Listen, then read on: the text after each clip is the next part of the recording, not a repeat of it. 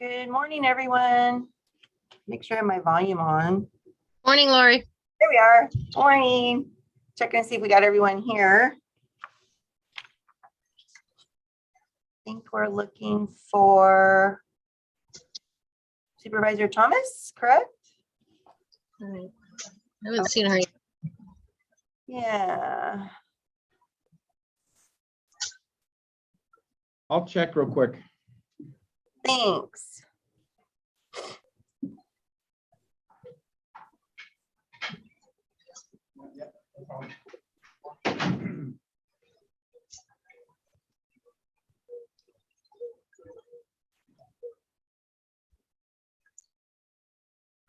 She is logging in. She'll be joining us momentarily. Perfect. Thank you. There we go. We have everybody. And my clock says that it's 9 o'clock. So I will call to order the Board of Supervisors meeting for Tuesday, January 11th, 2022. And we're going to start off our day with an invocation by Pastor David Cook, followed by the Pledge of Allegiance by Supervisor Novosel. Pastor Cook, good morning. Good morning, Chairperson. Thank you so much. Appreciate that. And Board of Supervisors, it's great to join you here in January in prayer and to lead us. I'm going to start off, I actually did this, I think, once before with it's a prayer by St. Francis of Assisi. It goes back to the 1200s. It's attributed to him. It's called the Prayer of Peace, which I think is appropriate in the world we're living and in the times we're living. So I'll start with that. Lord, make me an instrument of your peace. Where there is hatred, let me sow love. Where there is injury, pardon. Where there is doubt, faith. Where there is despair, hope. Where there is darkness, light. And where there is sadness, joy. O divine Master, grant that I may not so much seek to be consoled as to console, to be understood as to understand, to be loved as to love. For it is in giving that we receive, it is in pardoning that we are pardoned, and it is in dying that we are born to eternal life. Heavenly Father, help this to not just be our prayer, but our reality in these days of high stress and continued extraordinary challenge that we face. I thank you for our community that cares for one another and looks out for one another that we've seen over and over again over these last few months. I thank you for the electrical and support services linemen, foresters, and tree removal and snow removal workers who are working so hard to restore services and access to our community. I thank you for the neighbors who have stepped up to help each other and watch over each other in the storms that we've endured, for the law enforcement officers and first responders who regularly put themselves in places and situations of danger for the benefit of others that requires personal sacrifice. And for each of our leaders around the county, our supervisors, the staff that support them, the workers who make our county function, give them endurance and patience and strength and wisdom. For our business owners who are constantly on the pivot with weather and health challenges that threaten the viability of our economics, I pray for provision. For our administrators and teachers who are working hard to educate our kids and support our families in unrelenting, unprecedented stresses, give them strength and give them peace and give them wisdom. And for our families who are struggling to navigate school and sports and jobs and schedules and relationships, may they all be able to take a deep breath and find the flow in the midst of the current. Heavenly Father, be a presence of peace and protection over the women and men who serve to protect our freedoms here and abroad in the military. Thank you for their service. And may those they love and that love them know your presence as they wait to be reunited. Bring them home quickly and safely. And Heavenly Father, wherever we go this week, whomever we encounter this day, make us an instrument of your peace. I pray these things in the name of Jesus. Amen. Amen. Thank you so much for being here and for those kind words. Much appreciated and needed in this, this new year. So thank you for the privilege. I appreciate it. Oh, look at Supervisor Novosel. She's ready. I am. All right. Will you please join me in the Pledge of Allegiance? Stand. I pledge allegiance to the flag of the United States of America and to the republic for which it stands, one nation, under God, indivisible, with liberty and justice for all.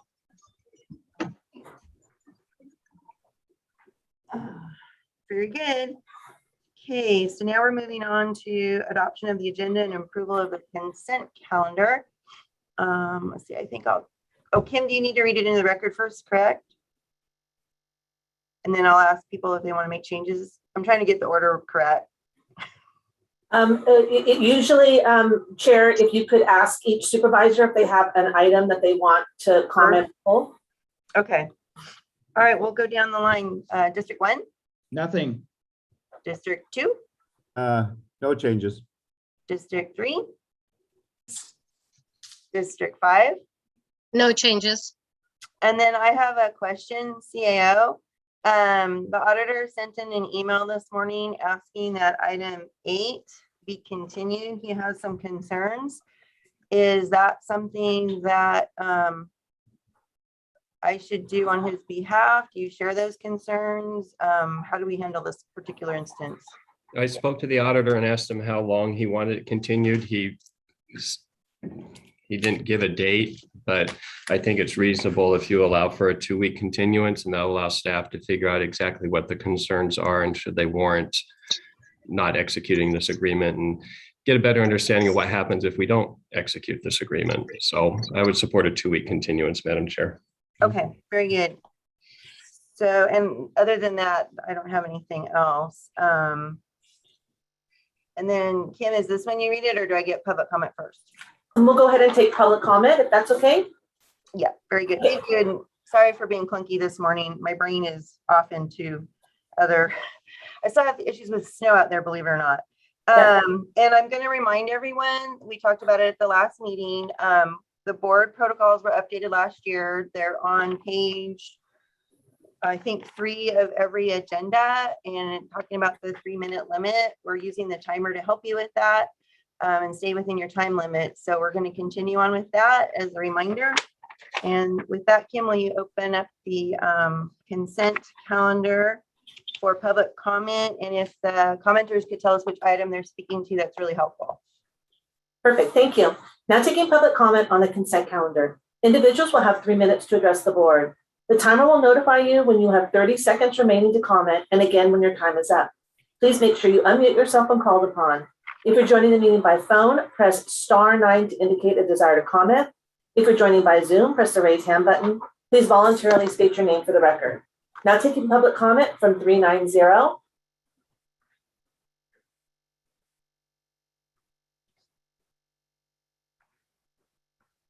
Good morning, board. This is Ken Greenwood out there at the triple junction of 352. Items 2 and 19 suggest that we need to contact President Biden once again and remind him of his promise. Recall, he made the same promise to the people of Tennessee, the people of fill in the blank. Wherever he's been, he's made this promise. Let's find out how he's doing on that and maybe adjust our response, if you will. Item 5, yes, please continue with the virtual meetings, sadly because of this reason now, but also into the future. And item 4, this time around, the surplus gun for Deputy Frisbee. He's a great guy. I've had a chance to meet him through the years. But anyway, this is his old gun, Generation 3 Glock, that he's probably carried for years and years and years, and it's very appropriate that he has that. But keep in mind that normally, and with the last time I commented on this, the state of California has created 2 classes of citizens with respect to firearms. Those that can have firearms basically on the open market, if you will, with the newest updates, et cetera, and those of us in California who are just mere peon citizens who can only buy guns that, due to Kamala Harris's intervention in 2013, that's the latest version of a semi-automatic handgun that we can buy here in California. And just a reminder to the board that gun control is people control. It is not about guns. And finally, two things. Thank you for the written Caldor fire update. But my question is, and that's not an agendized item particularly, it's just on there. So I'm addressing it now. But what's a DCM? The only thing I know that means is Director of Civilian Marksmanship, but I seriously doubt it. On the Legistar items, once again, there is no reference back to the item number, only the 21- or 22- whatever the file number is. If you click on the agenda item and it takes you there, there's no reference back to what agenda number, item number this Legistar item refers to. Thank you. Thank Ken. you very much, and I love the bell. Thank you. Appreciate it. Now taking public comment from Chris Payne. Good morning, board. My attention is to item 11. It's a proclamation.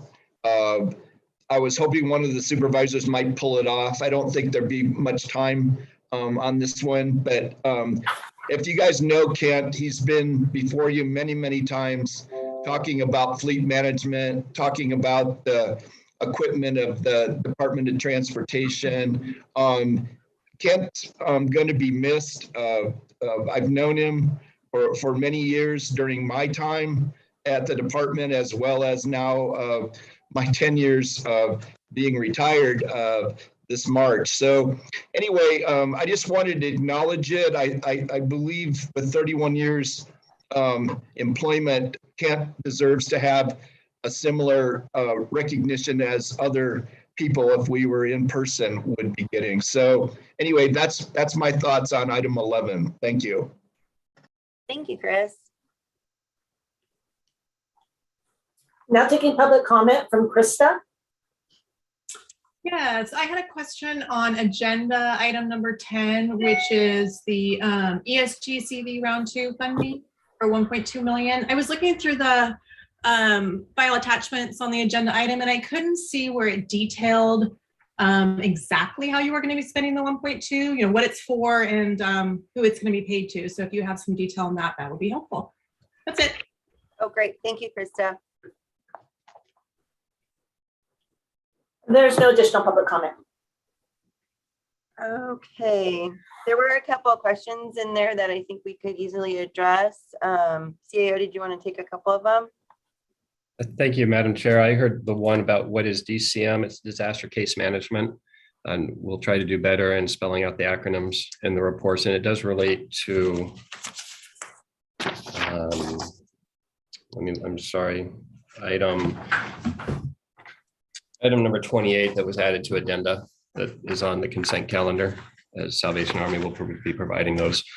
In regards to the other question about item number 10, Madam Chair, I believe that would warrant more further discussion and explanation.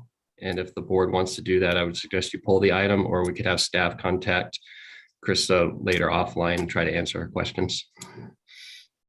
Do you think that would relate to our agenda item actually later today with the CSC? Could it be maybe explored there? It seems to be relative.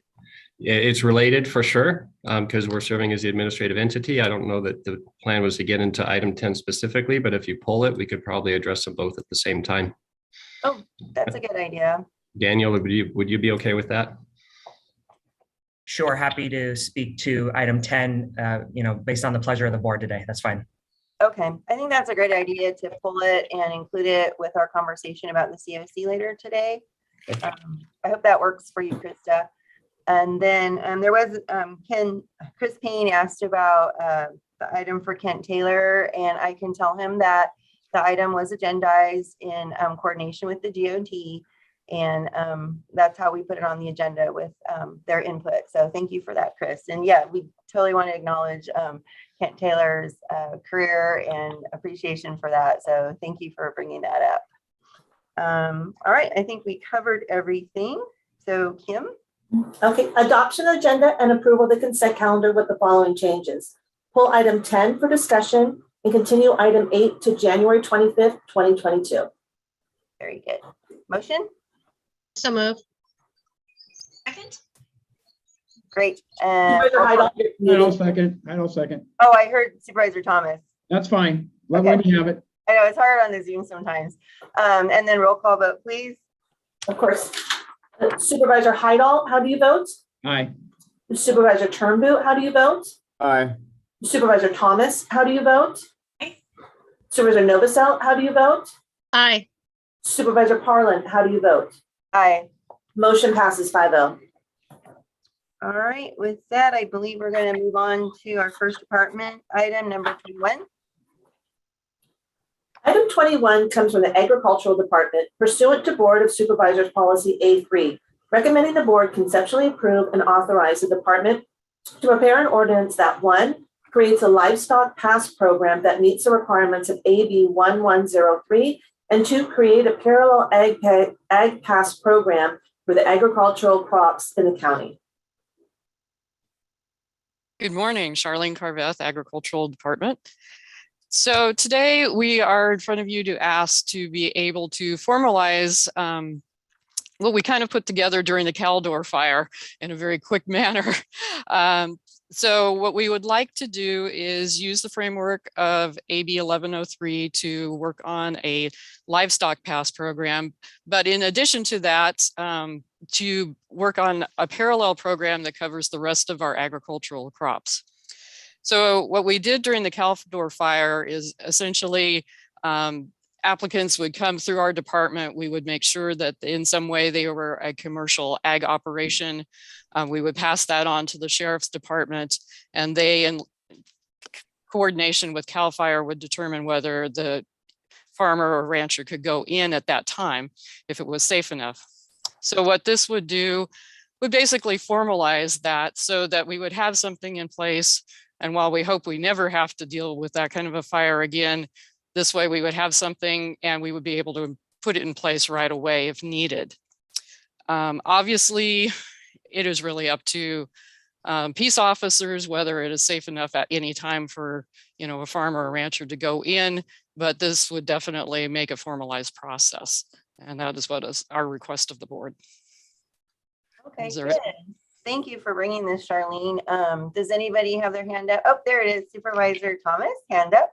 Yes, good morning. Charlene, I was just really pleased to see this item this morning. Thank you so much for this proactive approach. Now that we don't need it right now, but and we all recognized how important and critical it was during the Caldor fire. And I have to, give a shout out to our ag department, as well as OES, for working with our offices to put this up very, very quickly, as we were in the middle of harvest season for grapes and, the ranches, both livestock and agricultural crops needed tending. And especially for those areas where the fire danger had passed, but the roadblocks and evacuation orders were still in place. It was so lovely to be able to address it on a needed case-by-case basis and then have that process in place. So you did a fabulous job working with OES to stand this up very quickly to meet the needs of our agriculture community. And it will just be a relief to have a formal process in place so we don't have to scramble at the last minute. But you did it. You did a fabulous job. And I think this is a very important agenda item. So thank you very much. Thank you. Very good. Supervisor Turnbull. Yeah, I think this is a great thing, Charlene. We talked about it a lot, and this is one of the things that I wanted to push for a long time, especially with my cousin Howard's, one of the ranchers that lost quite a few cows up there. A quarter of his cattle was destroyed. Not only that, about 50, I think there was like about 50,000 they had to put down because of the hoofs were, actually were burned. So I think this is a great thing because I think if it would have probably been a little bit quicker, I know we worked really hard on this thing and I know it took a little time, but if it would have been a little bit quicker with these passes, they would have got up there quicker, maybe to be able to get the cows, they might have not lost as many. So I think this is a good thing. And it also pertains also to a lot of our vineyards and a lot of the other people that need to get in there, especially, when it comes to agricultural. So anyway, I want to thank you for that and what you put together. So it's a great thing. And then Supervisor Heidel. Ditto, thanks on the work that was done. It was exceptional, I think, in terms of getting response out there. It's always difficult. The one question I had was relative to funding, because I see in the summary title, it says funding is general fund and unclaimed gas tax. Mhm. And then in the second part of the write-up, it states that there is no general fund impact or increase to net county costs. So I'm a little confused about what funding is necessary to support this. Well, in general, the OES, the Sheriff's Department, is out on the disaster already. Right. So that funding is kind of already in place because of what's going on. On our end, it will take, a little bit of time to just review the applications and make sure that they're definitely a commercial operation. And so our unclaimed gas tax kind of covers that. But once again, we will already, we have on our files whether they have pesticide permits or if they're a certified producer or organic or things like that. So it usually is fairly quick. Got it. So the general fund part is the sheriff's current budget, and I guess the department's current budget, the ag department's current budget. I assume you're going to have some involvement in it, but there's no need for additional resources. No net county cost impact is the way I'm interpreting that. Correct. Okay, thank you. Great. Thank you for that clarification, Charlene. And thank you for bringing this item. It sounds like, Kim, we're ready for public comment. Of course. Now taking public comment on item number 21. Individuals will have 3 minutes to address the board. The timer will notify you when you have 30 seconds remaining to comment, and again when your time is up. Please make sure you unmute yourself when called upon. If you're joining the meeting by phone, press *9 to indicate a desire to comment. If you're joining by Zoom, press the raise hand button. Please voluntarily state your name for the record.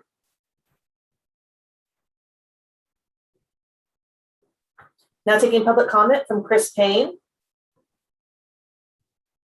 Acknowledge the fact that I thought until I saw this item that we had a process. It was surprising.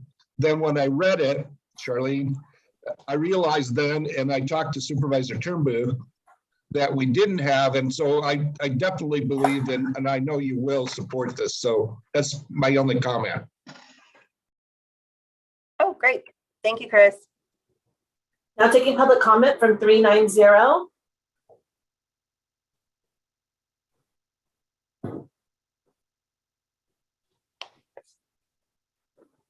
Good morning, board. This is Ken Greenwood, District 3 on the Triple Junction. I'm sorry, but when I first read this, and it had a reference to AB something or other, 1103 in this case, I thought it had something to do with the cows passing gas and greenhouse gases and other such nonsense such as that. Now that I've heard the presentation at all and read the item that doesn't have a reference number on it to the agenda item, but 21-1909. Now it's perfectly clear, and it is sad that I didn't know that many livestock were impacted by this. That's unfortunate. I presume that they were up on summer range within the national forest, perhaps, or on some private land within the boundaries. Anyway, but again, the item itself didn't really explain what it was. So maybe a little more information in your agenda items would save a little time. But again, I thought it was something about this methane gas emissions from cows. Thank you very much, and I'm glad that, and I would support a parallel proclamation or whatever it takes with respect to the rest of the agricultural committee or community. Thank you. Thank you, Ken. So there's no additional public comment. All right. So I don't see any hands up for additional discussion. I think this one's pretty straightforward. Do I have a motion? I'd like to provide a footing. Oh, sorry. I will second. Okay, Heidel and then Thomas. Kim, may I have a roll call vote, please? Sure. Supervisor Novosel, how do you vote? Aye. Supervisor Thomas, how do you vote? Aye. Supervisor Turnbow, how do you vote? Aye. Supervisor Hydal, how do you vote? Aye. Supervisor Parlin, how do you vote? Aye. Motion passes 5-0. All right, we're off to a great start, you guys. Thank Thank you, Charlene. We're looking forward to when you bring that back with the implementation and all that. So thank you. My understanding is we anticipate item number 22 is going to take more than just half an hour until our 10 o'clock item. So I believe we're going to go into closed session.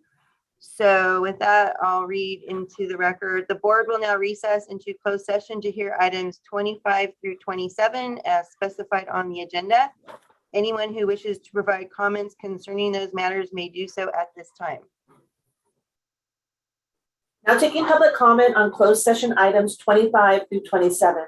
Individuals will have 3 minutes to address the board. The timer will notify you when you have 30 seconds remaining to comment, and again when your time is up. Please make sure you unmute yourself when called upon. If you're joining the meeting by phone, press *9 to indicate a desire to comment. If you're joining by Zoom, press the raise hand button. Please voluntarily state your name for the record.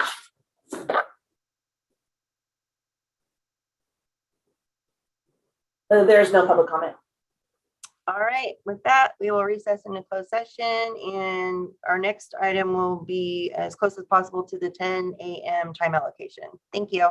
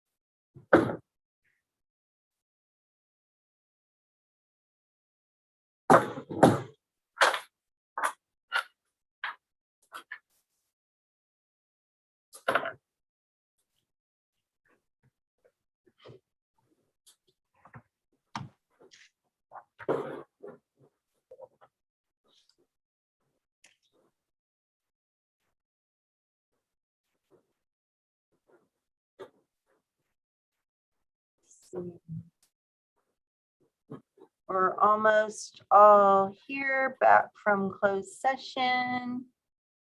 Just looking to see where everybody is. Here we go. And there we go. All right, the board's back from closed session. County Council, do you have anything to share with the public? Thank you, Madam Chair. The board met in closed session and heard items 25, 26, and 27, and there was no action to report out. Very good. Thank you. Okay, with that, we are going to move on to our 10 a.m. item. Kim? Of course, item 23 is a hearing to consider the recommendation for approval from the Planning Commission on the proposed amendments to the Myers Area Plan for the addition of accessory dwelling units. Recommending the board take the following actions. 1, approve the California Environmental Quality Act exemption. And 2, approve the proposed amendments to the Myers Area Plan. Supervisor Parlin, can you please open the public hearing? Yes, I open the hearing.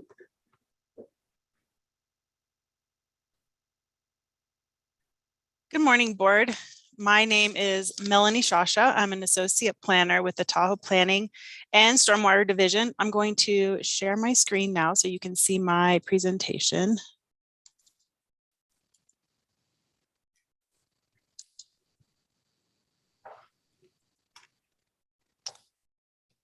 Today, we're going to hear some minor amendments to the Myers Area Plan to add the use of accessory dwelling units. The Myers Advisory Council recommended approval of these changes in October. The Planning Commission recommended approval of these changes in December. It's good to note that the Myers Area Plan was initially adopted in 1993 with a major amendment in 2008, which changed the name to the Myers Area Plan.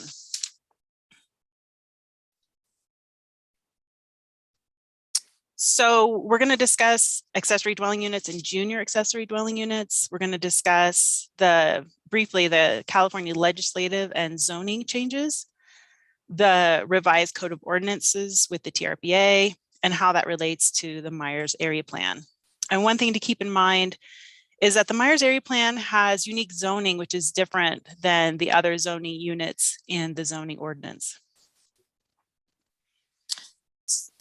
The accessory dwelling units can be either attached or detached. They can be either new construction or conversion of existing construction. And so this is the use that we're discussing today.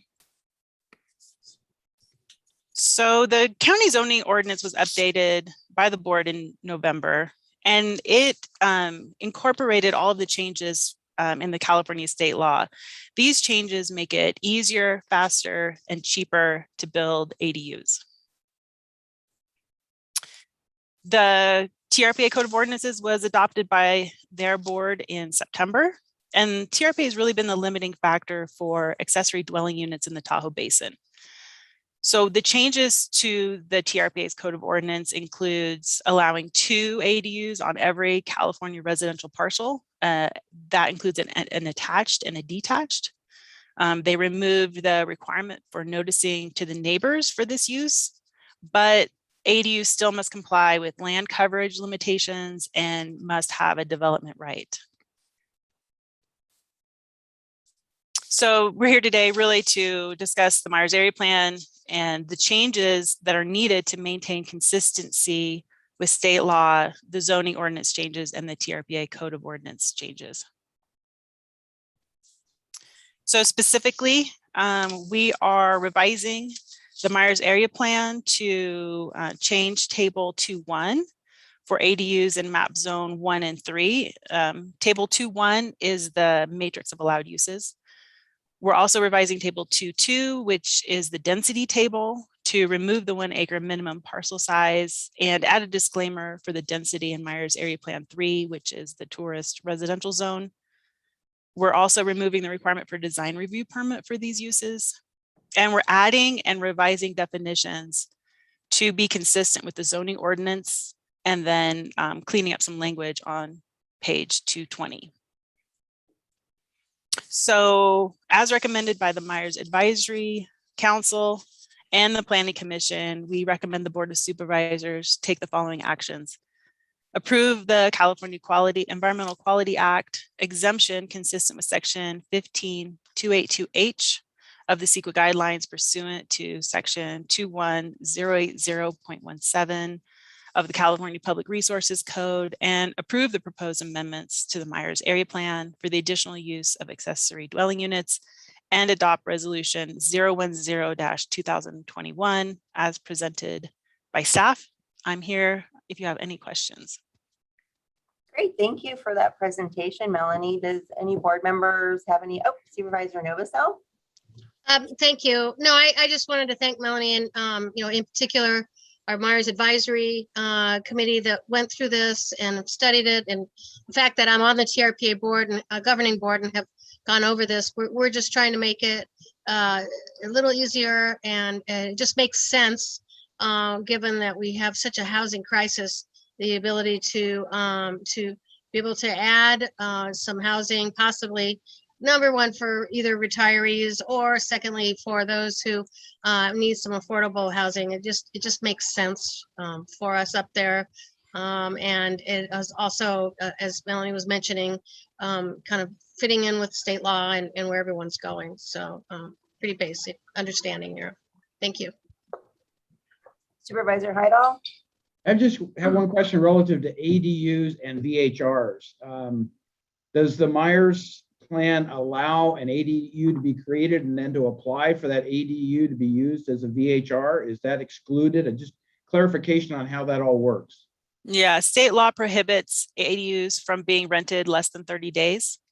And our VHR ordinance is specific for the primary main house on a unit. So if there is two residences on a parcel, you can have a VHR permit for the main house, but not for what used to be the accessory or the secondary unit, and now the accessory unit.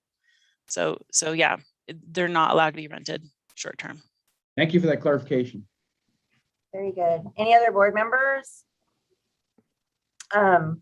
I would like to share my concerns once again, as what we did back in, I think it was November, when we talked about the west slope and the rest of the county with the ADUs. I'm very concerned about the 4-foot setback in the high fire hazard severity zones. And I think that that's something that we should be looking at before we adopt these.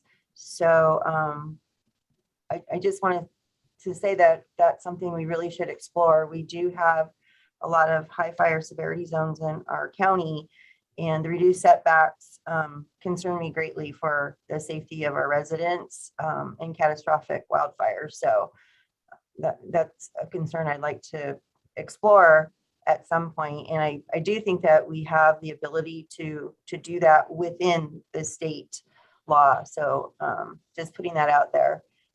Supervisor Heidel, your hand's still up. Did you have anything more? Okay, I kind of thought it was still there.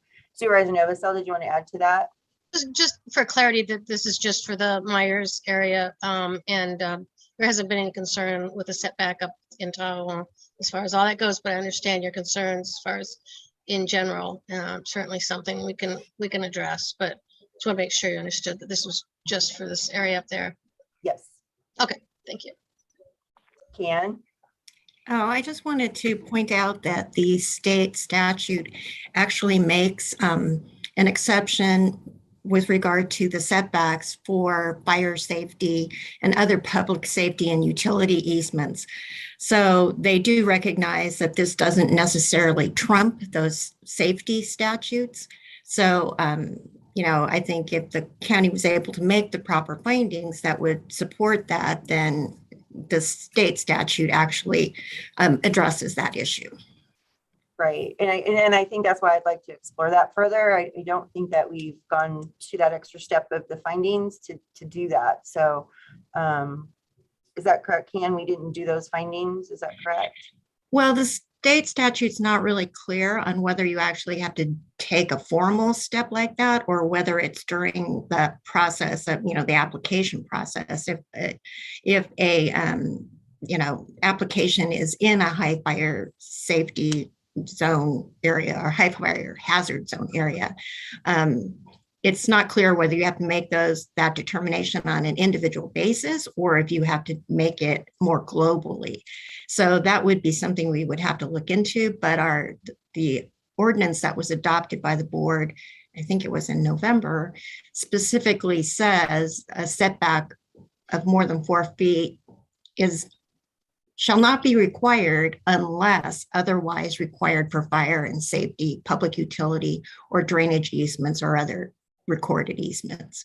So it does use that specific language. Correct. And I think that my point is that I'd like to see it actually addressed in our ordinance so that there's clarity and it's not on a case by case discretionary. I think it'd be nicer to have it in the ordinance of the so that it's clear to everyone that they know what we're trying to do in the ordinance for everyone for fire safety.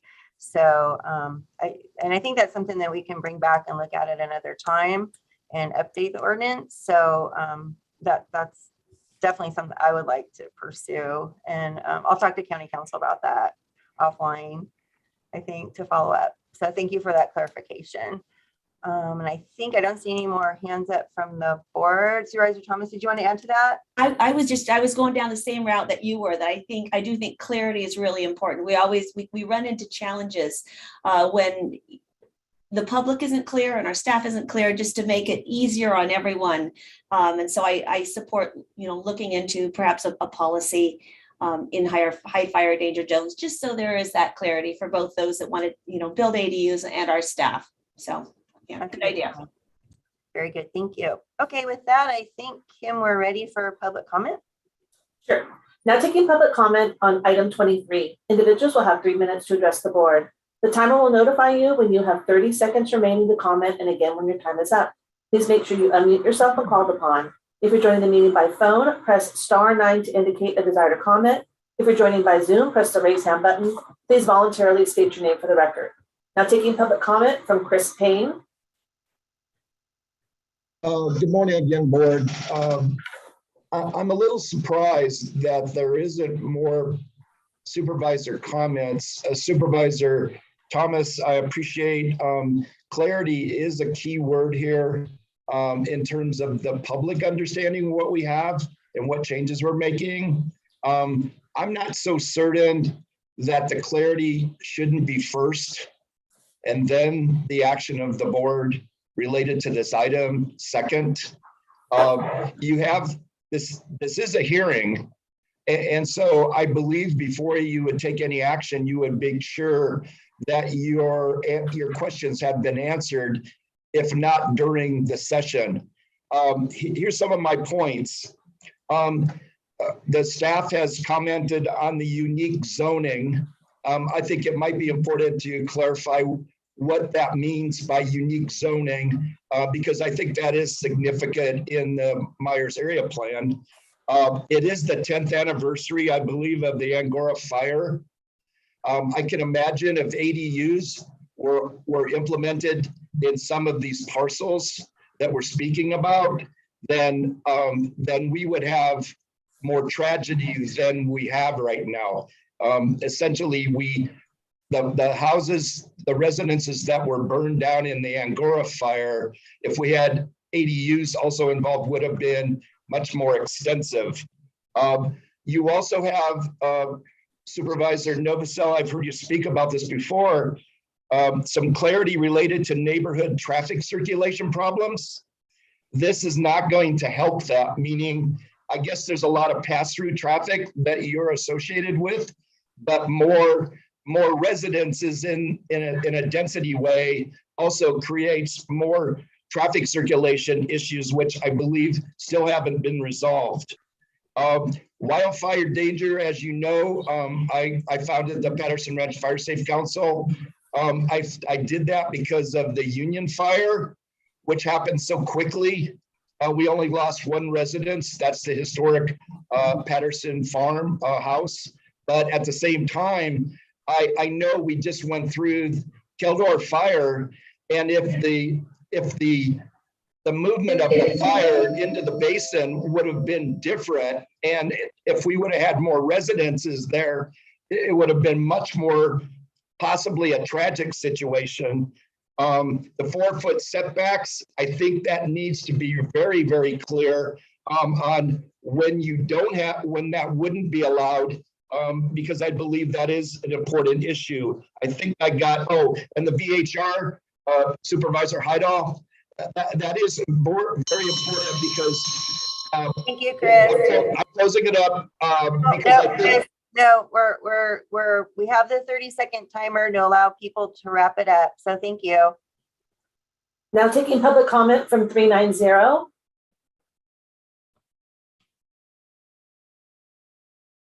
Morning, board. Good morning, board.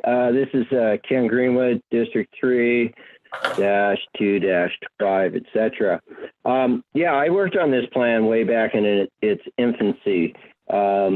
And know the area well.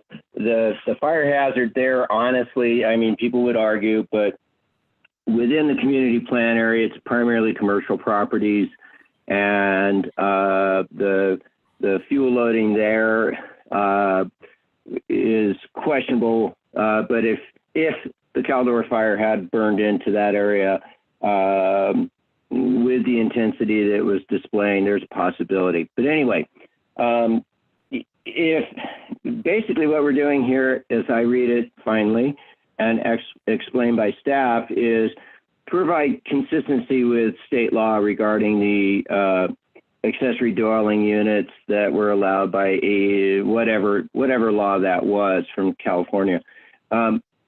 If that would have been clarified in the agenda item itself, could have said, consider the recommendation approval of Planning Commission, the proposed amendments to Myers Area Plan for the addition of accessory dwelling units to be consistent with state law, blah, blah, blah, would have probably clarified things, and I wouldn't even be commenting right now. Kind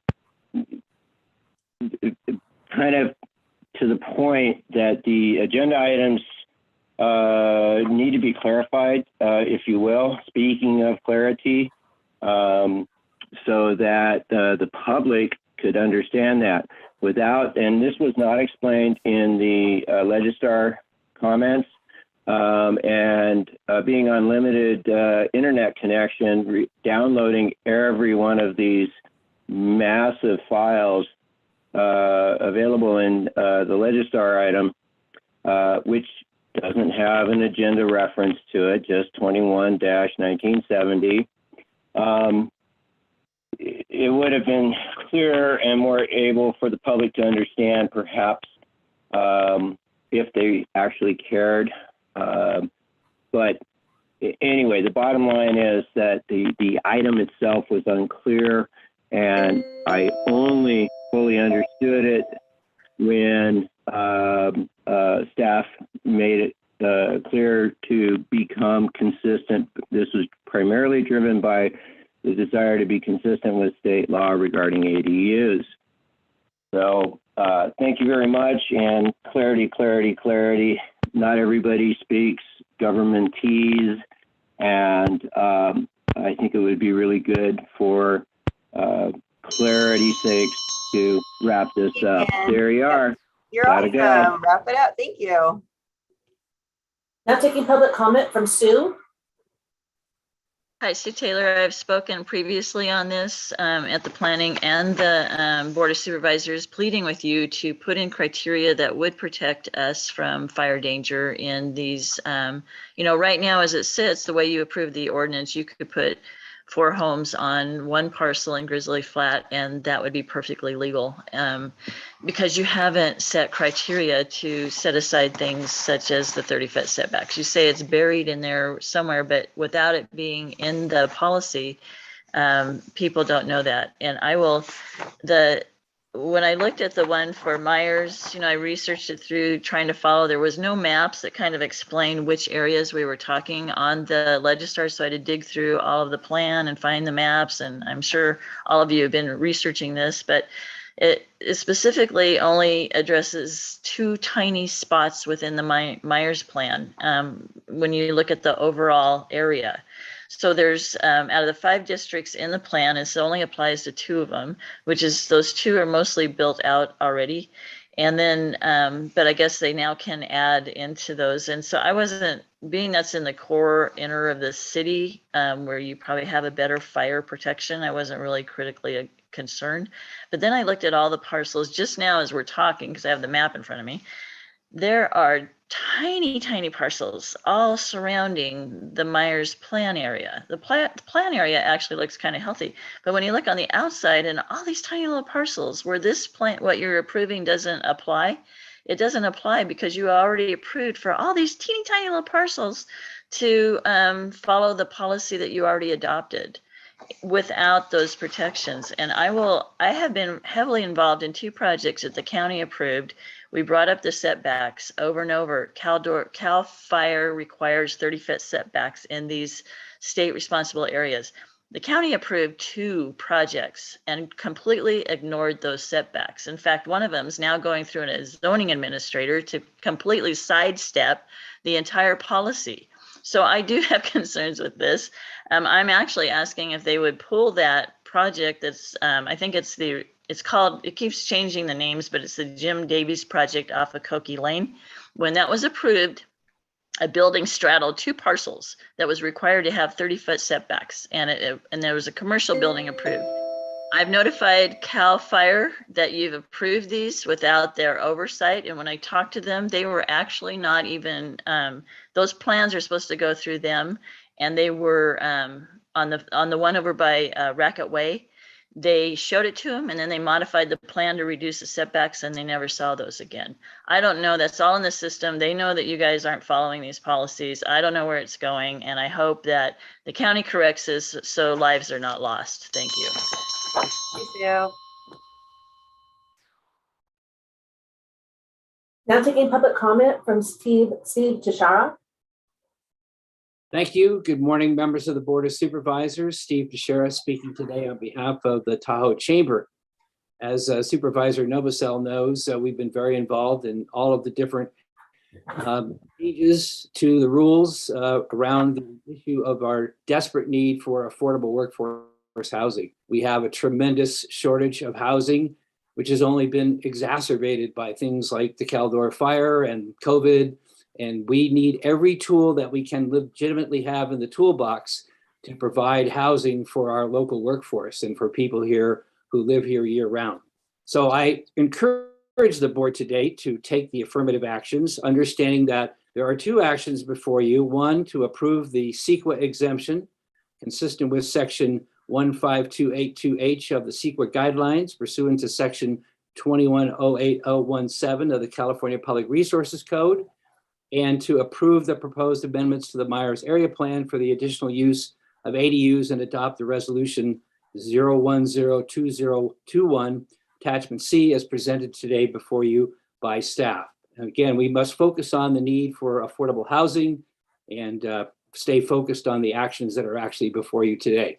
Thank you very much. Thank you, Steve. Now taking public comment from Ruth. Yeah, good morning. Thanks for taking my call. What a struggle. I mean, my initial call was to say, before I heard everybody else, was going to say anything to provide more housing. We're more than 3,000 units short of affordable housing in this county, so I hear. And it's a trickle-down effect, and it impacts our homeless community at the bottom of that trickle-down. And last week you turned down a project that would have helped that, and so hopefully you'll be looking at ways to remedy that decision last week. But then I hear and I respect what Sue Taylor has to say and what Chris Payne has to say about fire danger and having to have plans for that. And the gentleman who just called in, though, flip-flopping back to that. We need housing. desperately. So I hope the board finds a way to find a balance between safety for all and more housing. And I don't know the answer, but you've got a lot of experts to help you. So I hope you find that. Thank you. Thank you, Ruth. Now taking public comment from Frank Porter. Good morning, board. Thank you for giving me a minute or so here to chat. Two points. One is I'm speaking on behalf of Housing El Dorado, and as has been mentioned by previous speakers, as you well know, we have a crisis in our county with the shortage of affordable housing. You adopted a housing element back last year that one of the key strategies included in that was to accelerate the development of ADUs. And my compliments on today for you taking a step in that direction by taking affirmative action on what's before you as presented by staff, because a big part of it, I can't remember the exact number, but it's a substantial number of ADU units you want to accomplish, we need to accomplish in our county to meet the crisis need for affordable and middle income housing. And this is a step in that direction. So I encourage you, as other speakers have done, to proceed on that. Also, a little sidebar comment about fire risks. I would venture to say, knowing that all these ADUs will be built to current building codes, that they are going to be significantly less risk of catching on fire, especially in a wildfire situation, than the existing buildings on those lands where the ADUs will be established. We know from all the studies that have been done on fire risks and wildfires that buildings built to current hardened standards, which these will be, are going to be less susceptible to catching on fire in a wildfire situation, significantly less. So I actually think it's an improvement over the fire situation. So thank you for your time and proceed. Thanks. Bye. Thank you, Frank. Now taking public comment from Linda Thomas. Hi, this is Linda Thomas. I'm speaking on behalf of my family. We're in District 3 and District 5.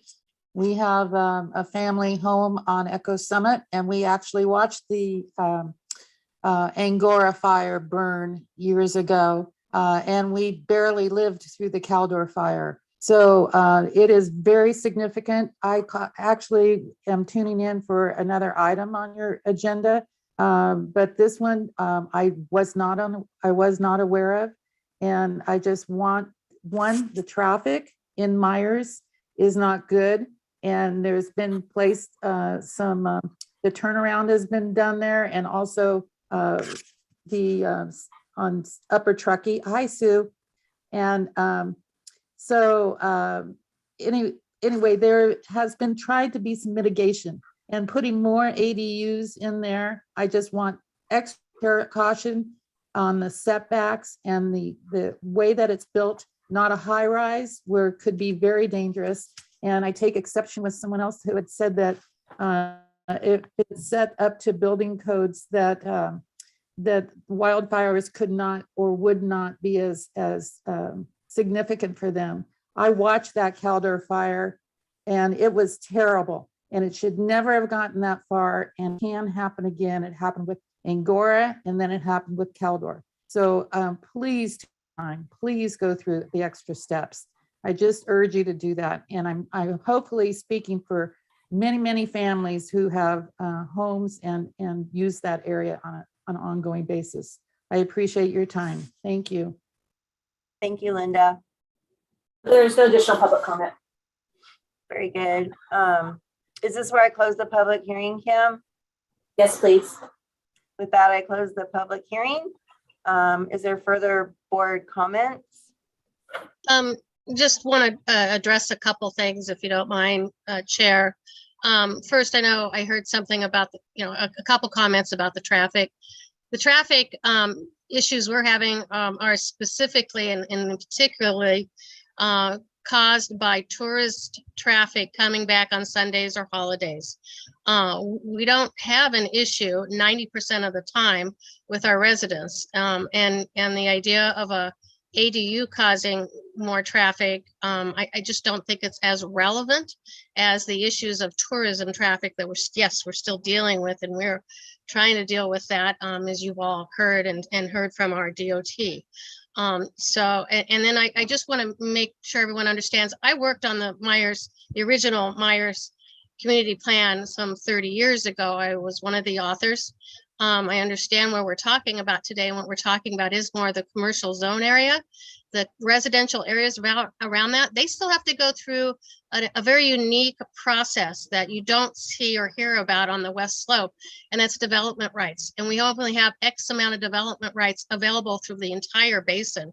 We are really talking about very, very limited amount of development that can continue, which is specific to residential. So we're not talking about big giant residential buildings. We're talking about these small ADUs that would be exactly as what Mr. Teixeira mentioned is important to us as far as our workforce housing, and again, possibly senior housing, those kinds of affordable housing issues that we're hoping, and what the state of California is hoping will help address. So I'm not as concerned about the fire as much as these ADUs as I am about talking about our concerns with being able to address housing at this point. The fire situation is terrible. I live in Christmas Valley, went right over my roof, and I have many neighbors that have ADUs around us, and that is neither here nor there as far as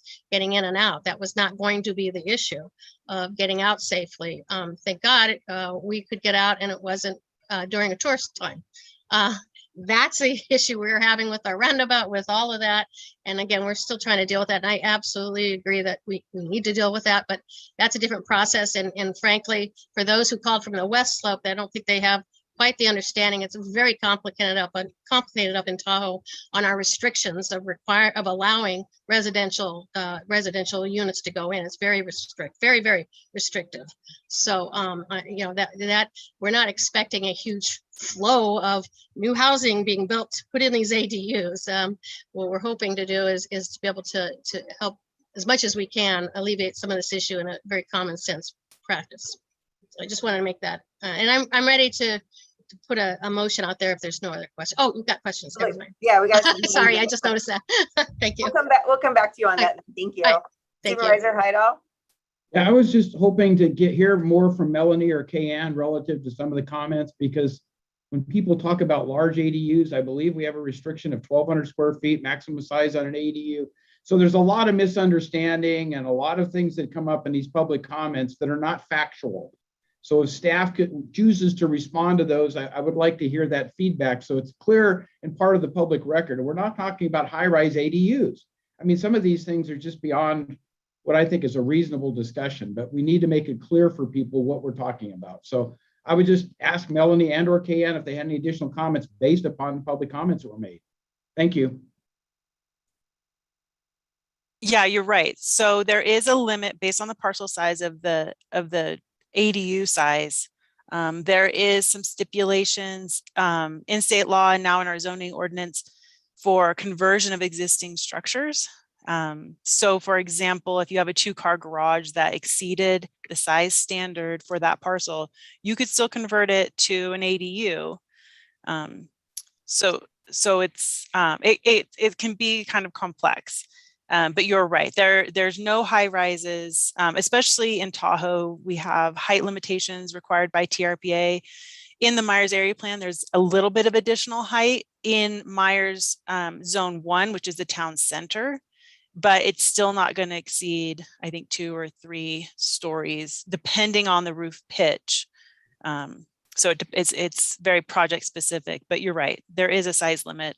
And there's also a density limit. So it's you get 1 ADU per residential unit and 1 junior ADU per residential unit. Did that clarify that, Supervisor Heidel? Yeah, it did. Thank you. Thank you. Appreciate that. Very good. Supervisor Thomas? Yes, I think Ruth hit the nail on the head. You know, to everything, it's a matter of balance. And I appreciate the discussion on fire danger, and I think that will warrant further discussion later on. But I think as in terms of addressing our need for housing, especially in the Tahoe Basin. Like Supervisor Novosel said, this is just a common sense approach that makes sense. I also, as the district supervisor on a West Slope, I appreciate knowing that the Myers community has no challenges with this item. She goes, I know who got her, and I could call her in this one. Hold on. Thank you. It's helpful for us all to know that the Myers area has no concerns, as well as the development constraints in Tahoe. So Sue, thank you always for giving us that context that we might not understand on the West Slope. So, you know, I will be happy to support this item today, you know, based on all of that. So. Supervisor Turnbull. Yeah, I just wanted to thank you, Melanie, for the clarification, because that's one of the things that I was going to ask you about. And I think you spoke very clearly on some of the issues and stuff that's concerns, and it's been addressed. So thank you for that.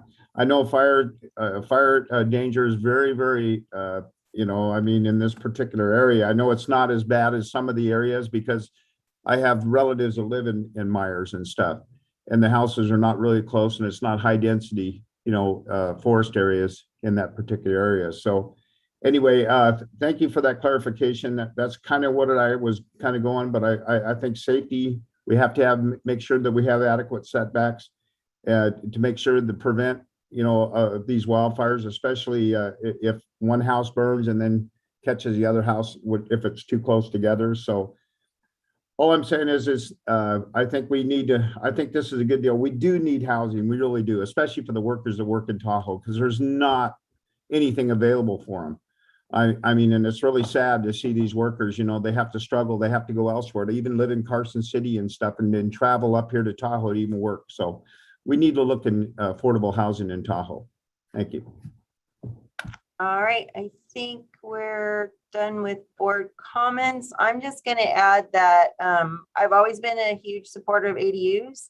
I actually have one on my property, and they are a great way to add housing, but I'm always concerned about public health and safety, fire and all that. And I'm not clear on if the 4-foot setbacks are a good thing to include in here. And so with that, I'm going to be consistent, and I won't be supporting this item only because of that.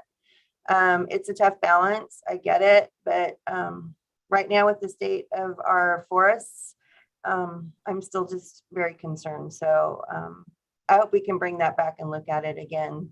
So with that, do we have a motion, Supervisor Novosel? Thank you, Chair. Yes, I would like to move that we approve items 1 and 2 as recommended in this item. Thank you. And I will second that. Okay, Kim, can we have a roll call vote? Of course. Supervisor Turnbull, how do you vote? Aye. Supervisor Heidel, how do you vote? Aye. Supervisor Thomas, how do you vote? Aye. Supervisor Novosel, how do you vote? Aye. Supervisor Parlin, how do you vote? I'm going to vote no, and I'd like the record to reflect that I have concerns about the 4-foot setback in the high fire hazard severity zones. Motion passes 4-1 with Supervisor Parlin voting no. Okay, very good.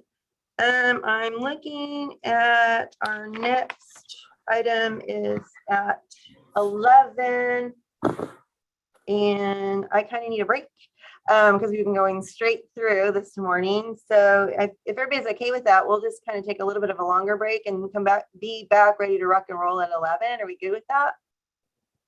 Yep, fine. Awesome. All right, we'll see you in a few minutes.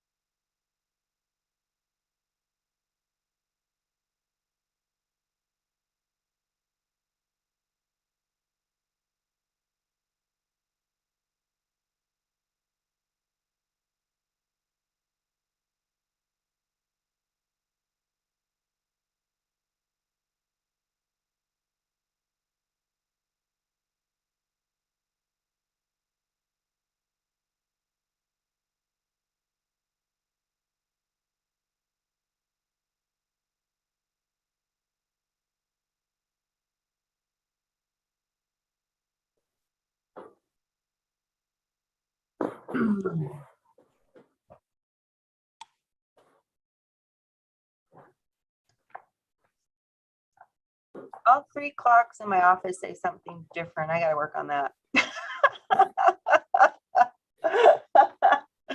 I'm going by the computer clock.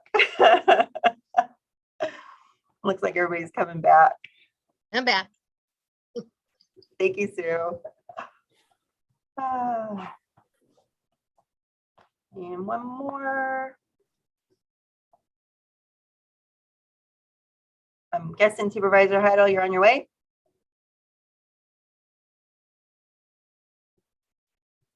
There he is.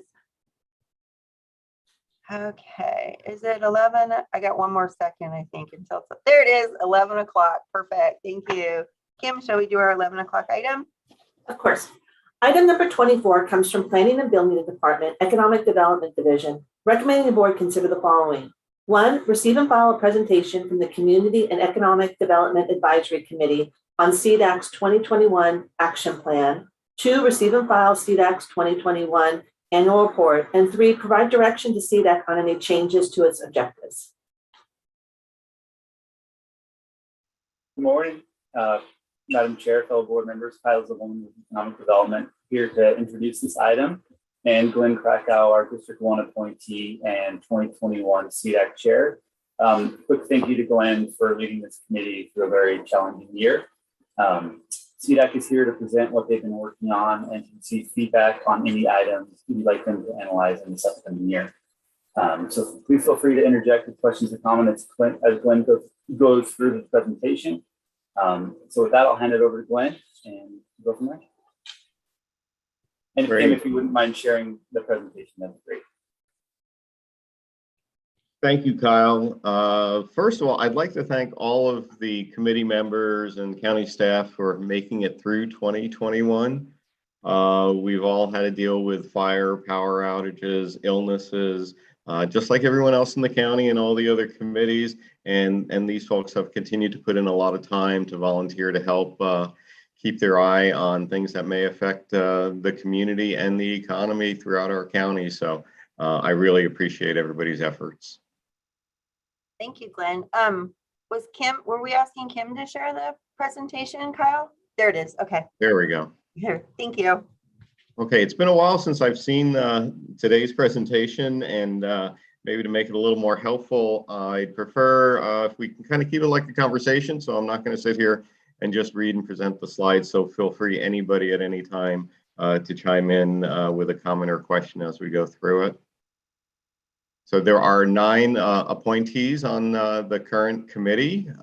Several are terming out, and 1 did resign a position, Brandon Reinhardt. And I know they have interviewed this week 5 candidates that are interested in joining our committee. So I believe we'll be in pretty good shape when our at-large members, and 2 of them are timing out, and the vacancy that we have. So moving forward, we should be good for this year. Actually, I'm going to jump in, Glenn, with your invitation to make it a conversation, and just want to recognize this group. It is a very diverse group full of just many different talents and levels of expertise and passion. And you tackle so many issues and do such a good job. Just want to really appreciate everyone's work on behalf of our county. Well, thank you. So this is part of our annual review, the success of the economic development element, established the program for the coming year, and to take action and hopefully to continue those productive activities. Thank you, Supervisor Thomas. So we do meet our goals. We do meet monthly, so let's proceed. Okay, a little bit of background. We do follow the vision that's provided to us through the Board of Supervisors to enable a prosperous and vibrant community. Our action plan in 2017 had targeted economic development activities like placemaking, high-speed internet, and there's a bunch of other things in there that most of you know that we've been working on. In 2018, community planning was very important to us, and that's been moving forward, I think, a little bit slowly, and there's other people who can speak to that, but we try to help and support that as best we can. We did look at low-cost energy alternatives, and we did come to the conclusion, and we recommended switching our energy procurement to Pioneer Community Energy, which started in Placer County, and now we are actually going through that implementation in 2019. We presented our updates, and I think we missed 2020, right, Kyle? Yeah, I think we just did a written one for 2020. Okay, well, significant changes have happened in 20 and 21. We do know that the illnesses we've seen through COVID have strained a lot of the resources and a lot of the people in the county, the Caldor fire, a lot of other things we went through. So trying to stay relevant and see where we can help. One of the issues that we've talked about and we'd like to be more involved in is looking at our fairgrounds and seeing what can be done for fairgrounds of the future, looking 10, 20 years out and see what other communities are doing, other communities like us. Looking very strongly at alternative use of wood products for alternative energy, cogeneration and biomass. There have been discussions, I know there are multiple groups looking at that, and we do have a subcommittee that has been trying to stay current on what's going on, and I think we'll see more this year. And let's see, we were also asked by the board last, I believe it was in May, to look at the situation with hemp in our county, in our state, and also nationally. And we had a subcommittee, an ad hoc committee that worked on that, along with a committee from the Ag Commission, sorry. And they presented to the board in November, and the board decided to continue the item and not to move forward with their ban on hemp, pending the committee continuing to work this year in coming up with actionable plans that they could use to create an ordinance. Otherwise, the hemp ban will become permanent. So that's kind of a recap of the past couple of years. Everybody okay so far? Looking good, Glenn. Thank you. Okay, so these are the different committees that we have through CDAC. One of them is an ad hoc committee on housing, and that's an ongoing committee trying to stay abreast of what's going on each year. As everybody sees, we just had a discussion about ADUs. There is a lot of emphasis on housing. It's very important for our local economy as well as statewide with the housing shortage.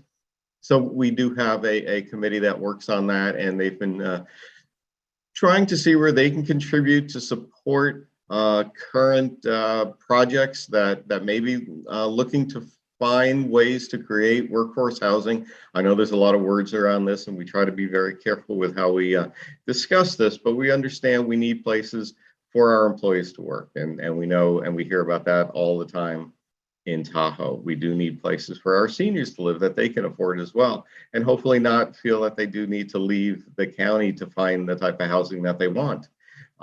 So it's important to us that those projects, especially the ones that have parcels that are all set, that they can just go forward with. And it's not where they're looking for amendments and changes to the general plan. And Glenn, I'd like to add to that, they do work with CJ in our housing department, so there is some coordination with that effort. So CJ frequents our meetings and works with this housing subcommittee, so everybody's kind of working in the same path. So I just want to throw that on there. CJ's been very, very helpful. She's presented numerous times to us each year. She sits in on the meetings.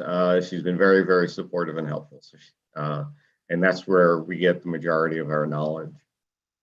Career creation is something that's Glenn, I have a question on that. Is there any direct relationship between the ad hoc committee on housing and our Housing El Dorado group? Is there any communication, collaboration going on?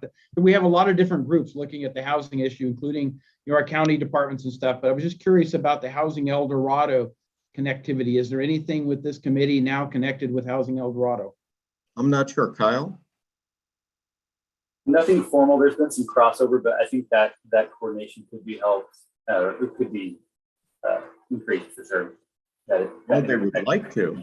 Yeah, I would just say consider that as an opportunity, because I know they're doing an awful lot of work. They've really stepped up their game. They have funding available. So instead of talking about things, they're really trying to implement things. And And that's where I think a collaboration between CDOC and Housing El Dorado might be helpful to get the information spread across the community a little bit of what we're trying to do. Because ultimately, that's where you have the biggest opposition, is people not wanting affordable housing in their neighborhood, but yet we need to find ways to build affordable housing. So I think that engagement might be helpful, maybe not, but at least consider it. Thanks. I think that's an excellent idea. Thank you. Anything else before we move on? Career creation. This is a longstanding issue and discussion. It's a really, really big issue, but everybody knows the challenges when young people graduate, finish high school, for them to go on for continuing education in our county, whether it be a four-year education, a two-year community college, or some trade education. They often leave the county, and then they'll often find jobs in the area where they get their training and education, and we may not see them, or we'll see them come back later in life in their 30s and 40s when they decide they want to come back to where they grew up to raise a family. So that is an area that is a concern. Something that we try to look at to ways that we can encourage. And I know we've met with school districts, and they have lots of things going on in our school districts that I think need to be better communicated. Those are some of the things that we found out. But again, that's another ongoing ad hoc committee that meets as needed. Not a lot of activity last year, and I think it was the nature of what's been going on in the county. Didn't have a lot of activity, but it's something that we know is important. Any questions on that? Just appreciate the coordination with our school districts. I think that's really critical, so we're not working in silos. Are you also reaching out to Los Rios Community College? We will. It really wasn't very active this past year, but education is very important, and they do have a lot of options. And they've done some pretty good things in Tahoe because they have an affiliation there with a four-year school. Great. So there's definitely things that have gone on in the county and examples we can use elsewhere. I know when I was with the city of Placerville, we had problems finding qualified people for our waste management plant and things like that, and working with the local community colleges. It's helpful to make some headway in making sure that their programs align with the needs in our county. I know we definitely have needs in our DOT, and just cross the board on those careers where, working for a city or a county, you have good jobs, and tying our educational systems in with those local opportunities could be, a real win-win in helping develop our, our local talent. So, thank you for your work on this. It's an important area. Sure. And I'd just like to ditto that also, Glenn, and saying, because you touched on Lake Tahoe Community College, how they actually offer a four-year program through a couple accredited colleges. So absolutely, workforce is incredibly important. And thank you for bringing that up, Supervisor Thomas, because it is important that we collaborate with everything going around us happening. Thank you. And the county is a major employer, and the county is affected. And the county has a lot of open positions, as we know. I'm sorry, jump in here. The other sector is the hospital sector with Marshall Hospital in Barton. El Dorado County is blessed to have two local community hospitals, and on either sides of that granite curtain. And once again, those are good jobs that are in continual need of good people. Yeah, I'm going to jump in here. I'm on the Golden Sierra Job Training Agency.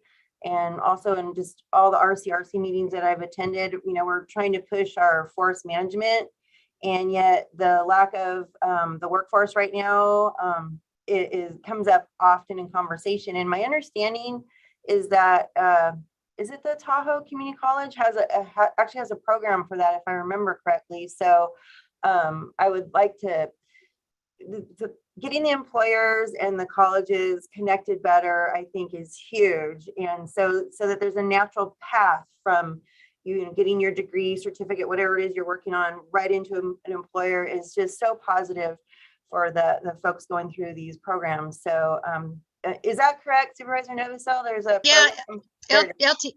LTCC has had a fire academy. They've also had a hospitality place where you can actually go for your four-year degree, which is incredibly important for our major industry in Tahoe, which is tourism. So yes, it is critical for us to be able to be able to support those jobs that we've created or that are there. I think the community colleges, they collaborate with some of the high schools sometimes. It's just wonderful. We've had in the past some culinary arts programs that have gone from our high school to our college, and even within our jail, we had a culinary arts program that was really critical for those wanting to learn a new career. So all works together in economic development, and I appreciate CDEC for all they do to help. And I've often wondered if we could get some of that, especially the fire academy training, down here on the West Slope at our junior college, because we have a huge employer down here that is always out there in the community. Everybody knows it, and the need is growing for more of that workforce. So perhaps that's something we can look at, that maybe CDEC can help facilitate that conversation, and we can look into expanding the program, get more people qualified. That'd be great. Well, I know as far as fire goes, El Dorado Hills is breaking ground very soon on their training center. So we will have that in the county.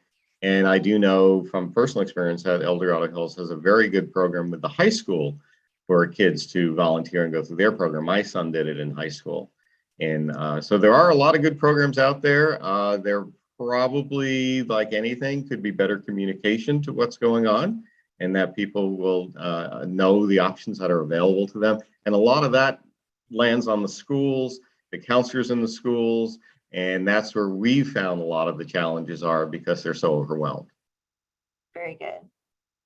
Yeah, all I want to say is I think that's something that needs to be reached out, because our community colleges have a lot, especially when it comes to automotive technicians and stuff, what they have to offer, especially with body shops and especially with the technology that's out there now, especially with the computer base, especially some of these cars have 12 computers on them, and you have to dissect them and stuff. And there's a lot of good things that are happening right now, especially with electric cars and stuff like that. And people need to get up to speed on a lot of this stuff, because the schooling is very, very important. And I know that's one of the things that they're lacking, is automotive technicians have kind of basically died a little, because kids have moved elsewhere, especially when it comes to, with computer technology and all the other stuff that they have. That's what they're more involved in.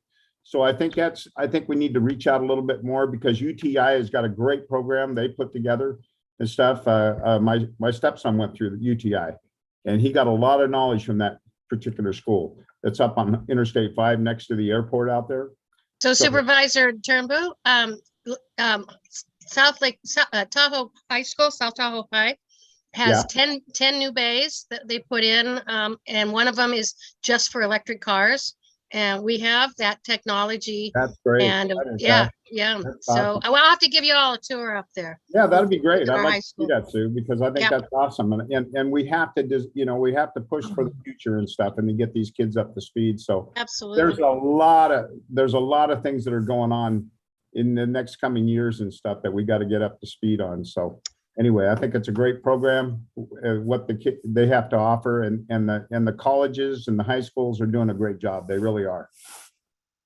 Well, maybe we can work this year to gather some of that information to get it to you, because some of the schools still have auto shop. Yeah, and they are advancing. I know Oak Ridge does. Another thing my son tried. Yeah, I know Ponderosa. So maybe to gather, these different elements and help coordinate some of that information back up to the Board of Supervisors, so you guys can see these elements that we have and what we also need to improve. Yeah, sounds good.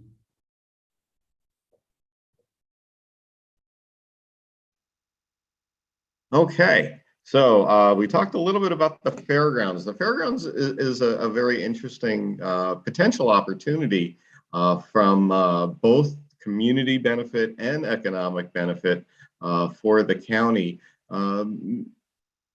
Fairgrounds are very important. I did a little bit of research. I was fascinated to learn that they're a national security element. That's very important, that we do have the space available, like for fighting fires, that we often use our fairgrounds for. And so we need to have them. We need the space. We need them available to the community. It's a place that People can also go in emergencies to use as a base as well. And during the rest of the time when things are peaceful, they do provide community benefit in many different ways. And I think moving forward, we might have a great opportunity to look at the next 10, 20 years and see where the fair may be able to develop their facility to kind of align themselves with the way the county is going to be going over that time. Who in the board works with, sorry, I have a barky dog. My question for the board is, who works directly with the fair board? I think right now the current fair 2x2 is myself and Supervisor Turnbow. Is that correct, Dawn? Yes, Madam Chair, that's correct. Okay. Excuse me 1 second.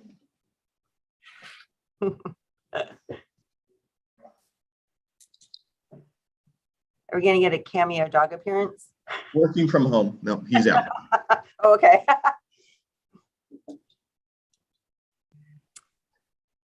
So Supervisors Parlin and Turnbow, Mhm. is it something we can utilize some support or help from you guys to work with the fair board? Do you see some value to present this to them? I'm thinking that maybe with Dawn, our CAO, and Kyle, the four of us could put our heads together and see if maybe we can come up with the most constructive way to facilitate that, perhaps. What do you think, Dawn? Yeah, that's probably the best way to do it. Because I'm not really sure how to get that interface going here off the top of my head. So Supervisor Heidel, did you have some thoughts on that? Yeah, and I'm going to deal with the question about deliverables. I guess what I'm thinking is something in the magnitude of a strategic plan. What are we planning to do longer term, as Glenn has mentioned? What is the vision for the fairgrounds? What is the current utilization and how would that change? I do know that the RV park and the improvements have been made there are a huge success. I mean, that's a big revenue generator. All the feedback I've heard has been positive relative to that change. So, I mean, you learn from these things that you've experienced that have been successful as to what might be other amenities might be within the current boundaries to bring in additional revenues, to bring in support for the fair activities, to bring in new activities. And so I'm thinking more of the deliverable should be helping the fair board look at a strategic plan. And I know they've talked about those things, but I guess I've never seen it. So maybe there is one and I just don't recognize what it is, but something beyond 3 to 5 years out, right? There's things you do near term, but then what is the bigger picture? That's what I'm hoping that ultimately we'll get some defined deliverable in that kind of a category. Maybe it's not strategic plan, maybe it's something else, but that's what I would hope we could get a vision of what the potential is and what we might look at making investments in to get there. Thank you. So Supervisor Thomas? I think also an interesting question is how does this work also coordinate with the work of the fair board, because it is an autonomous entity, and so we want to make sure that whatever work is being explored here doesn't step on their toes but integrates and supports that. And so I think the four of you sitting down to help figure out that process makes a lot of sense. Right. And my recollection is we did kind of have an agenda item recently. Is that correct, Dawn? Am I remembering right about the fair board's strategic plan? So that work started already is my recollection. Yeah, last week, the board approved the new, I think it was last week, the board approved the new MOU with the fair that talks about the fair presenting their strategic plan and budget to the board on an annual basis. And as a reminder, each board member has an appointee to the fair board, so they could bring it up that way as well to see if the fair is interested. I am concerned about duplication of work. Yes, me too. But based on my conversations with the CEO of the fair, Jody Gray, that they are taking this seriously and to develop a long-range plan. But Supervisor Heidel is correct; it hasn't been very transparent with the county yet. So. Okay. So do you like the idea of going offline with this and kind of putting our heads together to maybe come up with a path forward and, you know, how or if CDAC's the right path to integrate into this, or what are your, how do you want to move forward with this? I think so, Madam Chair, because whatever the county does or CDAC does, the Fair Board is going to have to buy in on it. And if those conversations haven't happened yet, I would hate to be a part of the direction given to CDAC without the Fair's input. Absolutely. Okay. Our hope would be to work with the Fair Board, is to be an extension for them, to give them some, maybe some additional effort from people, some additional ideas that maybe they don't have. So we're not looking to do something apart from the Fair Board. We're hoping that they would ask us to join and to help them, and maybe they would be able to appoint a ad hoc committee along with CDAC, similar to what was done before with the Ag Commission. And I think CDAC can do more of that with other groups. And Glenn, my only comment to that is I think it would be helpful if between myself and the two board members have that discussion with the Fair first. That's what we're asking for, exactly. Okay, so before we put it in your action plan, let us have that discussion first to see if the Fair Board is willing. Right, that's why there are no deliverables there. It's an idea, but yes, it's not anything we can do without them. It has to be a partnership. Okay. So we'll leave that there in the action plan as a placeholder kind of, Dawn, and we'll come back with maybe an update to it after our discussions. Is that the right way to go with this? Yes, I believe so, Madam Chair. Thank you for that, Glenn, clarification. Okay, That helps thanks. a lot. Yeah, and so that you understand, it's on the action plan just so we don't lose sight of it, but there has been no action. Got it. I understand lists, so thanks. Community planning. This is a subcommittee that's been, or an ad hoc committee that's been around for a while. And I know some of the communities have come up with their plans, and I know, and this predates my involvement with CDAC, so I don't know exactly, and maybe Kyle can contribute a little more. It may even predate some of his efforts. But we know that these plans are working, and I think we're taking more of kind of seeing what the board may want us to do, or just to kind of keep an eye on it and see how it's progressing, because I know staff time has been limited, so they haven't been able to put a lot of effort on the individual community plans. So Kyle? Yeah, this one's with county staff now. This is the community design standards. They're almost through with that contract with the consultant. So yeah, this one has been, it's just more of an ongoing monitoring situation now from the CDAC perspective, but it's similar to the CCAs. It's been kind of handed over to county staff and with board direction. So yeah, I would agree with that. As being someone that's been very involved with the community design standards over the years, CDAC was helpful in helping move that forward. But I do think that this has actually moved forward, and we are in the process of getting that contract with the consultant. We have our communities, or some of them are very engaged and ready to rock and roll. So I'm not really sure what CDAC's participation should be at this point on it. And I don't know if it should stay on their action plan so much, or is there a way to say it's going to switch gears more just to be monitoring in case they need to kick in, or I'm not sure what the role is of CDAC anymore on this. It seems like it's moved out of their hands. Right. Well, coming up, you'll see we've done that with some other past ad hoc committees, so it could move down to the bottom of our action plan with a monitoring label that you'll see on the next slide, which I guess we're ready for. Okay, very good. Well, let me also quickly comment that the deliverables support. So that's all they're talking about here. And so, yeah, I do believe we've transitioned into more county directed activities there in the community planning, getting that started.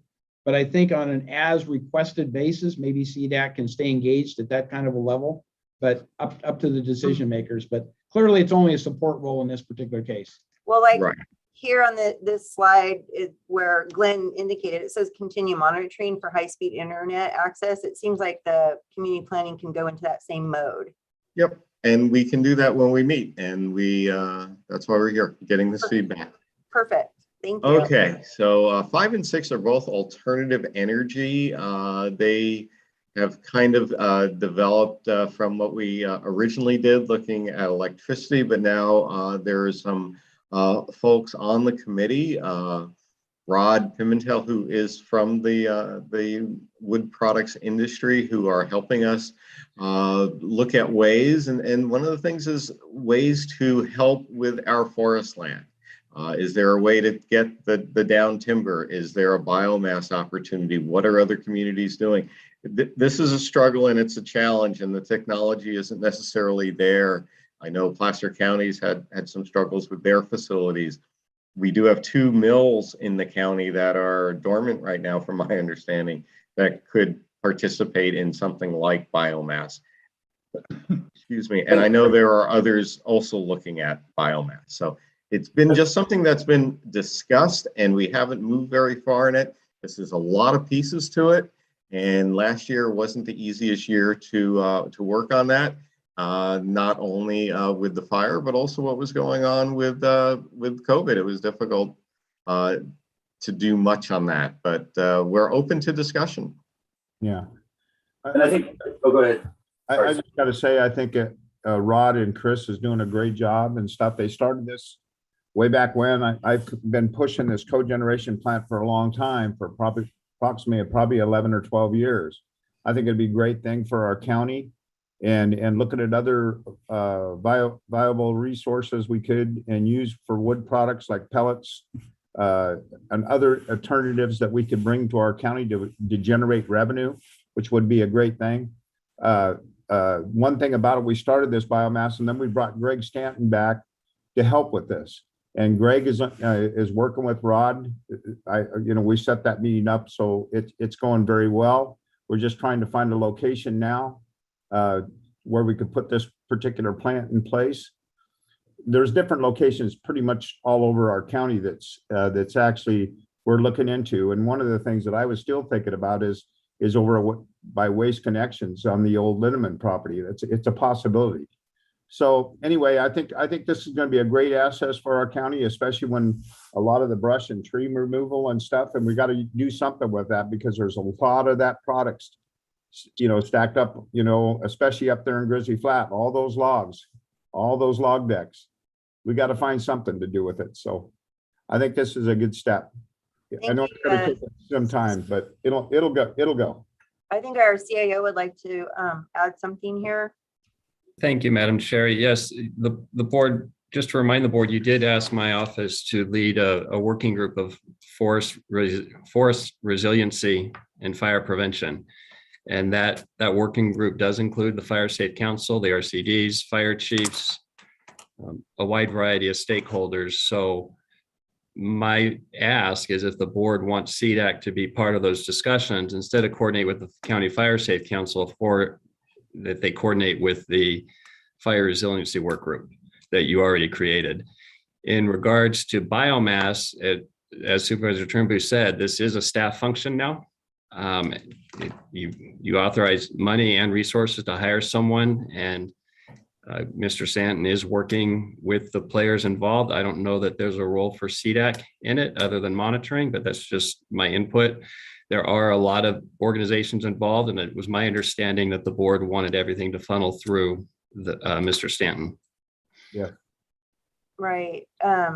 That's kind of how I see the biomass one. So there's 2 different items here, 5 and 6 on this matrix, and I kind of see that the biomass one, number 6 specifically, I feel that should be working through our consultant. That makes sense. That's why we hired him, because the whole point was we had all these different groups going in different directions.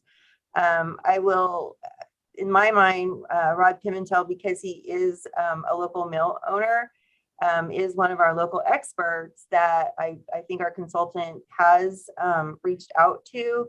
So I don't think it needs to be an actual CDAC function anymore. It can be more of through the consultant who can reach out to our local experts in that field. To me, that makes the most sense. Supervisor Heidel, did you want to add to that? Yeah, I concur on number 6, because the other thing is Pioneer Energy is also pursuing the biomass thing and doing a thorough fiscal analysis, because that's the bottom line is without federal subsidies, these things don't pencil. It just costs too much money. Now, there is legislation to pay for transport of wood products out of the forest. It might change all of that, but right now, I think CDAC has done their work on 6, and we need to focus on the resiliency group and other organizations working collaboratively to find a solution for El Dorado County, if there is one. So. Okay, so does that make sense, Glenn? That it sounds like number 6 specifically can move into that monitoring kind of mode, it sounds like. And of course, our consultant will be reaching out to Rod Pimentel as a local mill owner. That just completely makes sense, but it doesn't need to be a CDAC function so much. And then as far as the wood products, then Supervisor Heidel, did you have any thoughts on, should that kind of switch more to the county group that was created? I have mixed feelings on this one because I have personal knowledge that things like pellets are not in high demand. The agricultural community can't get rid of their waste wood through pellets because it's not marketable anymore. So, I mean, the whole market relative to pelletizing for combustion and stuff has changed dramatically. Maybe it'll shift back, but there's a lot of things there when you really start to understand the economics, their time is kind of come and gone. But so I really have mixed feelings on that one. I don't have a recommendation. Okay. Any thoughts, CAO, on what to do with, Supervisor Thomas, maybe can. I appreciate this dialogue today. I think, CDAC, you are digging into so many huge issues, and I just applaud that. And I think that, some of the work that you've done has led this board to, rising it to the level of our attention in both terms of authorizing staff and budget to take it on and to move it forward. So I think, you've been very foundational in that. And if we can take some of these other, like number 5 and number 6 off your plate, so you can help also dig into these other areas, I think that makes a lot of sense. So I think I would be in favor of taking 5 and 6 off CDAC's plate because they are already integrated in work that this board and our staff is doing. That's a good way to frame it. Yeah, so they can focus on these other areas and help make a meaningful impact in those. Very good. Well, that will also help because half of the ad hoc is no longer going to be on our committee going forward. So that will make it a little easier for Rod. Okay, very good. Thank you for that. Okay, good. I think we're moving along through this really well. Thank you, Glenn. You want to carry on? Great. Yeah, I do appreciate the conversation. Well, industrial hemp is relatively fresh. That was not too many meetings ago that was brought forward, and the board did decide to encourage the folks that were working on industrial hemp in 21 to work on it in 22 to see if they can solve some of the potential roadblocks and come up with the basis for a ordinance. Is that correct? Am I restating that properly? So my understanding of this is that the same group that was working on exploring industrial hemp this last year, the board directed to work with our agricultural department, our ag department, to continue those explorations to see if the concerns raised, especially concerns, the sheriff's concerns on security issues for our communities, could be successfully addressed in an ordinance, and then come back to the board with their findings on that. And if so, bring their recommendations forward with an ordinance. And if not, then, recommend that we just continue our ban on hemp. So that was my understanding of the board's direction. So it seems to me that the group from CDAC that was engaged with that group last year would just continue their work. Is that what your understanding is? Yes, that's what we're working towards. I know they're working towards scheduling their first meeting of the year to continue to move forward. So they are going to get together very soon.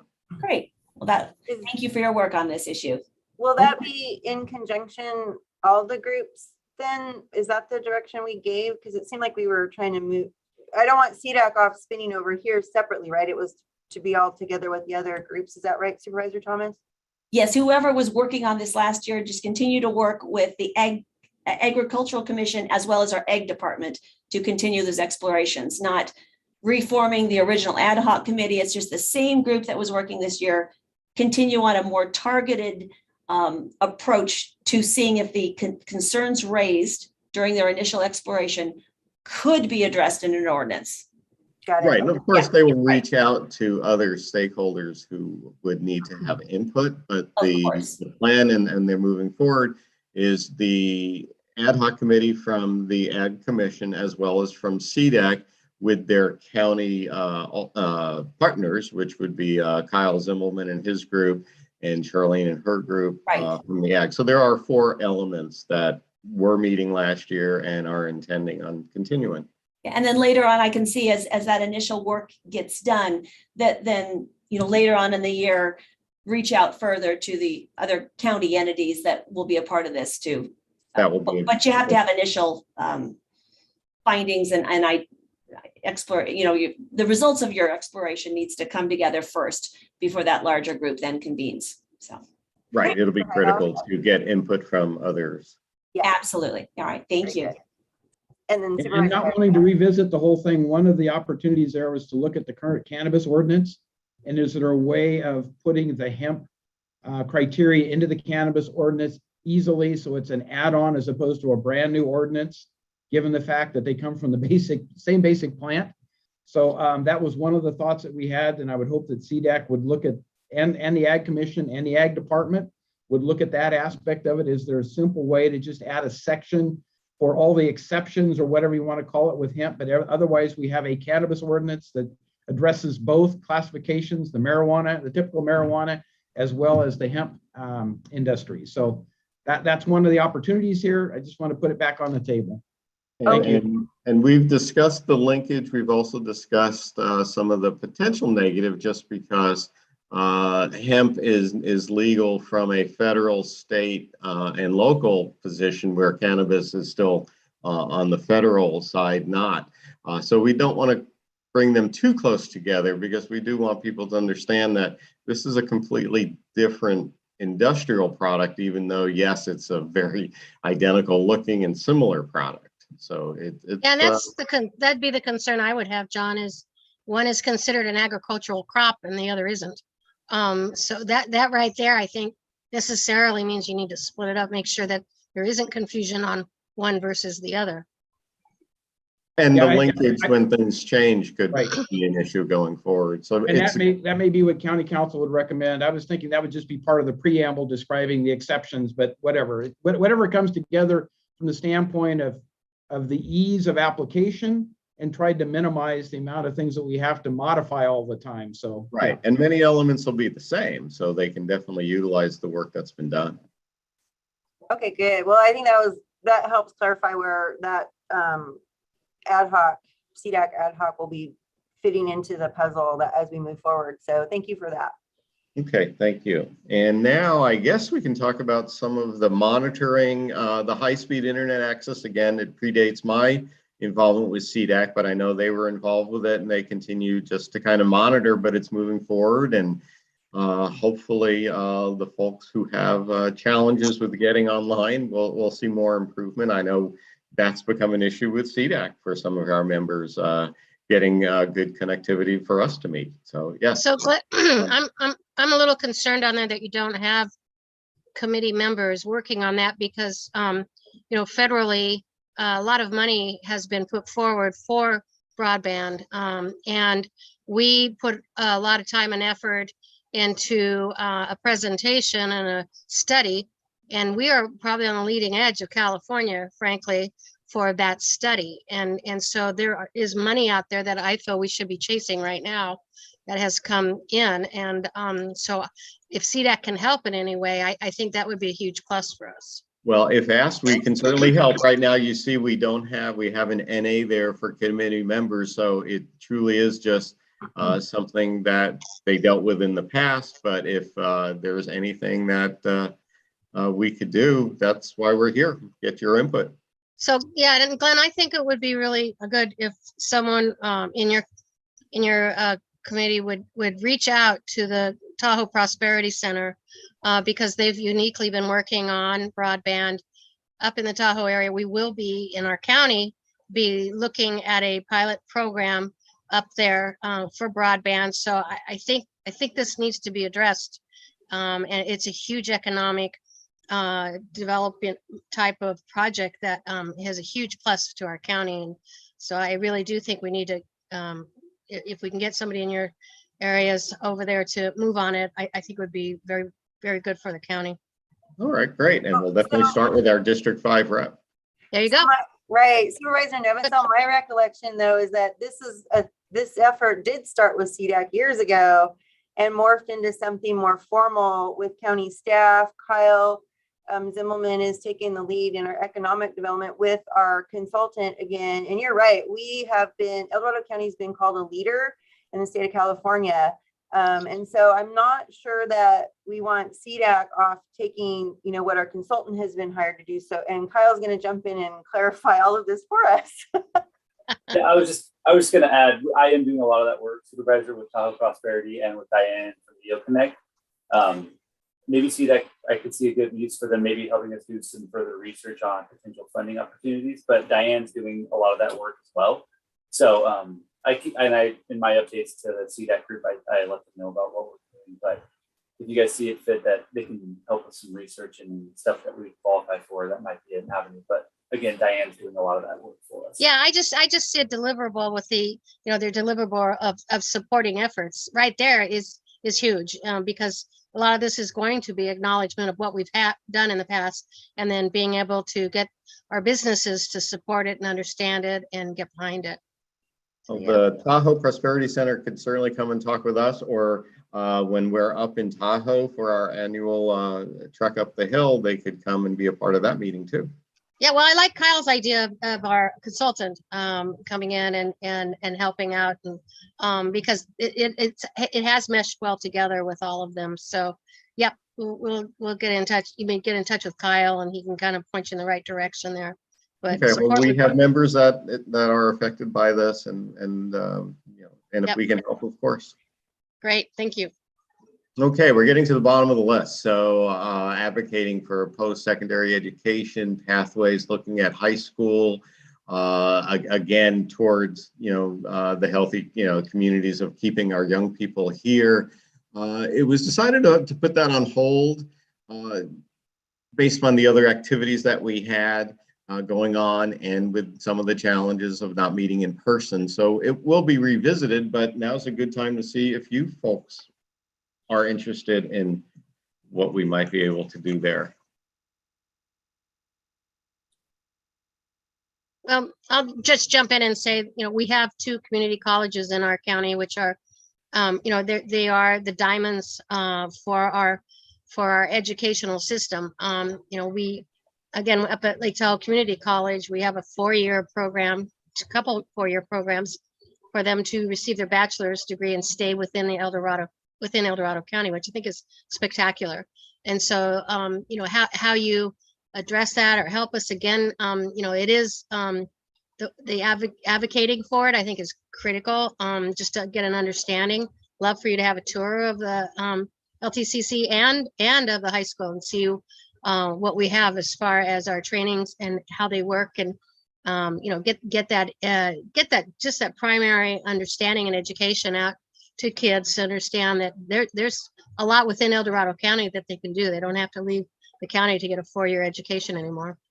Well, that has been a lot of the discussion, because Tahoe has definitely done very well with some of those tracks, and we know it's there. We just need to figure out a way to discuss it, and is it a place for us? And I see we have other comments. So. Yes, we do. Supervisor Thomas. Right, thank you. I think this deliverable ties very nicely into the career development, pathway that you already have going.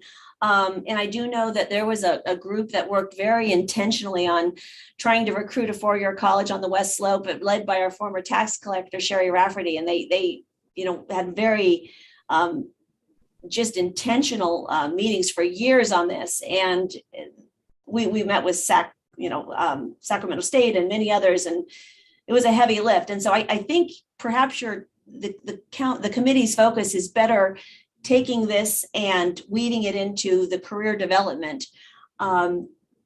I like the idea of talking to high school students in classes and helping them know what options are available, and perhaps even working through the El Dorado County Youth Commission as ways to funnel your work through the youth in the different school districts could be an interesting, tie-in. But I think I would bring this into your other work on career development. Well, actually, it came out of the other work because Oh, dear. it was such a heavy lift to have it all under one. And so we kind of broke it apart. So Okay. it'd be a little easier to deal with. So. Well, I'll leave that to you. You know, works best for the group. Supervisor Heidel? I agree with Supervisor Thomas. There's an awful lot of overlap here between career creation, which is number 2, and these advocate for secondary and post-secondary education. I think they should be put back together personally. I think you're going to enter into those dialogues with 2 different groups of committees if you're not careful, because career creation, I think, is the right capture of what we're trying to do and what level of the school systems that goes into. I think that's not the important part. It's the career creation and basically looking at what we do to attract young educated people into the workforce and give them opportunities to stay within El Dorado County, as opposed to having to go somewhere else to get employment that will pay their bills and allow them to have a home and all those kinds of things. So I think they're directly linked personally, and I think we'd be remiss if we didn't continue to work the secondary and post-secondary education pathways. So I support Supervisor Thomas in her idea of combining it back in, because I think they're integral. But anyway, my opinion. Okay, well, we will work with Kyle and we will discuss it on the work plan and see how we can modify it. That sounds like a good idea. They are That so would be good. related. Absolutely. Sure. Oh, well, they're very closely related. Very good. Okay. We just kind of parked this one Yeah. off to the side. And then as far as collaboration for success, what were we doing on that one, Chris? Because we It's on, that one's on hold. It says completed, actually. Right. Yeah, it No. kind of ran its course and we just closed the event. I think we had enough other high priority items to focus I think on. we moved away from that. Okay. And the non-residential land inventory, that gets back and overlaps the affordable housing a bit, but that was an older committee, and that's where CJ had come and presented information. But the work's been done. They have the land inventory completed, as you have referenced before. Very good. It's nice to have completed items on there. And Kim, can we go back one slide back before there we go, right there. Kyle, can I have some clarity on the high-speed internet access? Because in my mind, again, I thought that it had come from CDAC years ago and it's been moved on to a consultant and staff. So I'm not clear on what CDAC's role should be right now, other than supporting and monitoring. Do you feel, what are your thoughts on where it should go? I agree. I think it's in a supporting role. But like Supervisor Novosel said, if we want to utilize this group to maybe do some further research on some funding opportunities, that might be a great role. We have some great researchers in this group who can gather data and information quickly and efficiently for us. So I could see utilizing them in conjunction with Diane to just do that type of work. So I think that's could be a good use. Okay, so do you think you can update the project deliverables and make sure it's clear that whatever research they're doing comes from your direction, though? Yeah, and I'll probably have Diane come and talk to the group and let them know, what to look for and how to help us out if they're the one that agrees on that. Okay, very good. Supervisor Heidel? Yeah, I'm okay with that idea, but I'm almost leaning towards calling this one completed now that we have a consultant on board and doing stuff. And if the consultant reaches out and says, hey, I need some help, can you go research this? Then we could reactivate it. But I think from the standpoint of CDAC doing their job, I would rather see that in a completed, because I think they have fulfilled their primary role. And I don't see a whole lot of support given the fact we're paying a consultant to do that work. If it was just staff, I would say yes, but knowing there's a consultant on board, unless we plan to change that contract in the near future, and I don't know why we would, I would rather call this one complete and recognize CDAC for all the great work that they did. It's not that this is done from the standpoint, their work is done because they got initiated and now we have a path forward that we've pretty well defined.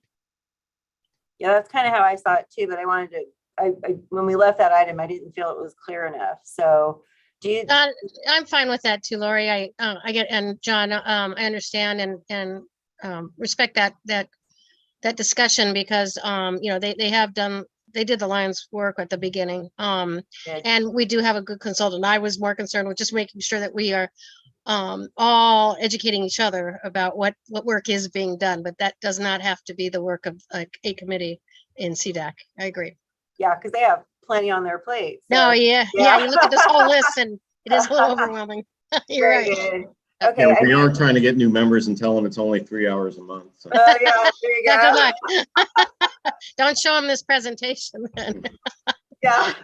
And since I've been on the committee, we have not done anything other than get an occasional update on high-speed internet. So that's appropriate. Yeah. Okay. Thank you for that clarity. I just want to make sure we left that one feeling together on it. So good. Yeah, that's good. Thank you. Kyle, do you want to talk a little bit? No, I'm good with that direction. I feel like that's probably on my team to provide those updates for it. How about on housing?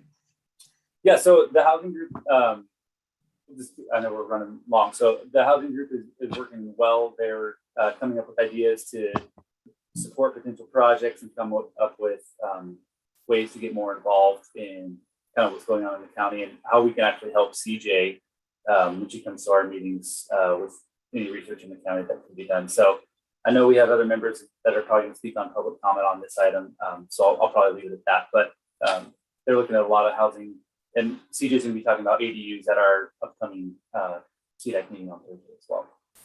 If we can go back to that real quick, because I do think, we have Housing El Dorado. We have a lot of groups that are working on this, on the housing, and that kind of gets back to what we just were discussing about broadband. What is CDAC's purpose when we have so many other groups working on this? Or do you see a purpose, and what was that purpose? It's a good point. Yeah. Is that a question for me, or is that more? Little both. Okay. Yeah, I think they are out there with employees who are being directly affected by the housing crisis. So I think, and a lot of them have a lot of experience with housing projects. So I think there's a real desire from the team to be within those conversations. So whether it's a part of Housing El Dorado and we report back to CDAC, maybe that's a better avenue. But I believe we'll have some public comment from the other members who maybe can speak better to this one than I can. Okay. I was just honestly, it drew me back from that last conversation of broadband. It's very, very important also to economic development. But, what are the purposes of the ad hoc committees, as far as what they can do on the work on. So, yep. Yeah. Very good. Supervisor Harold, did you want to on the Yeah, I think the primary difference as I see it is I think everybody agrees almost universally that broadband is something we need to have in the county. When you talk about housing, that's a very controversial matter. And I'm always looking at inform and educate. How do we get more public input? How do we get more of the public's knowledge of what we're really trying to do in these things and get their inputs on where the constraints should be, those kinds of things. And I think CDAC still has a valid role there. Even though these other groups are working on the housing part of it, because short of creating a special board ad hoc committee, which I'm not in favor of on housing, I think they can help inform and educate in addition to Housing El Dorado and the other groups. So I think it's a little different from that perspective. Public opinion on it, I think, is a differentiating factor. Supervisor Thomas, you want to add to that? Yes, a good thought. And as we move, I think this next year, we're going to make a lot of progress on our design standards and our affordable housing ordinance. And I imagine there will be a robust community engagement process in all of those efforts. And so perhaps CDAC could be really an integral part of working with us to get community engagement in our various communities and support that effort. So just a thought. No, I like that. Then the project deliverables would be more of an outreach for their deliverable rather than actually working on the substantial housing issues. It would be on getting that conversation going with the community, which I like. I like that. Yeah, in each of our different districts, in working with staff as we move forward on that, I think that could be really exciting and very needed. Very needed. I agree. Yeah. Okay. I don't know how Glenn feels about all that, but. Well, personally, as a member of the committee, I do support that because it's a well-intended subcommittee, but they have definitely struggled with things to work on that aren't being worked on elsewhere and to find their fit. But we know it's important. We know it's important relative to the development of the economy, the community, the keeping the young people in the community. So that's a great idea personally, but So add I outreach. have to bring it back to the committee. Okay, Great. very good. Thank you. Okay. And then, Do we we need already to talk about spend this? time? I know we're running tight on time, and I don't know if you guys want to do public comment, add any more input, go through these, or Are break for these lunch. just a further explanation of what was in the chart that we already, okay, Yes. yeah, I'm like, wait a minute, we already talked about a lot of this. Yes. Yes, Okay, we really did. good. Thanks for that, Glenn. Okay, yeah, we've been asking questions as we went along, so I'm thinking if everybody's okay with it, I think some public comment would be great to add at this time. Okay, very good. Thank you. This has been a great conversation. Thank you so much. Really great. Well, thank you all. Yeah, ditto. Thank you. And please come to our meetings. You're always welcome. Kim, comment? Now taking public comment on item 24. Individuals will have 3 minutes to address the board. The timer will notify you when you have 30 seconds remaining to comment, and again when your time is up. Please make sure you unmute yourself when called upon. If you're joining the meeting by phone, press *9 to indicate a desire to comment. If you're joining by Zoom, press the raise hand button. Please voluntarily state your name for the record. Now taking public comment from Tamara Johnson. Hi, this is Tamara Johnston, and I am a member of CDAC and also live in District 4, Supervisor Lori Parlin's district, although I am an at-large member. I just wanted to offer some clarifying comments from the meeting. I'm a member of the Housing Ad Hoc Subcommittee.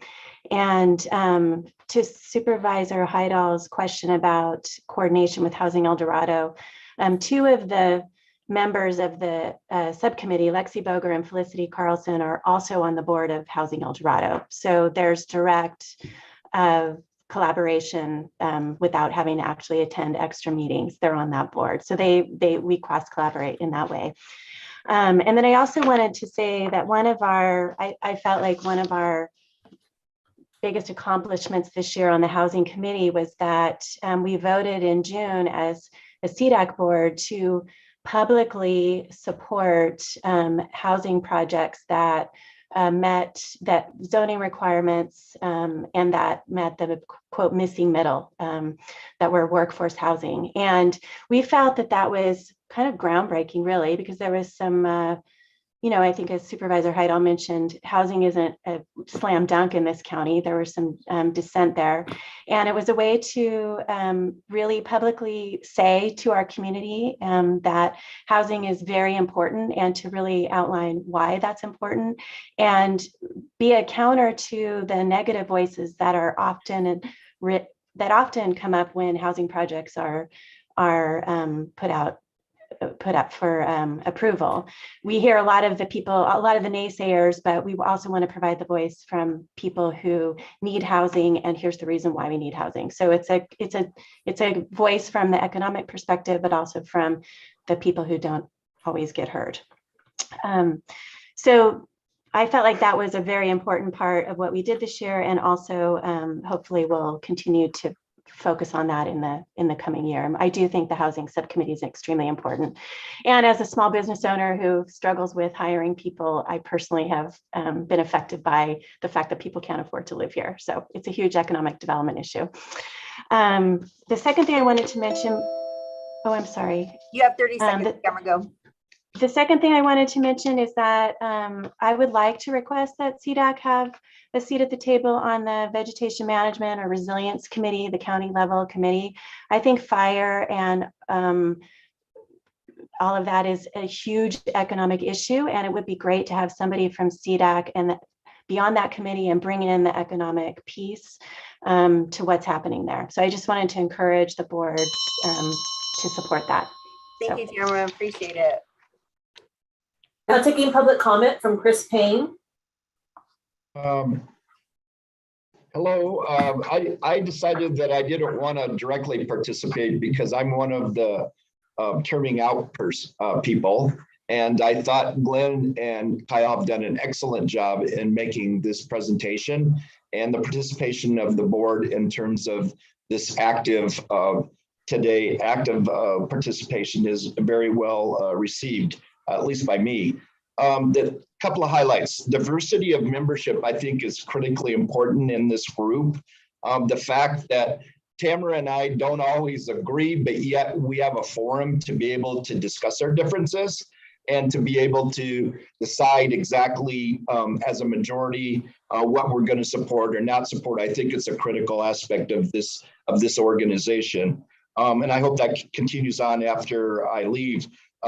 Collaborations for success led to career creation, because collaborations for success was something that I created a number of years ago, came to your Board of Supervisors on a working plan, no different than this one. And then we worked with that until others came, joined us, diversity of membership. And now we have what's called career creation, which may be more focused on Supervisor Heidel, focused on what we actually need to do right now. And so, but we still had held collaborations of success because of Sherry Rafferty's involvement for a couple of years with Supervisor Thomas, you talked to. This was 2, 3, maybe 4 years of efforts in trying to bring a four-year institution over to the El Dorado campus. It didn't work out. Supervisor Novosel's comment about Lake Tahoe Community College and the fact that they have 4-year programs now. I was there when they had the open house and we got to see what they had proposed in terms of presentation.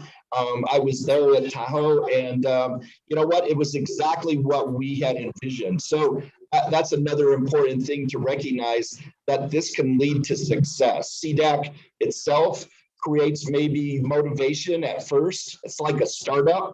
And then beyond that, your board takes actions and creates the actual mechanism, the practical mechanism. So whether it's broadband, housing, alternative energy, it maybe got its start in CDAC, but now you decide exactly what you want the assignments to be, because this organization can get it done. That's pretty much it for me. Advocacy for secondary and post-secondary education. That was another one that actually went to career creation, and that is the connection. Thank you very much. Thank you. Now taking public comment from Sue. Hi, Sue Taylor. I was involved before they created the Economic Development Committee and spent years going to the meetings, and I applaud anyone that wants to go through that process as, participating on any commission. But it led me to many frustrations because all my years sitting there, all they ever discussed was housing and how to overhaul the general plan. And then it's kind of morphed into other things. And those that actually have expertise are kind of disregarded several times. I'm actually a building designer. But I'll talk about that because if I have time, I'll bring that up. But my biggest concern, page 1 and 2 in our general plan talks about our custom, culture, and economic stability. It's all blended together. And in that section, it highly speaks about our natural resources and the benefits of the economic future of our county to retain those things. And I feel like we've ignored our timber and cattle resources for the last 20 years that we keep bringing it to this board, or not this board, every board and every economic development committee. And that ignoring those resources has really caused catastrophic events that have happened to our county and our economy. And I am concerned about the hit our cattle industry took with the Cowdoor fire.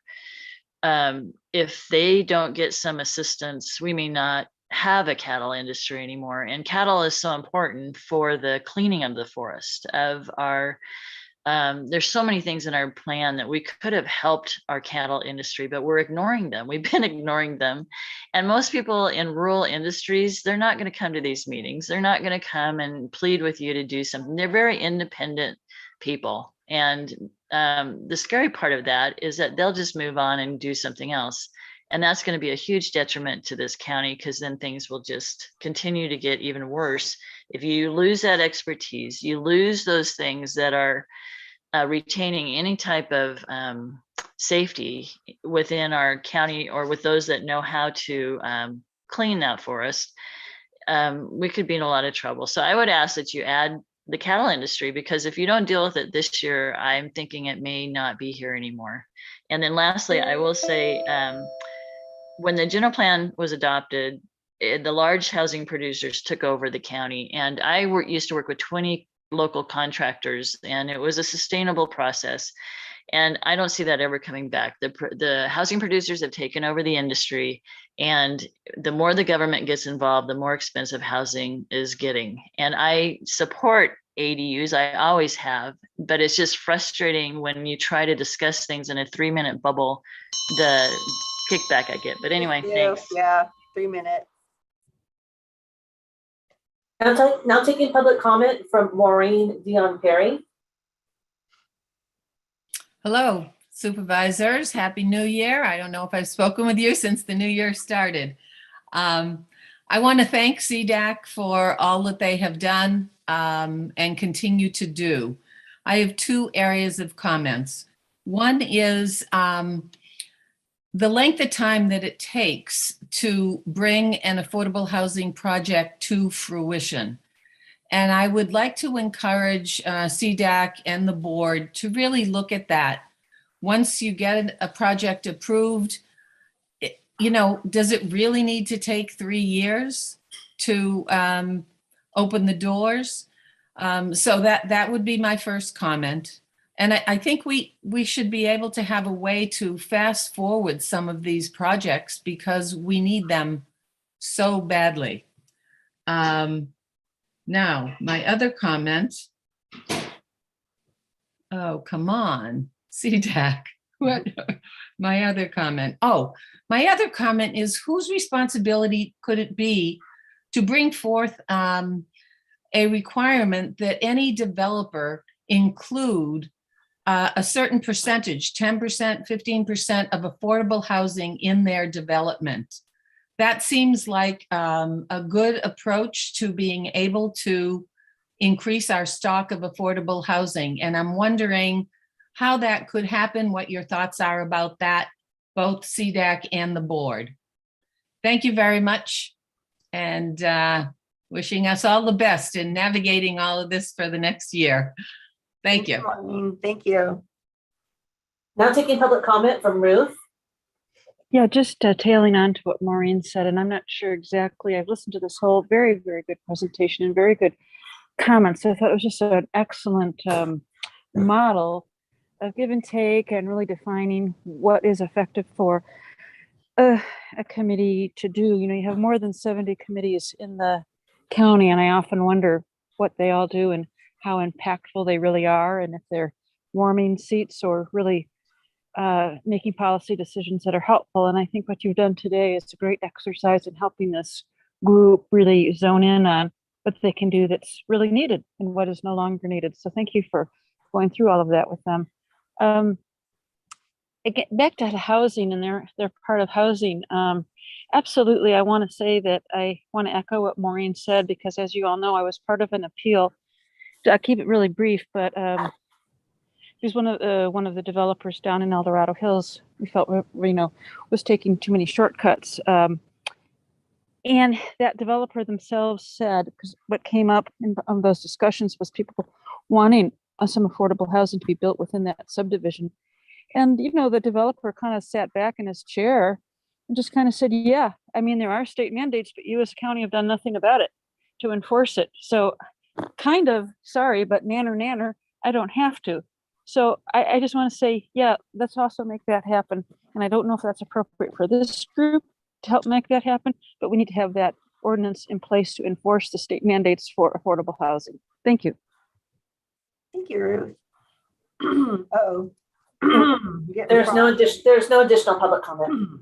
Okay, I'm thinking I'm going to reach to Kyle. There was some very specific questions asked in there. Are you up for responding to a few of those? The one I can think of, I know we're exploring inclusionary housing. I don't have don't think Rob's on this right now, but I know staff is exploring what, I don't know if it was Maureen or Ruth who was talking about that, but inclusionary housing is being looked at within the planning realm right now. Yeah, that would be my understanding too, for Maureen's question about, yeah, the inclusionary housing. We've talked about it often, and it is something that the planning department's looking at. I don't know if they'll be bringing something to the board, but it'll probably be a good conversation also. So looking forward to that time. And I just want to state real quick, because I agree. I think one of the speakers alluded to the fact that we were not following state mandates. We are following state mandates, but the bottom line is if we want inclusionary housing, we need to include it. We don't have that yet. And so it is important. We've all talked about how we would like to see that, but it's just not in our ordinance yet, but it should be, and we'd like to get it there. But it's certainly not a requirement that we put it in there. It's just that's something that we all agreed that we would work on. And we are looking, yeah, I think we will be having a board item sometime. I just don't know when. So Supervisor Heidel. And so I would just ask our CAO, Don, do you remember the timing? I was thinking it was like February, March that we were expecting planning and building to come back with a look at what we can do to promote more affordable housing, including inclusionary housing policy statements that would go into an ordinance, et cetera. Do you remember the time frame? Because I thought it was this spring. I think you're right, Supervisor Heidel. If you give me a few minutes, I can try to look that up. Okay. Okay, because that was an action the board directed staff to do several months ago, recognizing there was a big workload that was partially Caldor related and everything else we had to scramble. And now we're trying to get into that recovery and back to normal work processes. But I think it is forthcoming in the very near term. And so we can all look forward to having that discussion and have staff weigh in on advantages and disadvantages of policies like inclusionary housing. So there's things that we can do. Kyle's got something. I was going to say, I know CJ is presenting on the 25th, our housing update. So I think that's a piece of that presentation.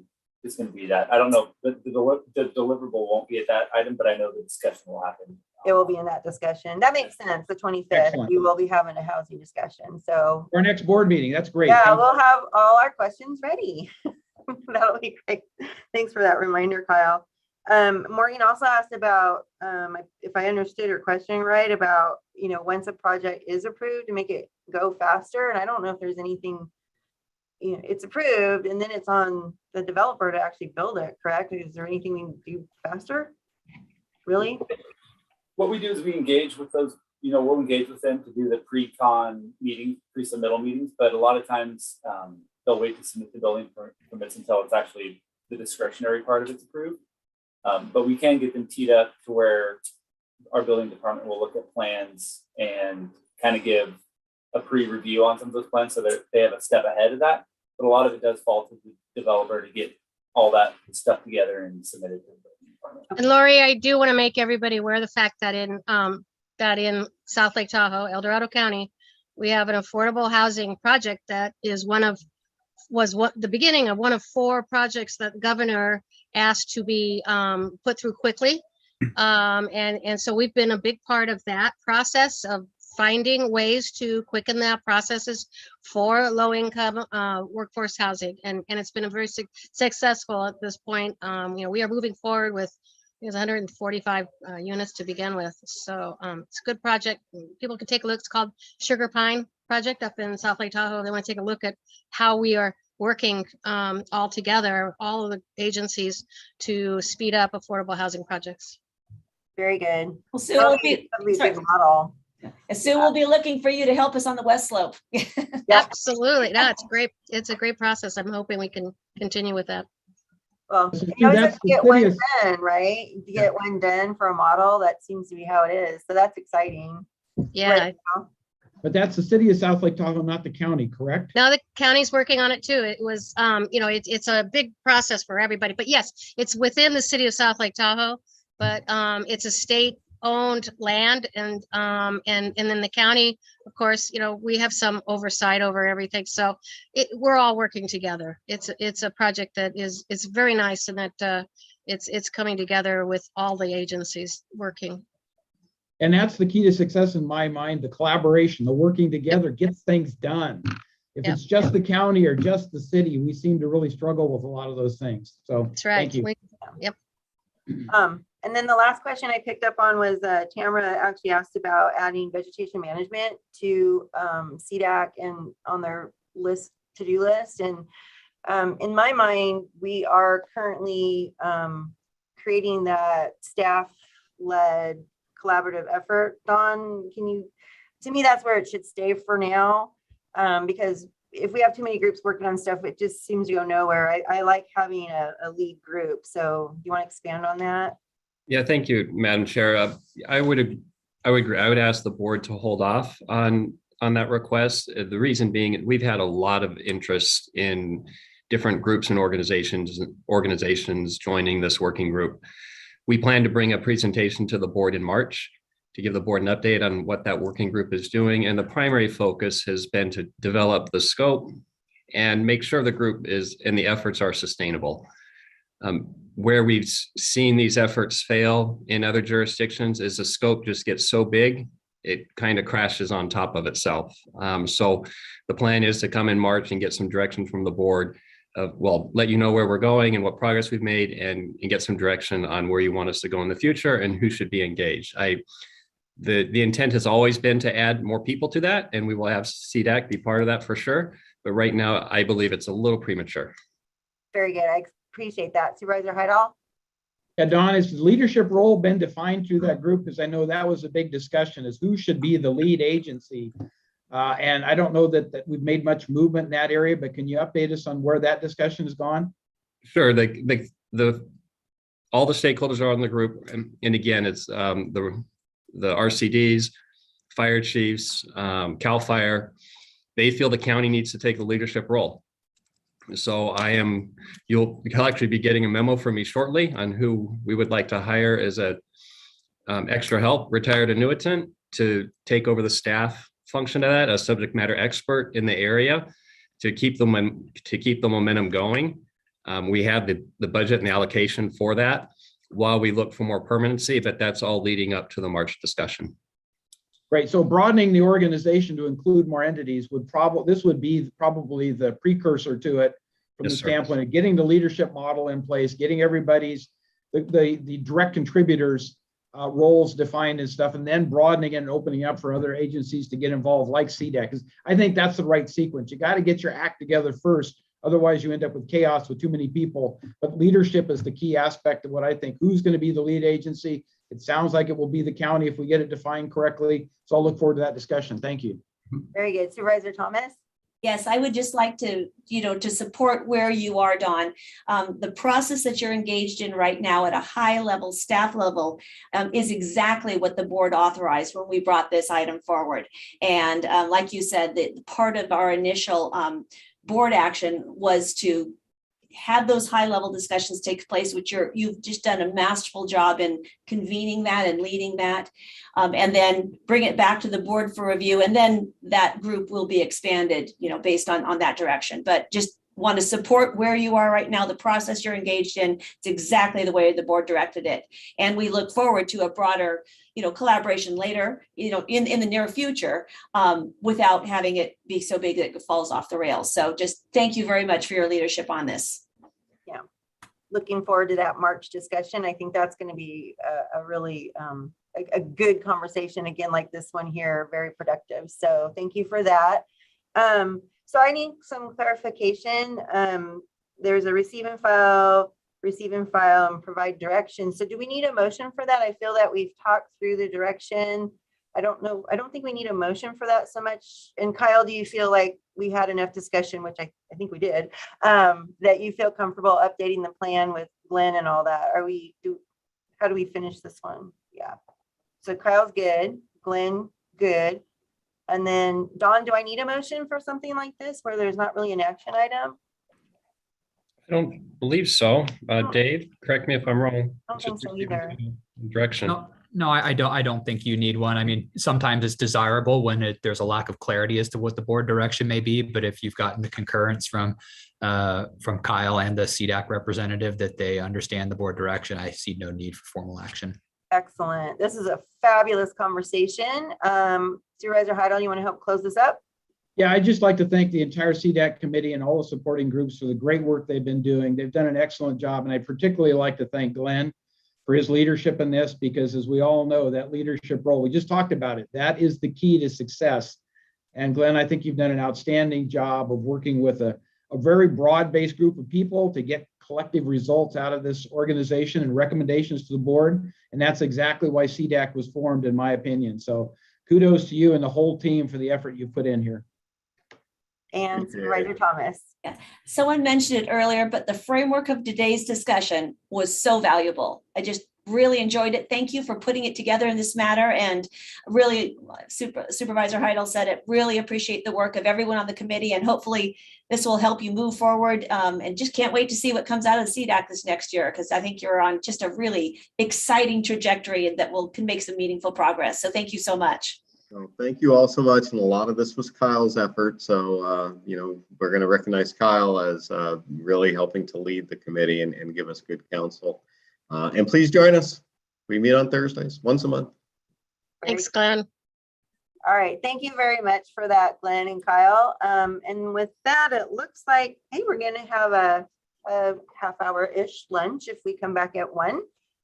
Everybody good with that? Just coming back at 1? I think we can fit lunch in, no problem. All right. We'll see you then. Thank you.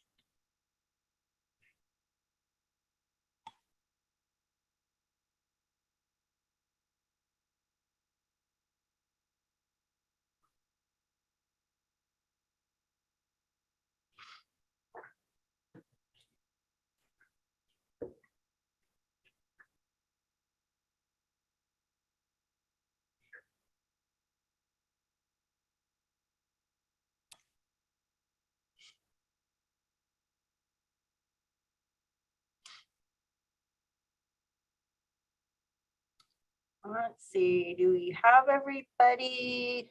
Just about? Supervisor Hydall? Supervisor Parlin, he's heading back to his office right now. I'm here. Perfect. There you are. Thank you. Just checking in, like, don't want to lose anybody over the lunch break. So, okay, with that, it's 1 o'clock, and I believe we will do the open forum time allocation. I think that's a record, Lori. 1 o'clock. Woohoo! Really made it. Now taking public comment on open forum. Individuals will have 3 minutes to address the board. The timer will notify you when you have 30 seconds remaining to comment, and again, when your time is up. Please make sure you unmute yourself when called upon. If you're joining the meeting by phone, press *9 to indicate a desire to comment. If you're joining by Zoom, press the raise hand button. Please voluntarily state your name for the record. Now taking public comment from Chris Payne. Good afternoon, board. In the Sacramento Business Journal this week, they have the startup businesses to watch in 2022. There were 13 businesses in the Sac metro area. And guess what? El Dorado County has Entex Corporation, which I spoke about before. That's in the industrial hemp manufacturing business. They're considered to be one of the hot startups in the Sacramento metro area, which is good for them because they get recognition. They are a venture capital company, meaning they haven't been in existence too long. And so they are looking for private equity in order to expand. Since I talked to you last time about them, they now have moved from Park West and Diamond Springs to the Barnett Business Park across the street from Veer Camp Construction. And I happened to cold call them, walked in, and they're pretty happy with how they're performing. And I just wanted to pass that on as a positive 2022. And let's keep an eye on them, but also recognize that industrial hemp is an important business in El Dorado County. Thank you very much. Great, thank you, Chris. Now taking public comment from Don Wolfson. Good afternoon. I'm Don Wolfson from Cameron Park. I'd like to read something that a friend brought to my attention a couple of days ago. It says that on 12/29 of 21, an El Dorado County unhoused community member, Michael Allen, age 61, died due to extreme weather conditions. You may have seen him in the Rayleigh's parking lot or the Big Lots parking lot close to the donut shop. He was kind, smart, full of grace, and had the most beautiful, soulful eyes. He leaves behind an estranged son who had not been in contact with him for 12 years. His son is really struggling with the news. So I'd just like to say that, I realize that last week's decision wouldn't have helped Mr. Allen, and I just want to hope that next year you have taken the steps that need to be taken for us to have a permanent shelter on the western slope, because this kind of thing is just unacceptable. This man was a community member and a father, and he probably had issues, and I don't even really care what they are, but he needed our help and he didn't get it. And the people in that Best Western are possibly at risk now too. So just please, please take it seriously and do what you need to do. And let's not let this happen again another winter. Thank you. Thank you, Dawn. Now taking public comment from 390.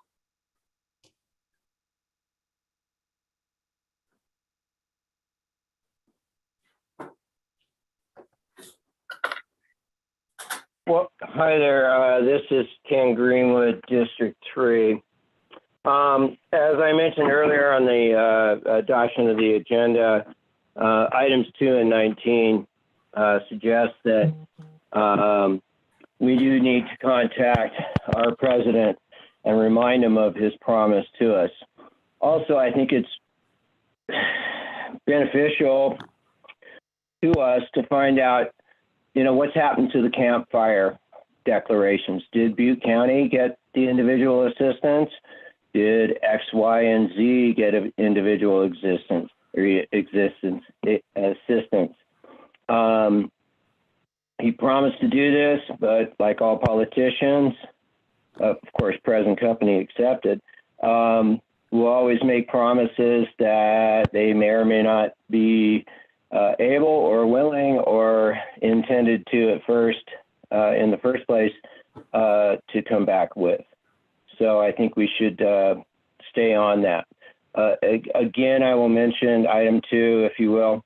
The Legistar items, they have no reference back to the item number that's on the agenda. And when you have like 6 windows open trying to follow all of this stuff, it gets a little confusing and hard to manage, if you will. The news is telling us that COVID is a problem. Wow, what a surprise. Imagine that. Maybe it's time to start having a weekly update from Public Health Department so that we can have a idea of how this is affecting us. I know that it's affecting everybody else, and that's really a shame. So perhaps a weekly update or each meeting update would be a good idea.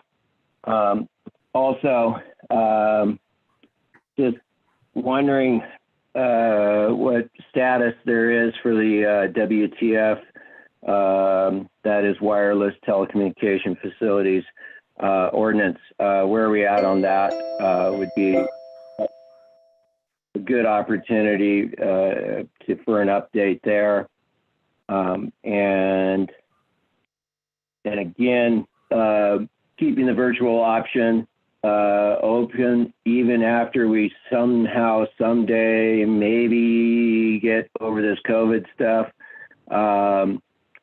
Keep it open because it allows public participation, saves vehicle miles traveled, air quality. You can. Thank you very much. Now taking public comment from Linda Thompson. Hi, this is Linda Thomas, and I have a few different things to make a comment on. And one is the Sheriff's Hostess program. And I want to strongly encourage you to support his program. I agree with Don Wolfson that it's tragic that we have homeless people that don't have a place to go. It's absolutely ridiculous for us not to consider and act on it now. The sheriff's proposal, which is a great program, and it gives us the security that we need as well as options for people. Granted, it's never going to be enough, but it is definitely a big start, and it's something that you can make happen now. Also, along with I want to say something because it's come up several times about the marijuana and the hemp. And we live in a county where more people grow it than don't grow it in the rural areas. And it is very, very concerning to someone that lives 10 minutes from town. And there are so many smoke shops and there's so many grow hills. I can look out my window right now on one half of my house and see a huge planting that was marijuana that the sheriff had to come in and pull out. But it's just waiting to come back, and hemp will be next. And I absolutely believe that we strongly believe that we need to make sure that that doesn't happen with a flat, we are not a hemp county. Then along another line that I would like a response from Supervisor Thomas on, it has to do with, actually, it has to do with the housing up in Tahoe as much as it does down here. And if we program, do we really need to have the Sugar Pine Village, which I didn't know anything about until your lunch break, and I got online. Look it up, Sugar Pine Village, SLT.com. And my word, that's a whole community. And your representatives are your people under your control. Control is a wrong word. Your jurisdiction aren't aware of this, and put the AD on top of it. It's too much. So Supervisor Thomas, I'm really looking to you for some help and some support on these areas. They're very, very concerning to me. Is there any response? Oh, Linda, we'll finish up the public comment, and then when it's done, we respond to questions. So Okay. Yeah, hang in there. I'm taking public comment from Sue. Hi, Sue Taylor. So once again, I just feel a pattern that the board does, especially those with some expertise or information that, when the public calls and shares with that, it's, hoping that you will take that in consideration to your deliberation. And usually what I get when I bring you some facts is that instead of addressing my concerns, like saying, hey, maybe we should look into that, you parade staff across the screen to discredit the public, which is really pretty sad. And I'm kind of getting tired of it. So on that note, I want to bring back the whole ADU thing. And I don't know if you heard in what I was saying during the item is that I supported what was before you, but my concern is still with the fire. And it's like, how many more fires do we have to burn this county down before it's an issue? And what I got was, well, these are small units. These ADUs can be 1,600 square feet. 1,600 square feet is not a small unit. The development rights, I don't know that TRPA has the ability to step outside of state law. So I don't know if that was true, because what I read in the revised policy, I didn't see it. When they talked about density on that, I'm just telling you to inform you so that when you blow me off that I actually had some information, sometimes it might be okay to ask me what I'm talking about, because I only get 3 minutes and I can't elaborate more than just briefing over this. But if you read the policy, density in Tahoe is 30% for the main residence, but there's not that requirement on an ADU. And then the 30 feet, the reason that's so critical in the fire department, and this was shared with me by CAL FIRE, is that that's the distance. If you have 30 feet and 30 feet, that separation prevents house fire to house fire. Yes, I'm in the building industry. Yes, we are creating more fire resistant homes, but a fire like Caldor would not have prevented those development techniques would not have prevented something of that intensity.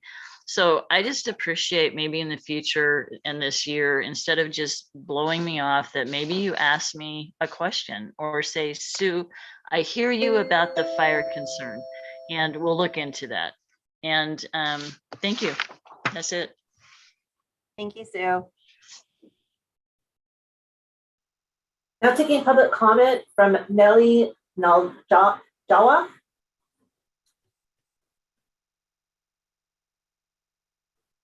I'm so sorry. I think that was me, and it's Kelly Nalavaya. Sorry. No, it's a doozy. I'm just going to be very quick. My name is Kelly Nalavaya. I am the president of the El Dorado Hills Republican Women and also the District 1 appointed seat for Republican Central Committee, but I also just am speaking to you today as a resident of El Dorado Hills.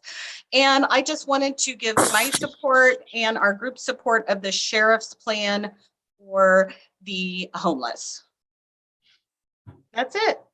Oh, thank you, Kelly. Thank you. Now taking public comment from Tracy. Hey, good afternoon, guys. I'm just two things we're going to talk about today. The first being, I'm still embarrassed for you to be Zoom meeting. Stores are open, schools, etc. This is ridiculous, and I'm embarrassed to say you serve us. So we're going to learn about cannabis and hemp. So I have a book called, and I think John Heidel, I know you've read the book and we've talked about it, and we have some similar opinions. The Emperor Wears No Clothes. and that's written by Jack Herrera, who is an expert. His book sits in the Library of Congress. So I'm just going to read the titles of the chapters of the book. Actually, no, we're going to talk just of a brief summary of uses because there was some very ignorant stuff just shared. Ships and sailors, textiles and fabrics, paper, rope, twine, cordage, art canvas, paints and varnish. Hemp was used for lighting oil, biomass, energy. Hello, we need that, don't we? Medicine, food, protein, building materials and housing, economic stability, profitability, and trade. That's part of in the book as well. It was also used for smoking, leisure, and creativity. So what we have going on is in the 1937, we had a criminalization of a product that is very valuable and had many, many uses. And to impede the establishment of legal hemp businesses in this county, when it is illegal in the United States, Utah of all places allows hemp to be grown. And we're still pretending there's a controversy around it. So this ignorant, uninformed attitude needs to end in this county. Obviously, cannabis and hemp aren't going to go away. So if you're going to get your piece of the pie, because we know you love that cash, it's time to get this taken care of. That's all we have for the day. Thank you, Tracy. Now taking public comment from El Dorado County Republican Women's Federate. Sorry, I don't know how that came up, but from our last meeting. But this is Mandy Rodriguez, and I'm not representing the Federation, but I'm sure many people agree with me. So, it's kind of crazy because I read last night that Sonoma went on a shelter in place, and they're no longer allowing or they're saying no more gatherings of 50 or more people. But yet we have a Super Bowl coming up in LA, which is like 70,000 people, right? So that's weird, right? So we also have asymptomatic nurses and healthcare workers being told to go back to work. Now they only have to quarantine for 5 days versus the 10 days. But yet we're still making kids quarantine the full amount, right? We're still masking them. The definition of insanity is doing the same thing over and over again. And obviously what we're doing is not working. It's so random what we're doing. We got lockdowns, we got Super Bowls coming up. I mean, do you understand why some of us are like, this is freaking nuts? It's almost like your best friend, you see your best friend's husband out at a bar with another woman, and you tell your best friend, I just saw your husband out at a bar with another woman, and they're looking at you and saying, you're lying. And you're like, well, why would I lie about something like that? I feel like that's where we're at right now. We are in such denial, such denial about what is happening here. Why can we have a Super Bowl with 70,000 people in Los Angeles where the cases are through the roof, vaccinations are at an all-time high, but yet we have school boards wanting to shut down, right? We have Mammoth School Board just shut down.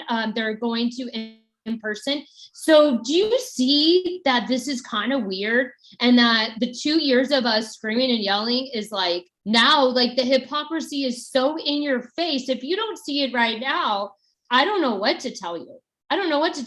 But how many more boosters do we have to have? How many more vaccinations? How many more variants? The walls are closing in on Fauci.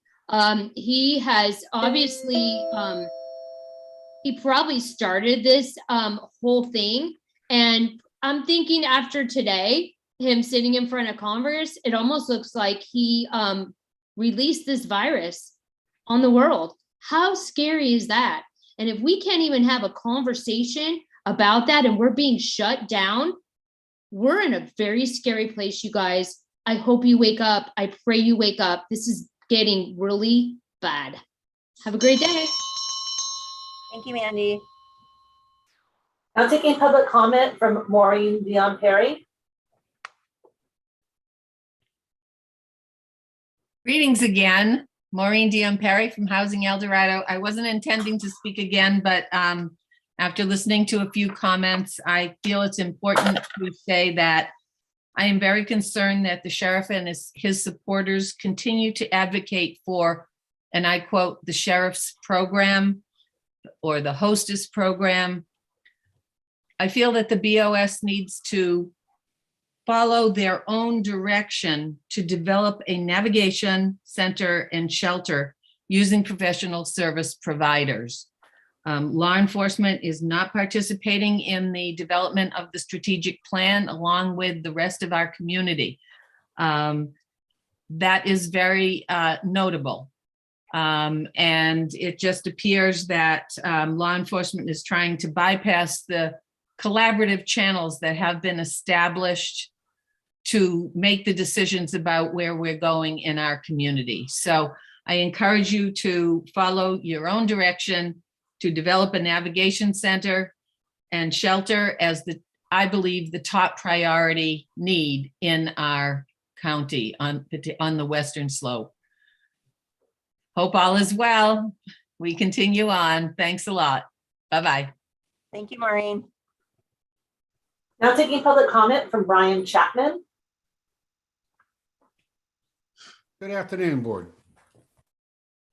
I have just a couple of quick comments about some of the things that have been said and some of the things we're looking at here. One of the things I find very interesting is we listen to a lot of comments about COVID-19.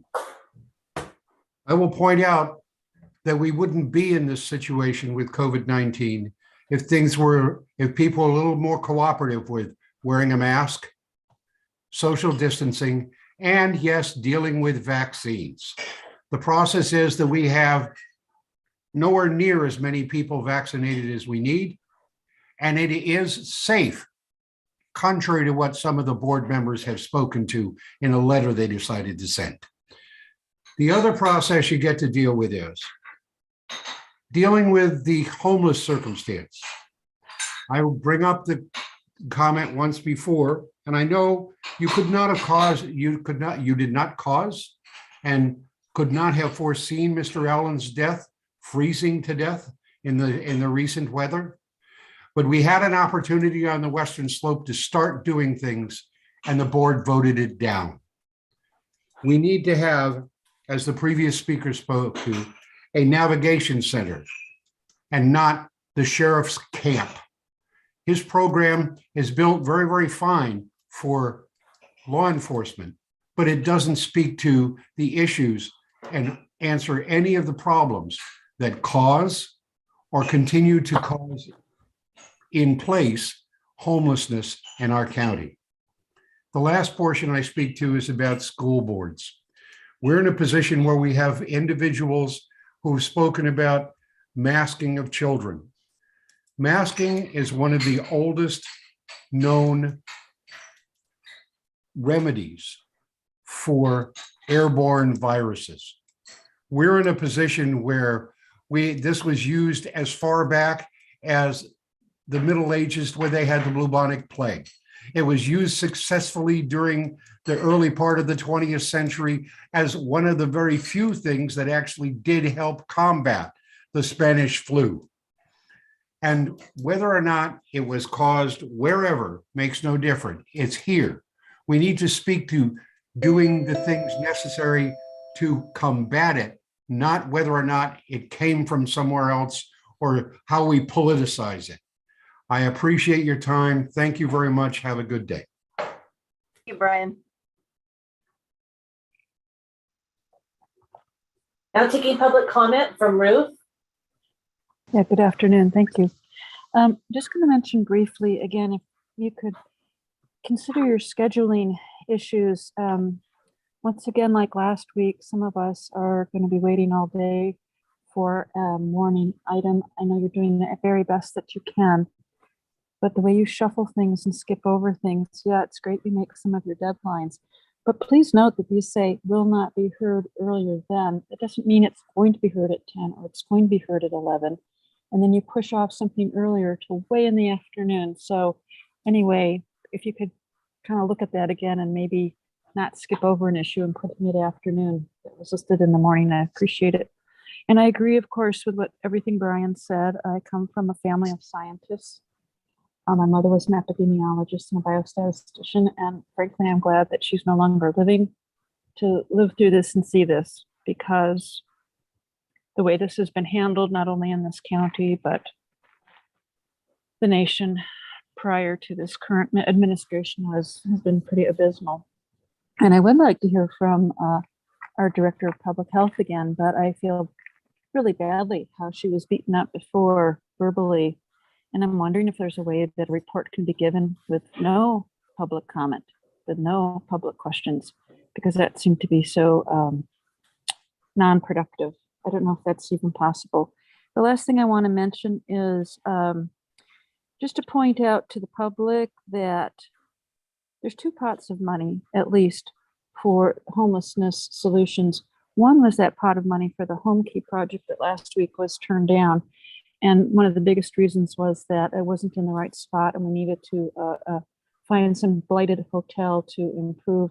I certainly hope that with great efforts, especially by Supervisor Novosel, that effort is underway to find that blighted hotel that can be brought up to standards for Project Home Key.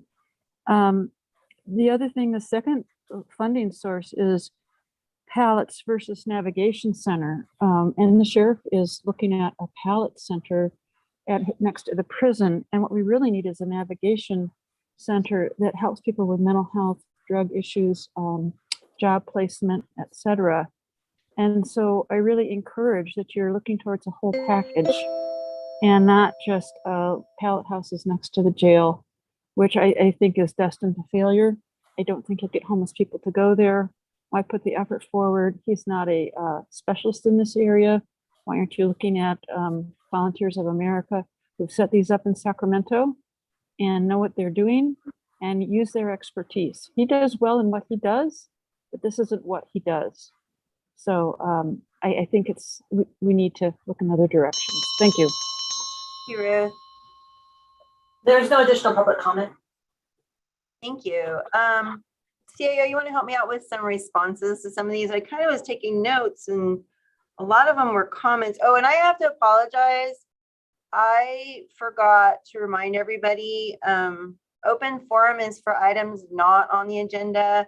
And we did have some commenters on things that were on the agenda, but I didn't feel appropriate to interrupt everyone. So just a reminder that open forums for things not on the agenda, and I'll try to do better reminding everybody of that when we start next time. But yeah, there was a lot of comments, but did you hear any specific questions that really were looking for a response? No, Madam Chair, I agree. There were a lot of comments, not direct questions, with the exception of the one that directed a question towards Supervisor Thomas. Right. Regarding Sugar Pine, right? Wasn't it regarding the Sugar Pine Village? Was that it? Yes.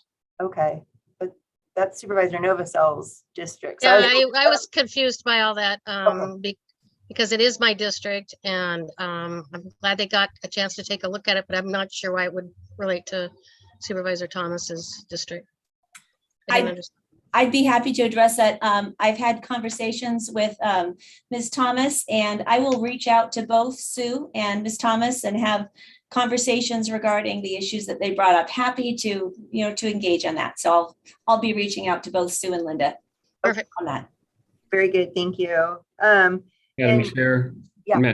There was one from Mr. Greenwood about did Butte County receive individual assistance? The answer is yes, they did. After their fire, we've followed up with all the counties that had recent fires. Our OES division did.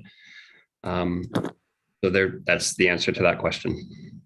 Okay, and also, Ken, I would suggest that you reach out to our clerk of the board because you've brought up questions about the agenda often, and it seems like I think our clerk could assist you with those questions that you bring up and be helpful to you. So that's our goal.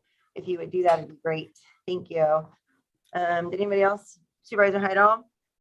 Don, would you also comment on the efforts to address the president and try to encourage him to, again, reconsider this stuff? Because it's not fallen on deaf ears. There's been any number of attempts to try to get through the president and try to influence his ultimate decision on overriding the FEMA decision. I don't know the public knows all those things, but there's been a concerted effort to try to make that happen. We're just not getting the receptiveness. Yes, Supervisor Hyde, all the, as I believe has been mentioned in this forum many times, the county did send a letter to the president asking for his assistance in overturning FEMA's decision. That request was not approved. We had support of our federal lobbyists helping us. We had letters of support from senators Drana Padilla and Feinstein. We had a lot of support from Congressman McClintock in letters and speaking on the House floor. That has failed to change the president's mind, and Mr. Greenwood is correct. He did make a verbal commitment to the county to help those people, but it has not resulted in the approval of individual assistance. Supervisor Turnbull, did you want to add to that? Yeah, I am gathering letters from the victims in Grizzly Flat and what they have gone through, and some of the stories are just heartbreaking. They really are. It just really is unbelievable what they went through. And I've got quite a few right now. We're working on doing a video. I talked to Don about it, and Wendy suggested maybe, the board, but I think we can't do that because it'll violate the Browns Act. So maybe Wendy can join me to do this video that we could submit and, pass along to the President of the United States. We got to do something. I'm also working with Gary Dietrich from Channel 13 News and the radio stations. And he's working on to get some airtime that I could go on and talk about some of the things that happened, because we got to do something to help these people. I don't want to break the Brown Act, everybody, because we're having a discussion now about something that's not on the agenda. Well, and I know that our county council is going to be having a discussion with us waiting for before we know it. Yeah, Thank sorry you. about that. And that I only want to say, it affected my district a little more I than know, Sue. anyone else's. So I'd be happy to have the discussion. Thank you. Okay, you're welcome. So anyway, just we're working on some things, and hopefully we can get this across and help the people in Grizzly Flat, because right now there's a lot of them living in trailers out there. There's a lot of snow that impacted where they live, and and it's very cold. They're out of propane, no electricity. So it's a big issue. So anyway, we're working on it. We'll work on it. We'll see what we can do. Yeah. Might need an agenda item to have the board together. There you go. That's a good idea. So I love that idea. Okay, with that, I think we covered everything from there. I did write a lot of comments, but I couldn't come up with questions, so sorry. With that, I think we'll move to our last item of the day. We decided to do item 22 as a department matter, and we were going to fold the item 10 request for details into that because they're so related. So Kim. Okay, I'll read both items. Item 22 comes from Health and Human Services Agency, recommending the board receive and file a presentation on roles and responsibilities of the continuum of care and the roles and responsibilities of administrative entity, collaborative applicant, and provide direction to staff as necessary. And item number 10 is, item number 10 comes from Health and Human Services Agency, recommending the board, 1, delegate authority to the HHSA director as the administrative entity for the El Dorado County Continuum of Care. 2, authorize the HHSA director to sign and administer an amendment to the standard agreement. And 3, approve and authorize the chair to sign the attached budget transfer request. Good afternoon, board. Daniel Del Monte, Health and Human Services. I'm thinking, our clerk of the board, Kim, is going to help me with the PowerPoint today. I'm thinking I should address item 10 first, and then I'll go into item 22 in my presentation, and then you folks can discuss at the end. That might sort of move us through the pieces. So for item 10, the state recently reached out to HHSA as the administrative entity for our local continuum of care program, El Dorado Opportunity Knocks. And the state let us know that they have extra emergency solutions grant CV funding. And these dollars came from CARES first, the CARES Act in 2020. And then in 2021, they came from ARPA. And the state is going to essentially give these dollars back to the federal government in September. So they reached out to us and said, do you have an ability to spend down more funding if we provided funding to you? And they let us know that we could only use it for rental assistance for folks who are currently experiencing homelessness. And we have an opportunity for essentially free money that otherwise wouldn't come to El Dorado County. We'd be looking at who our current contractors are for rapid rehousing, which is a rental assistance program. That's what these dollars are allowed to be used for. We also communicated with the state that we're in the process of long-term recovery from the Caldor fire. And so do we have an opportunity to also allow folks who are survivors of the fire who might be facing homelessness to use this program as rental assistance? And they said yes. So if the board approved this funding today, what we would be doing is reaching out to our current contractors, asking them if they have an ability to increase their funding and would be able to spend it by September. And then we would also be looking at the social work housing staff person we have interviews for this week that was approved by your board specific to Caldor funding and Caldor response. And that person would have an additional tool through this program to provide rental assistance to impacted households. So that's kind of a synopsis, and us being approached with free money to provide rental assistance to our community. That's why we brought it here to your board today. I'm thinking, Supervisor Parlin, as you alluded, that this sort of folds into the context of item 22. So I think allow me to go through that presentation, and then I'm happy to answer any questions about the ESG grant, item 10 or item 22. Does that sound reasonable? Perfect. Yeah, I like that. Thank you. Okay. Thank you for the time today, board. Health and Human Services was recently asked to provide this presentation today regarding the role and authority of the local continuum of care program. I'm going to be providing you with an overview of the COC program, what it is, the background. I'm going to discuss a timeline of COC federal regulations as well as state regulations that create the authority that the COC has over its funding streams. And I'm also going to discuss the collaborative applicant and administrative entity roles that are sort of staffing roles to support COCs. Now, I'll be candid, I'm going to be discussing federal and state regulations. So it's not the most exciting topic. So bear with me as I go through a history and these pieces today. So the Continuum of Care program is designed to promote a community-wide commitment to the goal of ending homelessness. It was created by HUD to ensure that there's a local, collaborative funding and planning approach to accomplishing homeless outcomes that are framed within best practices, but also targeting specific community needs within each community. That planning approach that COCs take on helps communities to plan for and provide as necessary a full range of housing and other services to address the needs of homeless residents. Through each COC, grants provide funding for service providers to implement these programs. And of course, our local program is El Dorado Opportunity Knocks. Next slide, thank you. COCs are the only entity or group nationwide and within each community that are tasked with developing a system response to homelessness. It's actually sort of remarkable to think about that because cities and counties, for example, we don't even receive direct funding to provide mandated homeless services for all subpopulations and for all potential services types. Instead, cities and counties are asked to participate within the COC as usually as a board seat representing that entity on the COC board so that they can provide their recommendations and input through the COC body. As Continuum of Care programs are tasked with developing a system to serve all subpopulations in the service area, our service area is El Dorado County, they're also tasked with assessing bed and service capacity, as well as identifying gaps in need on an annual basis.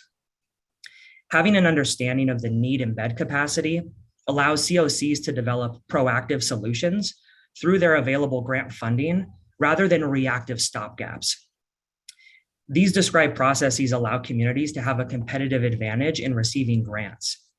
And most often, communities that are closely and foundationally aligned with their COCs and their planning processes receive the largest funding streams, not only exiting the most residents from homelessness and thereby providing the best service possible to the community, but also creating the most positive impacts on local hospitals and healthcare systems, local businesses, and more. I see Supervisor Thomas, you have a question. There we go. I normally wouldn't, interrupt a presentation. I've gone over this presentation multiple times. It is so complex, so robust. If you don't mind me asking a question on something you just said, is that okay, Daniel? Sure. I think it might be most helpful. It was eye-opening for me to realize, and I've been around the COC, but it was eye-opening for me to understand that the COC is the only program available within each community tasked with developing a system response to homelessness. I mean, that just blew me away, because I think I know I had it, there's a general understanding that it's HHSA, a county department, that is tasked with that. And you said that, I guess my question to you is then, how does our county department, how does Health and Human Services integrate and coordinate with our COC? Yeah, so I'll briefly speak to that. And then if you would allow me just to move through the presentation, I do address that question in it. But really the question, I'll reframe your question in a more accurate way. It's really, what's the role of the collaborative applicant and the administrative entity and their relationship with the COC? Because Health and Human Services, we fulfill that staffing role as we were selected by the COC to fulfill that role. So that's really where it's framed from. And soon I break down the federal funding and the requirements of those entities per the federal regulations. And then I move into the state regulations and their requirements of that role and the COC's role. And so I do really dive deep into those details. So I'm going to hit pause on that, if that's okay. And in the next few slides, you'll see in more detailed discussion what I'm describing. Okay. You might need to dumb it down for me, because all that's very, very high level and I want this super clear. So, yeah, okay, I will bear with you. So looking forward to it. Thank you. So as I mentioned, communities that are closely and foundationally aligned with their COCs often exit the most residents from homelessness. They produce the best outcomes, and that supports our local systems. And this couldn't ring more true than what we've experienced in El Dorado County.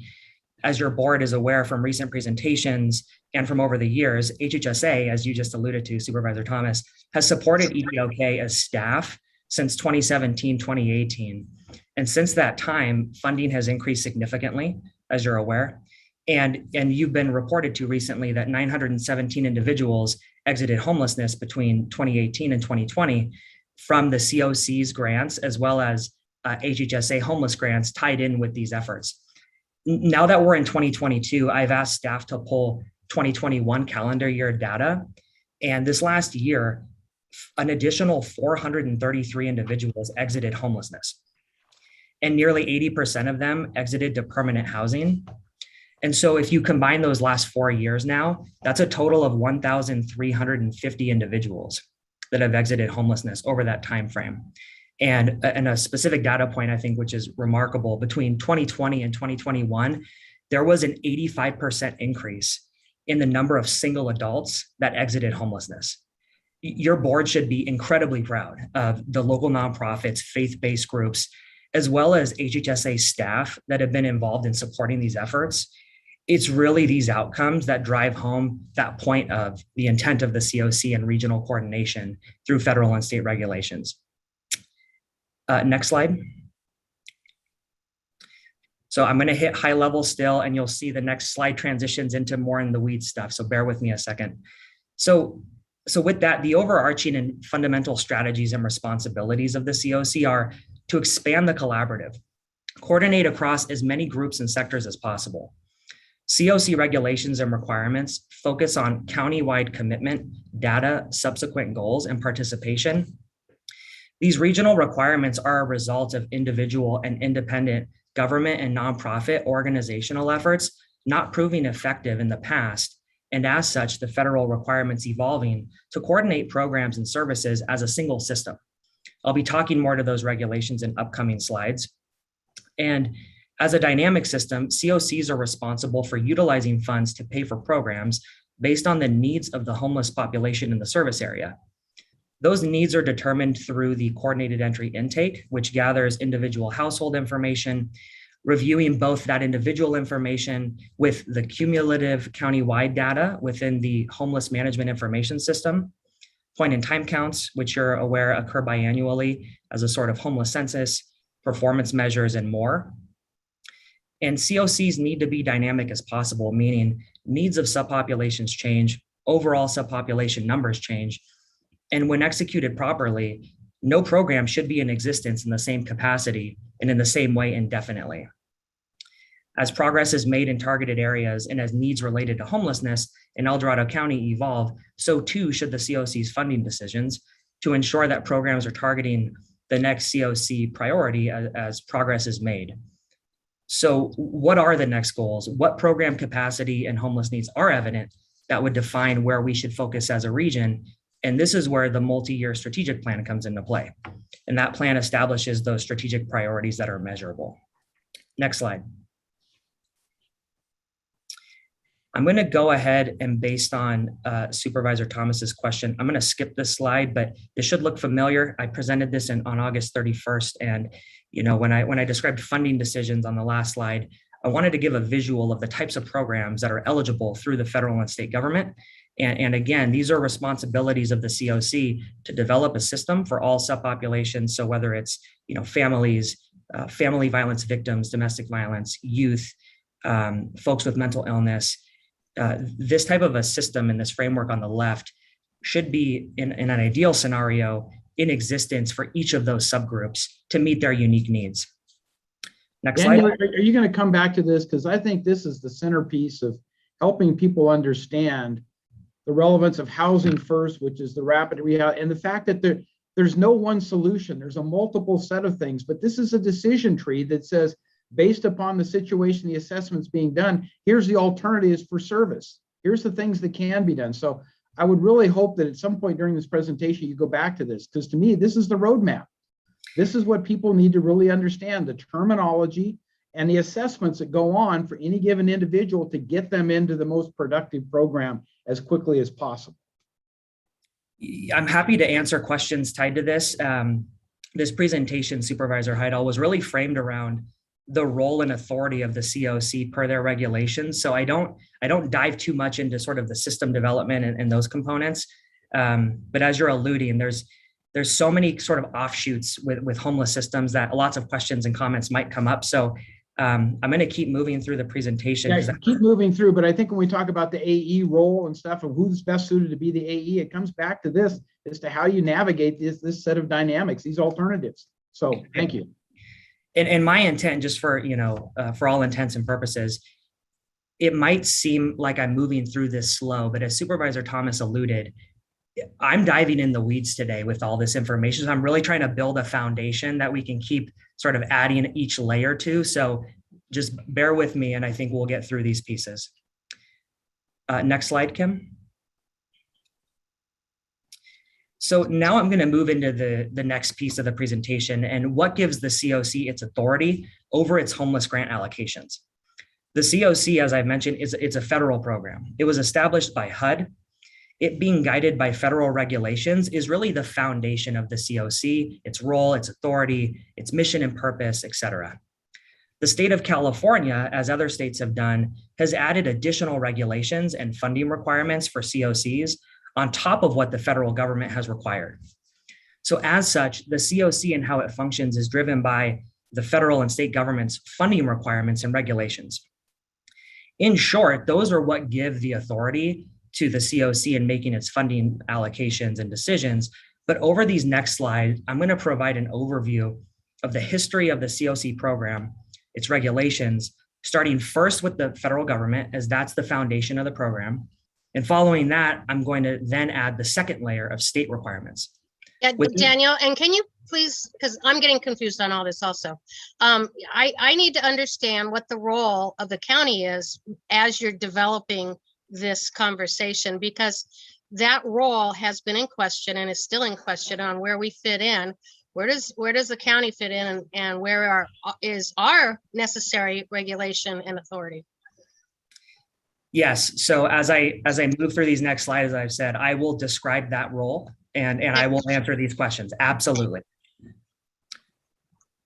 So within these two separate discussions, as has been asked about, I'll provide an overview of the requirements specific to the role of what's called the collaborative applicant. I'm going to define that for you, as well as the administrative entity, both of which the county currently fulfills that role. If the COC didn't ask us to fulfill that role, we wouldn't be in that role and we would not be providing that staffing support to the COC. So is there an opportunity for us not to do that then? Are you saying this is a role that we take on voluntarily and HHSA has taken on that role and the Board of Supervisors just is an oversight of that? You know, I'm trying to figure out how we fit in. So yeah, the COC voted to, request that the county, fill this role on their behalf. And through subsequent board items in past years, that was approved. And so we do have an option to select not to. I wouldn't recommend that for a number of reasons. But if I can just get through these next slides, I promise there'll be more context. Okay. I'll try. I think and that's why we're here today, to have this discussion, because it is so thank you for bearing with me. I think we're all confused, Daniel, just, I see all of us looking confused. So we're just really wanting clarity. Because I think if we understand it, then the public will understand it better too. So that's where we're all coming from, just so you know. Absolutely. Next slide, Kim. So I'm literally going to go through the beginning of the COC to now so that we can sort of walk to where we are today. And I hope that will help make sense of everything that's happening. So on this slide, you can see a timeline of key COC federal regulations. There are more regulations than what you see here, but these are really the core pieces that establish the primary regulations for the role and authority of the COC and the collaborative applicant role that I spoke to. As a bit of background, in the 80s and 90s, homeless programs were primarily focused on shelter because the assumption was that homelessness was short-lived. And if someone fell into homelessness but had shelter, they could self-resolve on their own. Other transitional and permanent housing programs started getting introduced toward 1990 to focus on housing placement, as it became apparent that some would move from shelters independently, but many remained warehoused in shelters indefinitely or were kicked out of the program, which subsequently they remained homeless. So as a result of that and the findings from that time period, the COC process was developed by HUD between 1994 and 1995 to coordinate the distribution of several competitive homeless assistance programs. Prior to the COC process, organizations applied individually for funding from several homeless assistance programs. And as a result of the separate applications, there was little to no coordination between different service providers receiving funding, which also was deemed in future years to have impacted folks remaining in shelters and not getting connected with housing destinations. So the COC process was established and it created what's known as COC service areas across the US, where that service area would submit a single consolidated application to HUD on behalf of all the organizations applying within that service area. So each notice of funding availability, or NOFA, just a grant competition from the federal government, would provide the federal requirements for submitting that single consolidated application, the available and eligible program types, and other requirements that the federal government had. That consolidated application was drafted, put together, and submitted by each COC's designated collaborative applicant. And I've used that term. I'm going to define it more on the next slide. The collaborative applicant is responsible for fulfilling an administrative role as staff to the COC. And between 1999 through the 2000s, the consolidated application process continued in this fashion each year, with the updates just coming from the NOFAs, the grant competitions. That was the only source of federal guidance or regulations or requirements for COCs. Until 2009, when the HERTH Act was signed into law, HERTH provided congressional authorization of the COC, codifying the program into law. The regulations governing the COC program were then published in 2012. These regulations were the COC program interim rule and the ESG program interim rule, ESG stands for Emergency Solutions Grant. You can consider those two sources as really the key sort of regulations for COCs, what they're required to do, how they're required to operate, et cetera. And then, of course, there was coordinated entry guidance that came out between 2015 and 17. Next slide, please. So Daniel, I think it's important to note when our EDOC was originally formed, because I believe that was 2015, 2016, somewhere in there, 2014. That's when we first got an EDOC COC. So El Dorado County is kind of 20 years late to the game of getting involved with COCs. And the other part is when Health and Human Services really engaged at the request of the COC, because I believe that was like the 2017 timeframe. So again, we're in our infancy relative to our experience and knowledge of how to do these things. And the program has grown tremendously in the last 5 years that I've been involved as a supervisor. But we were late in starting and we were floundering to try to figure out how to make all that work. And now I think it's come together. So do you Don, know? are you our representative? Because No. I've never, we've had some presentations on this, but I've never understood the breadth of the and depth of this, until now. So it's hard to understand. I'm going to have to take you right back down to some of the beginning of these slides, Daniel, when we're done, because I'm still confused about all this. So Daniel, can you tell me when EDOC was formed? I know Supervisor Veerkamp was integral to that, but wasn't it 14, 15, maybe 16? So there's been a COC program in existence here for a number of years before it became El Dorado Opportunity Knox. It was at the time the county wasn't really involved in it as much. Okay. Between 2012 roughly and 2016, 17, as you alluded to. Okay. At that point, the Opportunity Knox effort, which a number of county leaders were involved in, merged with the COC in its existence at that time and sort of folded and became El Dorado Opportunity Knox. So that's, and that's really sort of the taking off point to once the county was involved and supported these roles, that's when we've really seen an increase in grants, a significant increase in outcomes through these programs. And that was 2017, is that correct? When the county really engaged? Yeah, it was, I believe fiscal year 17-18 was when that officially, the county became the collaborative applicant. All right, thank you. And that was purely through HHSA, correct? Yes, yeah, it's through Health and Human Services, correct. Yeah, that's okay. Because I was on behavioral health. I've done all things, and frankly, I didn't realize the organization of all this. So okay. So specific to the 2012 federal regulation, the COC program interim rule, each COC is responsible for designating one organization as the collaborative applicant. The collaborative applicant is the eligible applicant that's been designated as staff by the COC's board to submit a consolidated application for funds to HUD on its behalf. On the last slide, I broke down the history. So now we have El Dorado as a service area, and the collaborative applicant submits a single application to HUD with all of the local organizations that have applied for funding and does that work, gathering the information, et cetera. So this came through HHSA, or did this come through the Board of Supervisors? So Health and Human Services acts as the collaborative applicant for El Dorado Opportunity Knox, and their EDOK's board is responsible for ensuring that the COC meets its obligations, per federal regulations and requirements. So this never came to the Board of Supervisors as an approval process because we're not a part of that. I do believe there was some level of discussion in the past when we officially became the collaborative applicant. I'd have to look back at board items, but there were presentations that I was a part of in 2017 and 18 to your board. I'd have to look back, Supervisor Novosel. Yeah, I'm just still trying to grasp all. Thank you. Before we leave that, Daniel, I think the question is honestly, does the Board of Supervisors have any authority or say in any of this?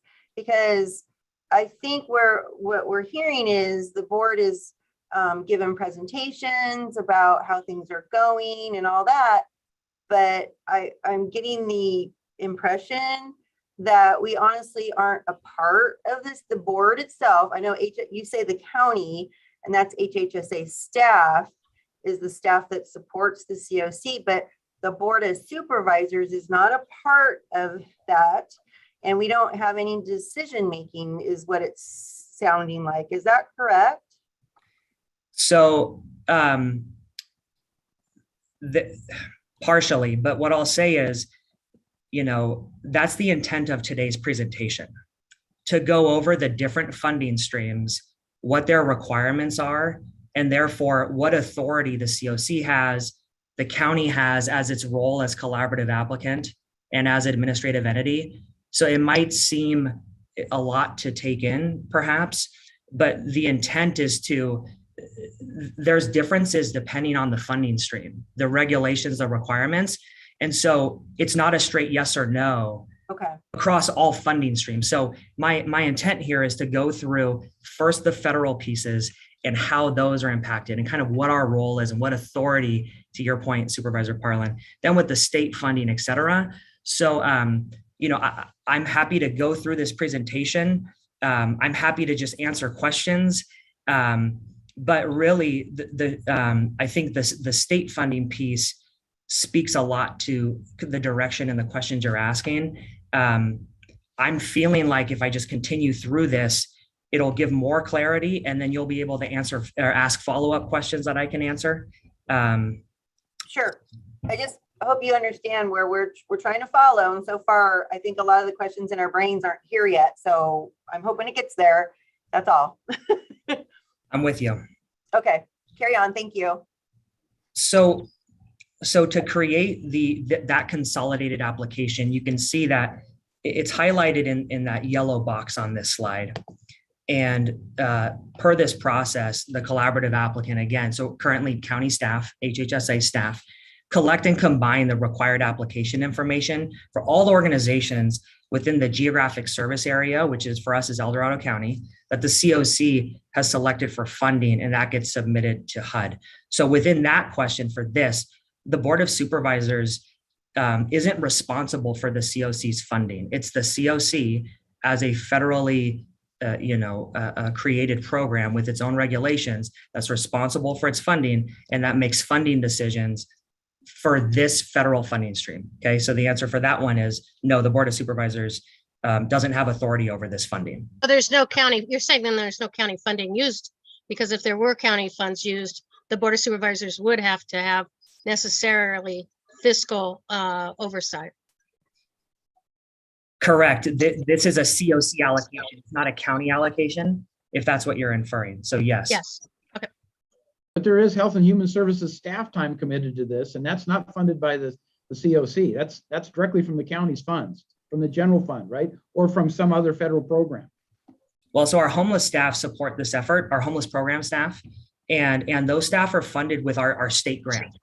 So this county, your board hasn't approved funding for positions in this. And so we've utilized state grants to provide the staffing support, which has continued grants, continued increasing exits from homelessness, et cetera. Thank you. So for the COC to make funding decisions, the collaborative applicant hosts a local funding competition for these funds. It's basically like an RFP process. So you hold a bidders conference, you advertise it, you let organizations come, and an overview is provided of what HUD is funding this year, what are eligible program types, any bonus funding that can be available on a given year, and as well as program priorities based on HUD guidance that might be a part of the NOFA, the Notice of Funding Availability, or any local data that says we have a need for this subpopulation. So these are eligible programs. If you would target these populations, that's where our priorities are. So most often the bidders conferences are advertised widely and then held with those interested organizations. To rate the applicants, a scoring tool is developed by the COC. The scoring tool is updated each year based upon available funding amounts, HUD priorities, et cetera. That tool is then shared with all interested applicants, so they understand how their applications will be rated and scored. It's a transparent process. An application deadline is established. And once all the applications come in, a separate rank and review panel is established to review the applications, rate them based on the scoring tool, and create a ranked list based on the eligible program types and how they scored. The collaborative applicant then, so in this case, Health and Human Services staff, would then draft the consolidated application, collecting and combining all the required information from the applicants, as well as the ranked projects, the scoring tool, all of those details. That entire package is then posted publicly, and it's presented to the COC at a public meeting for their review, questions, and approval. And then once that process is done, they approve it. Now it's submitted to HUD, and we compete for funding. The other tasks referenced on this slide are also the responsibility of the collaborative applicant. It's really related to data gathering, analysis, reporting. So for the purpose of today's presentation, funding decisions, authority of the county or the COC, I'm sticking to that sort of focus on the funding competition process. Before I move to the next slide, any questions about the COC program interim rule and this funding stream? So who pays for the COC program interim rule? That you're saying that all that process is coming through federal money, including all of our staffing, everything that we have no oversight whatsoever as a county. So again, yes, I just want to verify that. Yeah, so HUD, this is HUD money, federal money. COCs, regardless of who the collaborative applicant is and who they select, this is an unfunded requirement, if you will, to support the COC. So we don't receive money through these grants to pay for our staff, correct? Where do we get approvals? Yeah. I'm sorry, go ahead, George. Well, I got a question. You say county staff, but what I'm concerned about is this county staff designated only to work on this particular project, the COC, or they have other jobs too, and we're using them in different places? I just kind of don't understand that. When you were talking about federal money goes into paid staff, is it just staff that you hired just to work with the COC? Yeah, so these are staff that we hired to focus specifically on homelessness, some of which is supporting the COC, but some of which is also supporting HHSA clients who are experiencing homelessness so they can assist them. To clarify, a state grant, not federal funding, correct? Correct. We're funding these positions through the state monies, which I haven't gotten to yet. Okay, all right. These federal monies are specific for programs. You cannot use these dollars as in this collaborative applicant role, as this staffing role. So I'm going to go ahead and go to the next slide, please, Kim. So I've already talked about the collaborative applicant role within the context of the COC interim rule. So let's put that one to the side for a second. Now let's transition to the administrative entity role, still within the context of federal funding. So not talking about state funding yet. Specific to the 2012 authored ESG program interim rule, each COC is responsible for designating one organization as its administrative entity. The administrative entity is very similar to the collaborative applicant role, but there are some differences, and I'm going to describe them. For ESG funding, there are two processes for COCs to leverage or compete for ESG funds per the 2012 ESG interim rule. One process is through the COC allocation, and the other is through the balance of state allocation. For context, I'm going to briefly describe both. However, it's worth noting that El Dorado Opportunity Knox falls in the balance of state process. And I'll also put out there, this is also a federal funding stream that goes through the continuum of care. Counties or boards of supervisors this isn't a funding to counties or boards of supervisors. So we don't have authority as a county over these dollars as well. Specific to Daniel, I'm sorry to have to keep interrupting you, but what you just said, so you're saying the county has no power over what HUD does with this money, that we as a board or we as a county either take it or leave it, it's up to them on how this all works, that it's not a county decision? So COCs have to have a board seat for every provider type that serves subpopulations in your community. So one of those board seats is for jurisdictions. So we have a seat for the county, we have a seat for the two cities, for example. So we can influence, we're a voice on that board, but that board's direction is to meet the COC requirements and regulations by focusing on, target groups in the community, needs in the community. So the county isn't responsible for those decisions with this board of supervisors and with county staff, but we do have a seat on that board and can provide input, feedback, influence, et cetera, because we are a part of the COC in that. How many seats are there on the board and who fills those seats? Gosh, so roughly 12 seats. I'd have to check. The website is edokcoc.org. You can see the board seats there and who's filling them, and the provider types that are, that have a seat. You have to have somebody with lived experience. So somebody, a formerly homeless or currently homeless individual. You have to have, healthcare, somebody representing veterans, all these different groups. And so on EDOK's website, you can see who's filling those seats. Supervisor Thomas, really quick, did that help or? Well, actually, I was just gonna say who's on the county seat, but I can look it up. Who? I think that would help us a little bit. Yeah. Actually, Daniel, do you know off the top of your head who is sitting in our county's seat on that board? I want to say Renelle Brown, who's our deputy director over community services in Health and Human Services, but I'd have to confirm on the website. Okay, thanks. Okay, thank you. So again, El Dorado Opportunity Knox is a part of the balance of state allocation, but I'm going to quickly speak to the COC allocation, which COCs fall into this funding process when they have at least one city or county that's an entitlement jurisdiction. So thereby they meet specific population thresholds. They've applied to become an entitlement jurisdiction. And so that city or county then receives a number of direct federal funding from HUD. So in this scenario, that entitlement jurisdiction is designated by HUD as the administrative entity for ESG dollars. As your board's aware, we're not an entitlement jurisdiction. We don't have one in this county, city or county.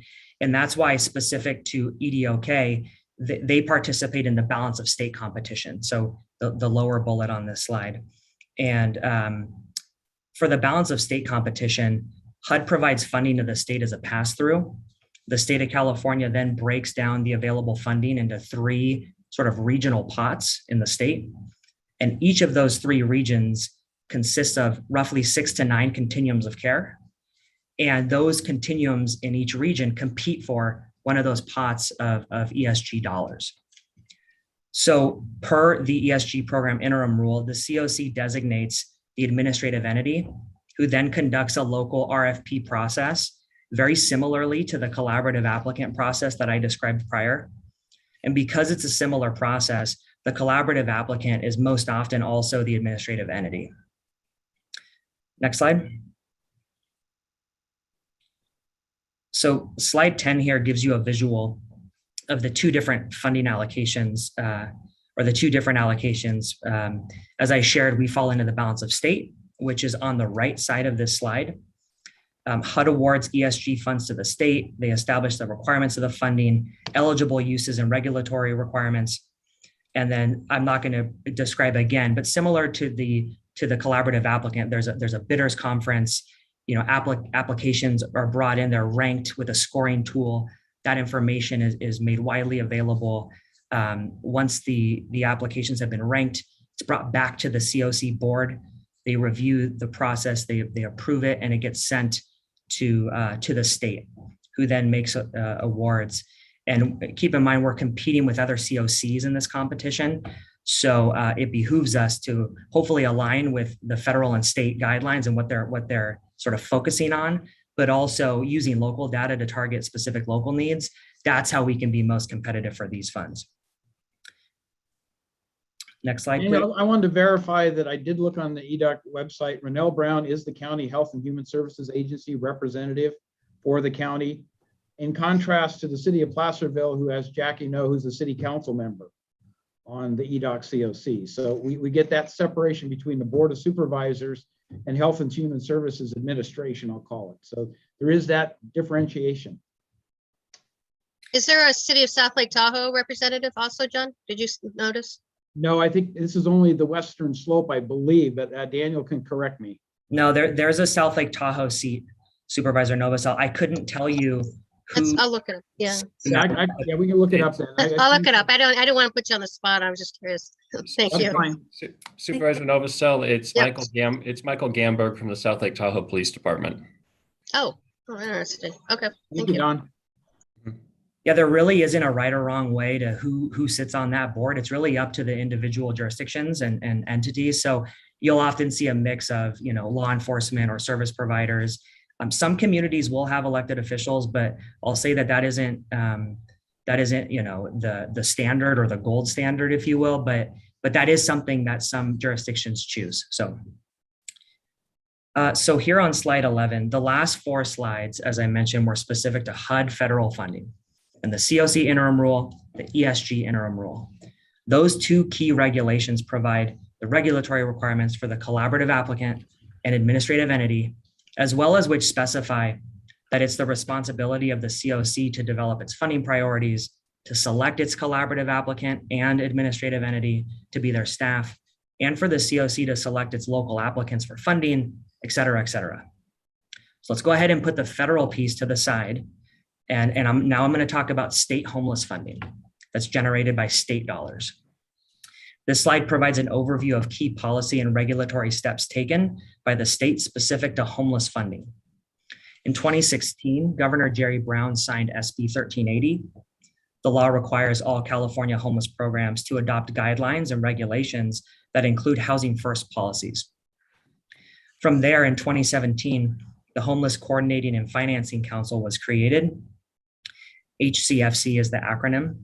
HCFC was tasked with overseeing implementation of housing first policies, guidelines, and regulations. They also develop state policies and they fund homeless grants that are available to the big 13 cities, the 58 California counties, and 44 California continuums of care. In 2018, the Homeless Emergency Aid Program was launched. It was the first HCFC state grant. The state required that COCs designate an administrative entity as staff to the COC to submit an application on the COC's behalf for their allocation. The city and county applicants are their own AE for their individual allocations. Requirements for all to apply for funding focus on evidencing regional coordination. I'm going to dive deeper in these next slides into what the state means by that. And I'll put out there based on the comments thus far that the county receives an allocation from the state. The county, our board of supervisors in our county, we're able to make recommendations on how we want to spend our county allocation. Now, in order to leverage the funding and to get approval for it, we have to evidence regional coordination. So I will speak to those specifics in upcoming slides to make more sense of that for you. And lastly, between 2019 and 2022, the Homeless Housing Assistance Program, HAP, rounds 1 through 3 were launched, and additional administrative entity requirements were added specific to regional coordination, which again, I'll speak to shortly.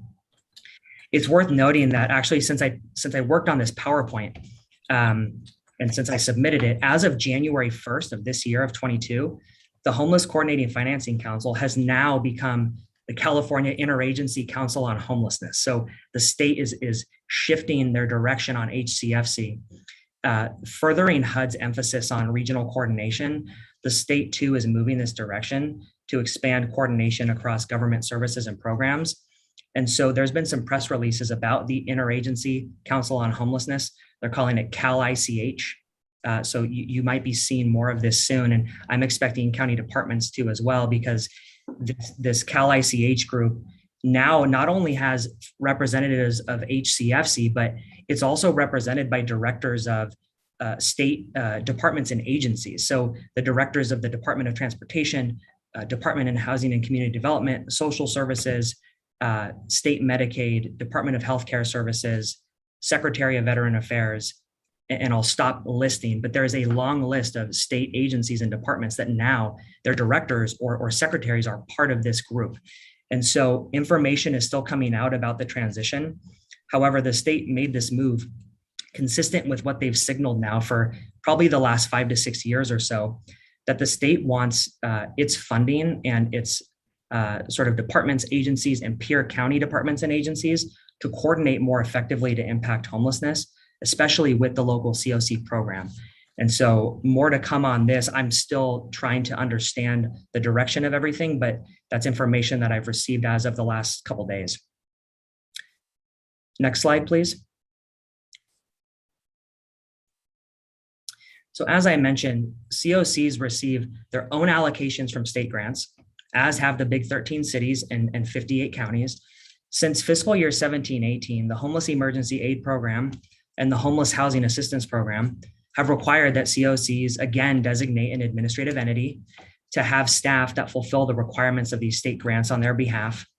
Regular administrative tasks include things like drafting and submitting an application on behalf of the COC, receiving grant awards, developing and administering agreements, ongoing project and system monitoring, and state reporting.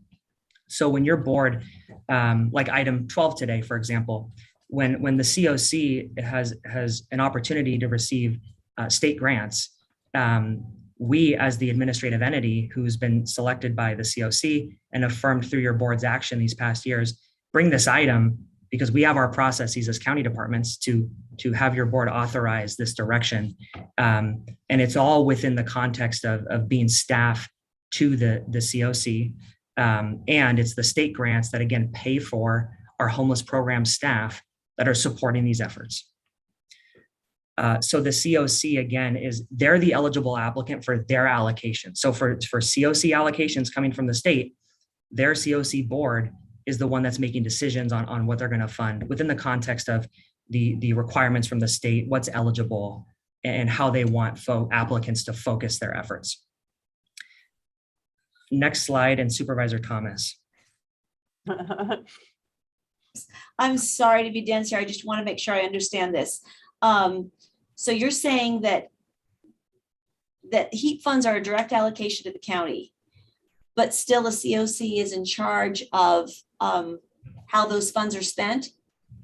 So and I will talk more to this. So there's 3 allocations. Okay. Oh, I see. Okay. Big 13 cities have one, 50 counties have one, and 44 COCs have one. So on that direct allocation, the Board of Supervisors is involved in how those are spent? Yes, But yes. the other types of funding that come from the state, the COC is in charge of? Correct. Okay, that's helpful. Okay. And the county allocation or city allocation and COC, there's you have to evidence, all of them have to evidence regional coordination. And so I'll speak to those pieces, but yes, the county is responsible for its county allocation. Yes. Thank you for breaking that down at that point. I think that's helpful to clarify that there's different pots within the state fund. Yeah, thank you. So earlier when there was the first question of, does the board have authority over these funding streams? That's exactly why I'm breaking them down individually, because some of them know this one, yes, but there are requirements that we have to uphold in order to leverage the funding. So thank you for bearing with me. And so as I've mentioned, the COC receives its own allocation. And as I just reaffirmed, the counties, 58 counties, big 13 cities also have their own allocations. So though there are 2 to 3 allocations coming into each county, if you think about it, the counties with one of the big 13 cities have 3 allocations coming into their county. The state, like the Fed, is requiring all applicants to coordinate regionally in order to bolster impacts on homelessness. So in order to apply for funds and to be eligible, each administrative entity has been required to demonstrate regional coordination as defined in each funding stream's program guidance. And the program guidance between 2018 and 2022 has evolved, but it's had some core requirements, including the applicants each have to list all the funding streams that come into the service area, so for us, the county, to address homelessness, identifying the list of funding streams, how they're being used, and to specify then how state funds will be used to address gaps in service. So they want to avoid duplication. They want to make sure that the funds are being strategically used to meet a need and not duplicating what another funding stream already coming into the county is accomplishing. They ask applicants to evidence how cities, county, and COC have coordinated to identify regional needs and how grant allocations will be coordinated to address the identified gaps. So again, similar to the federal government, they don't want these allocations being used independently and without a level of coordination. What are we looking at? Where are the gaps? And okay, these funds will cover this need, your funds will cover that need. So there is a level of coordination that the state expects with utilizing these grants. They ask applicants to describe the prioritization criteria for the eligible programs and how that criteria will be connected to the COC and their coordinated entry intake system. So any program that a city or a county puts forward, or the COC, they must comply with housing first requirements. They have to be tied to the COC's coordinated entry intake, so that we're all utilizing the same data and information and process for getting folks connected with outcomes. This is all consistent with HUD requirements. And in order to receive the grant funding this year in fiscal year 21-22 for the Housing Homeless Assistance Program Round 3, the state's requiring that the administrative entities not only speak to what I just referenced, but that they also require that we submit our regional strategic plan on homelessness, which should summarize all of what I just described: the funding streams, the gaps, the needs, the coordinated efforts between all the jurisdictions, et cetera. And so as our strategic plan, EDOK's regional strategic plan, as they finalize this, that will be our application for Homeless Housing Assistance Program Round 3 for the county and the COC. They want the states looking at having a common plan among all the applicants to coordinate funding and decisions. And as the administrative entities, the applicants also have to agree to participate in a statewide homeless data integration system. It's really a statewide HMIS, the Homeless Management Information System, that COCs are required to have as a database. The state's moving toward having a statewide database so that they can look and compare how COCs are performing, et cetera. Right now, there's 44 COCs with individual HMIS systems that then report to HUD. So the state is unable to see how COCs are performing within the database. And Washington State, other states have developed statewide databases that have been phenomenal and have allowed them to really target funds to meet strategic needs. Next slide, please. So who do COCs select for the role of administrative entity? In California, I mentioned there are 44 COCs. Most cover a single county service area. For us, it's El Dorado County. However, a growing list of COCs are merging with neighboring counties, forming a sort of a multi-county service area. An example of this is the COC that covers Shasta, Siskiyou, Lassen, Plumas, et cetera. So that is one COC. So they have one administrative entity that covers all of those counties. HUD's actually been encouraging COCs to merge for several years now, giving extra points in their funding competitions if they merge. So El Dorado Opportunity Knox, for example, could choose at some point to merge with one of our neighbors. They could reach out to Placer County, they could reach out to Sacramento. And if they felt like, that would give EDOK an advantage to have one of those entities act as their AE, they could consider that. But whoever the COC selects, the administrative entity is required to be either a county or city, a nonprofit, a joint powers authority, or a community action agency. The COC is responsible for, again, selecting that entity and revisiting this annually. As staff to the COC, the administrative entity simply works on their behalf, as I've expressed throughout these slides. On the right is a pie chart breaking down who COCs in California have designated as their administrative entities per the most recent grant cycle through the state. It's also worth noting that this is likely who their collaborative applicants are as well, because there's so much overlap. It doesn't make sense to kind of parse those out differently from an efficiency standpoint. So about 6 out of 10 are counties, and that's what you'll see across the board. The majority are counties, 2 out of 10 are nonprofits, almost 1 out of 10 is a city, and 5% are either a JPA or a community action agency. There's a significant advantage. I forget who asked me at the beginning of this, but I made a comment, something like, I would recommend that it benefits the county to support the COC in this role. And there is a significant advantage for both entities. County general plans, housing elements, and COC efforts have a lot of overlap and often share information specific to housing need with one another. the homeless management information system, having access to that data to drive our decision-making and funding and programs, invaluable. And because the federal and state governments are requiring these groups, who work on general plans, housing elements, and COC efforts, they ask them to rely on one another's data. So there is value in sort of integrating and supporting that work. For counties that aren't in that role, it can be difficult to coordinate, it can be difficult to share information. Another advantage is how COC programs and county services really benefit one another. They're often stronger together. Health and Human Services programs, our programs, one of our biggest issues for folks that need our help is do they have stable housing? Are they connected with the housing resource, whether it's temporary or permanent? So our services are far more effective for clients that are being supported with housing needs.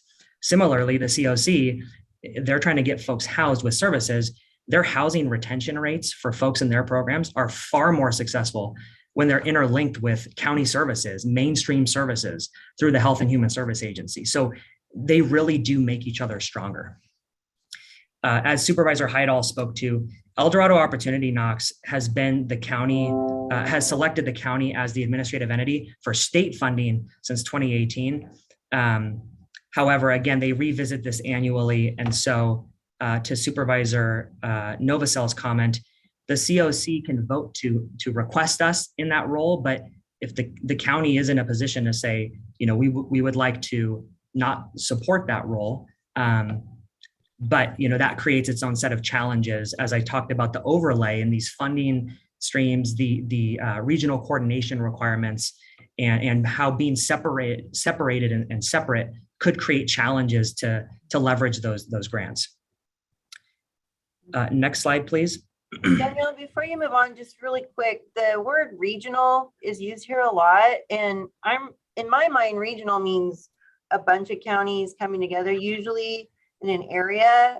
Is our region just our county with our two cities? Is that our definition of our region? Is that it?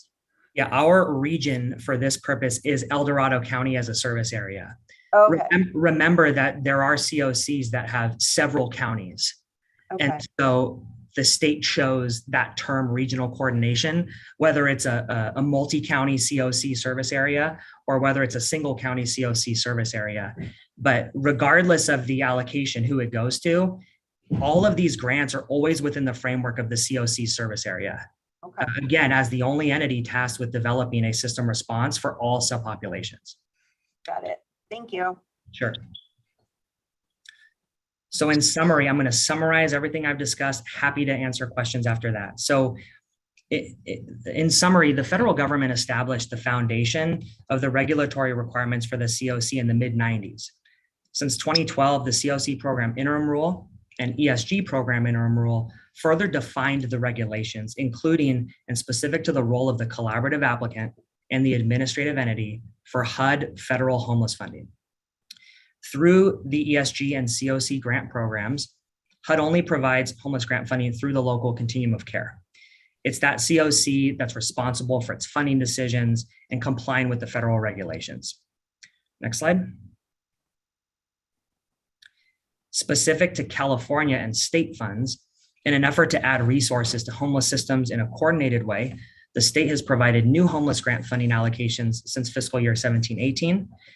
To coordinate that, the state created the Homeless Coordinating and Financing Council to administer these grants, which, as I shared as of January 1st, is now the California Interagency Council on Homelessness, CAL-ICH.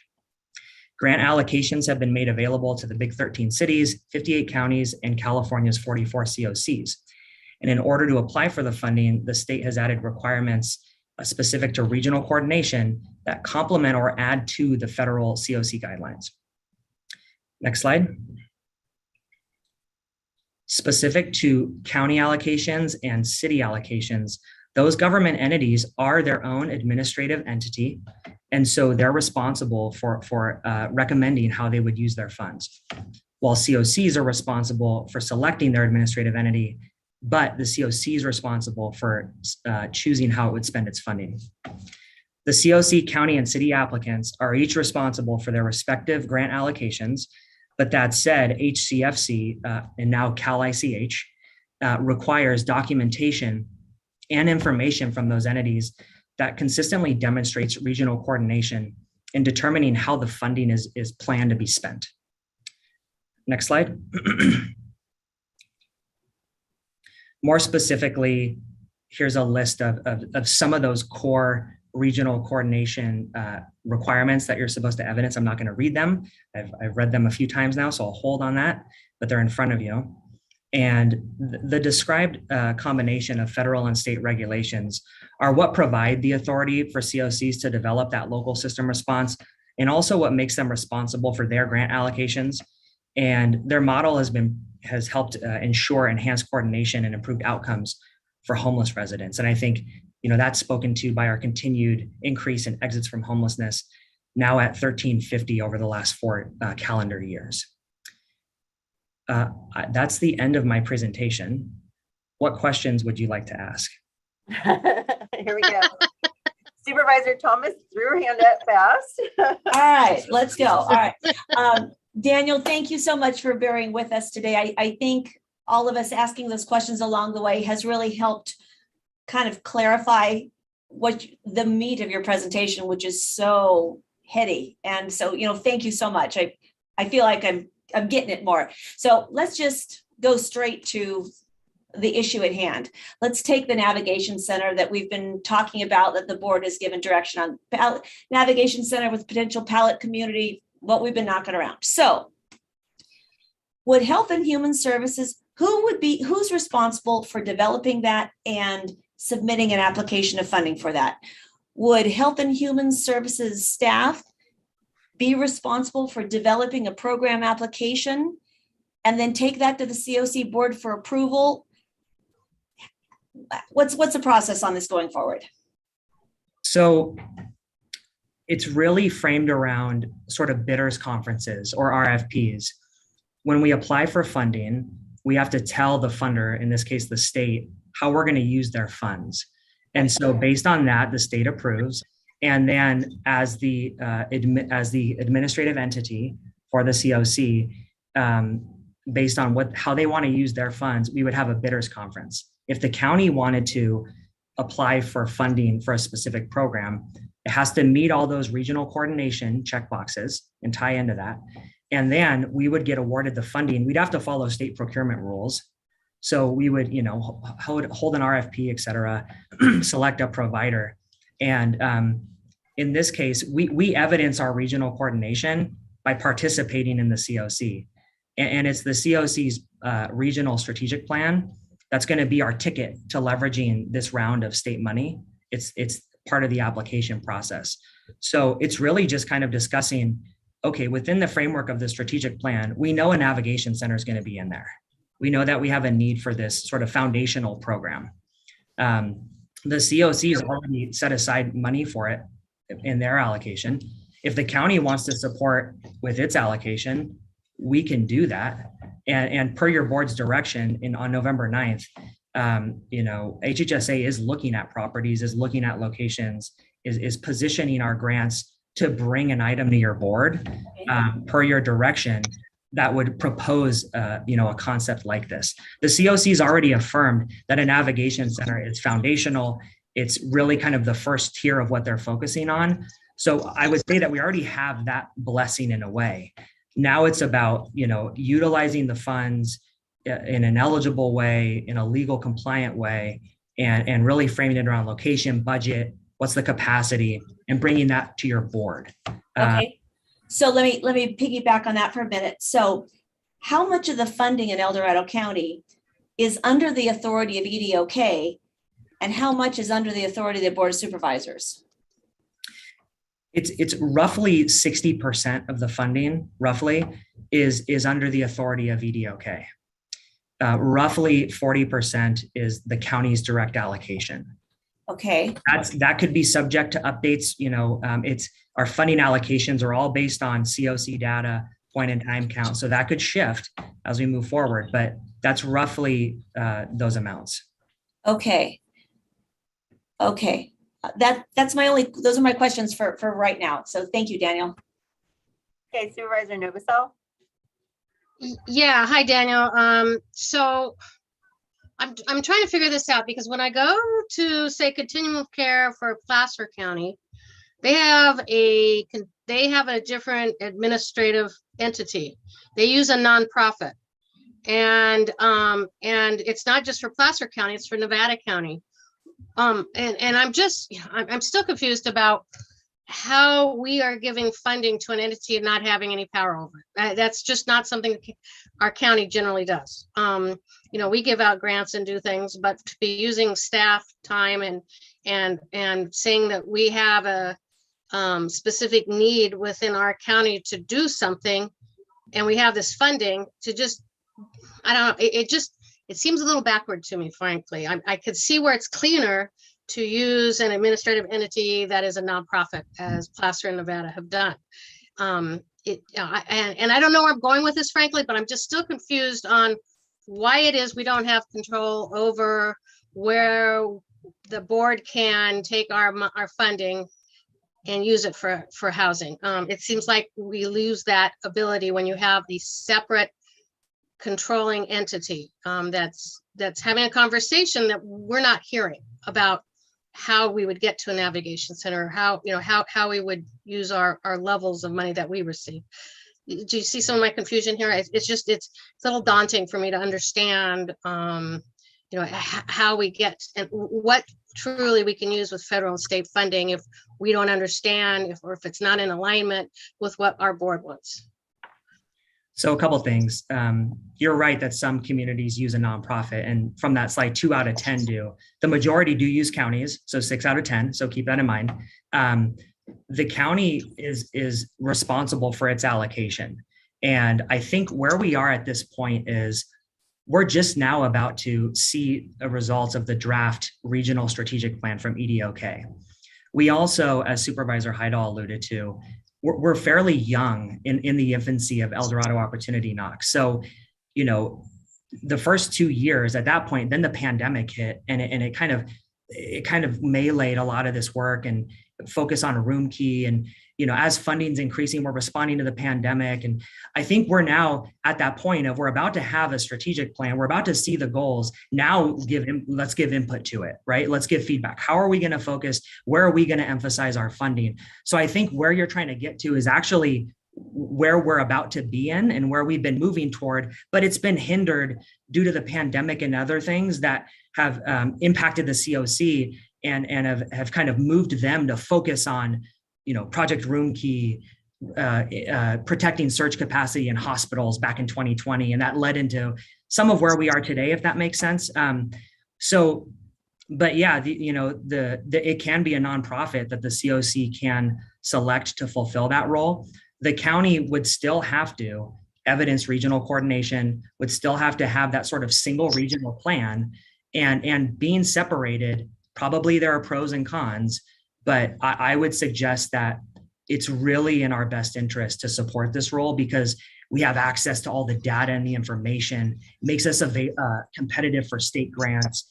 I also don't really know who else would fulfill that role for the COC as effectively as us because we have the housing authority, we administer federal funds, we have some history with staff that we can bounce things off of, and so I don't know if that addresses your question, but I think we're at the precipice of what you're describing, where we want to get to. That presentation to your board of the regional plan with input and feedback, I think is really then tying the county's funds to certain goals and priorities within that effort.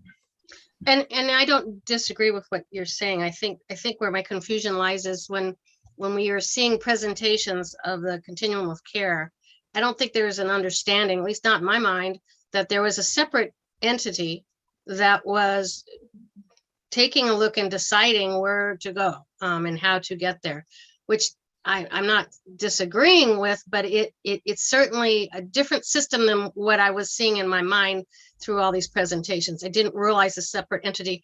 And when I look back at your board, at the board membership, it looks like we have probation, sheriff, and HHSA on the board. That's 3 county groups that have, in my mind, not made presentations to us so we can understand where everyone's minds were, where we're going.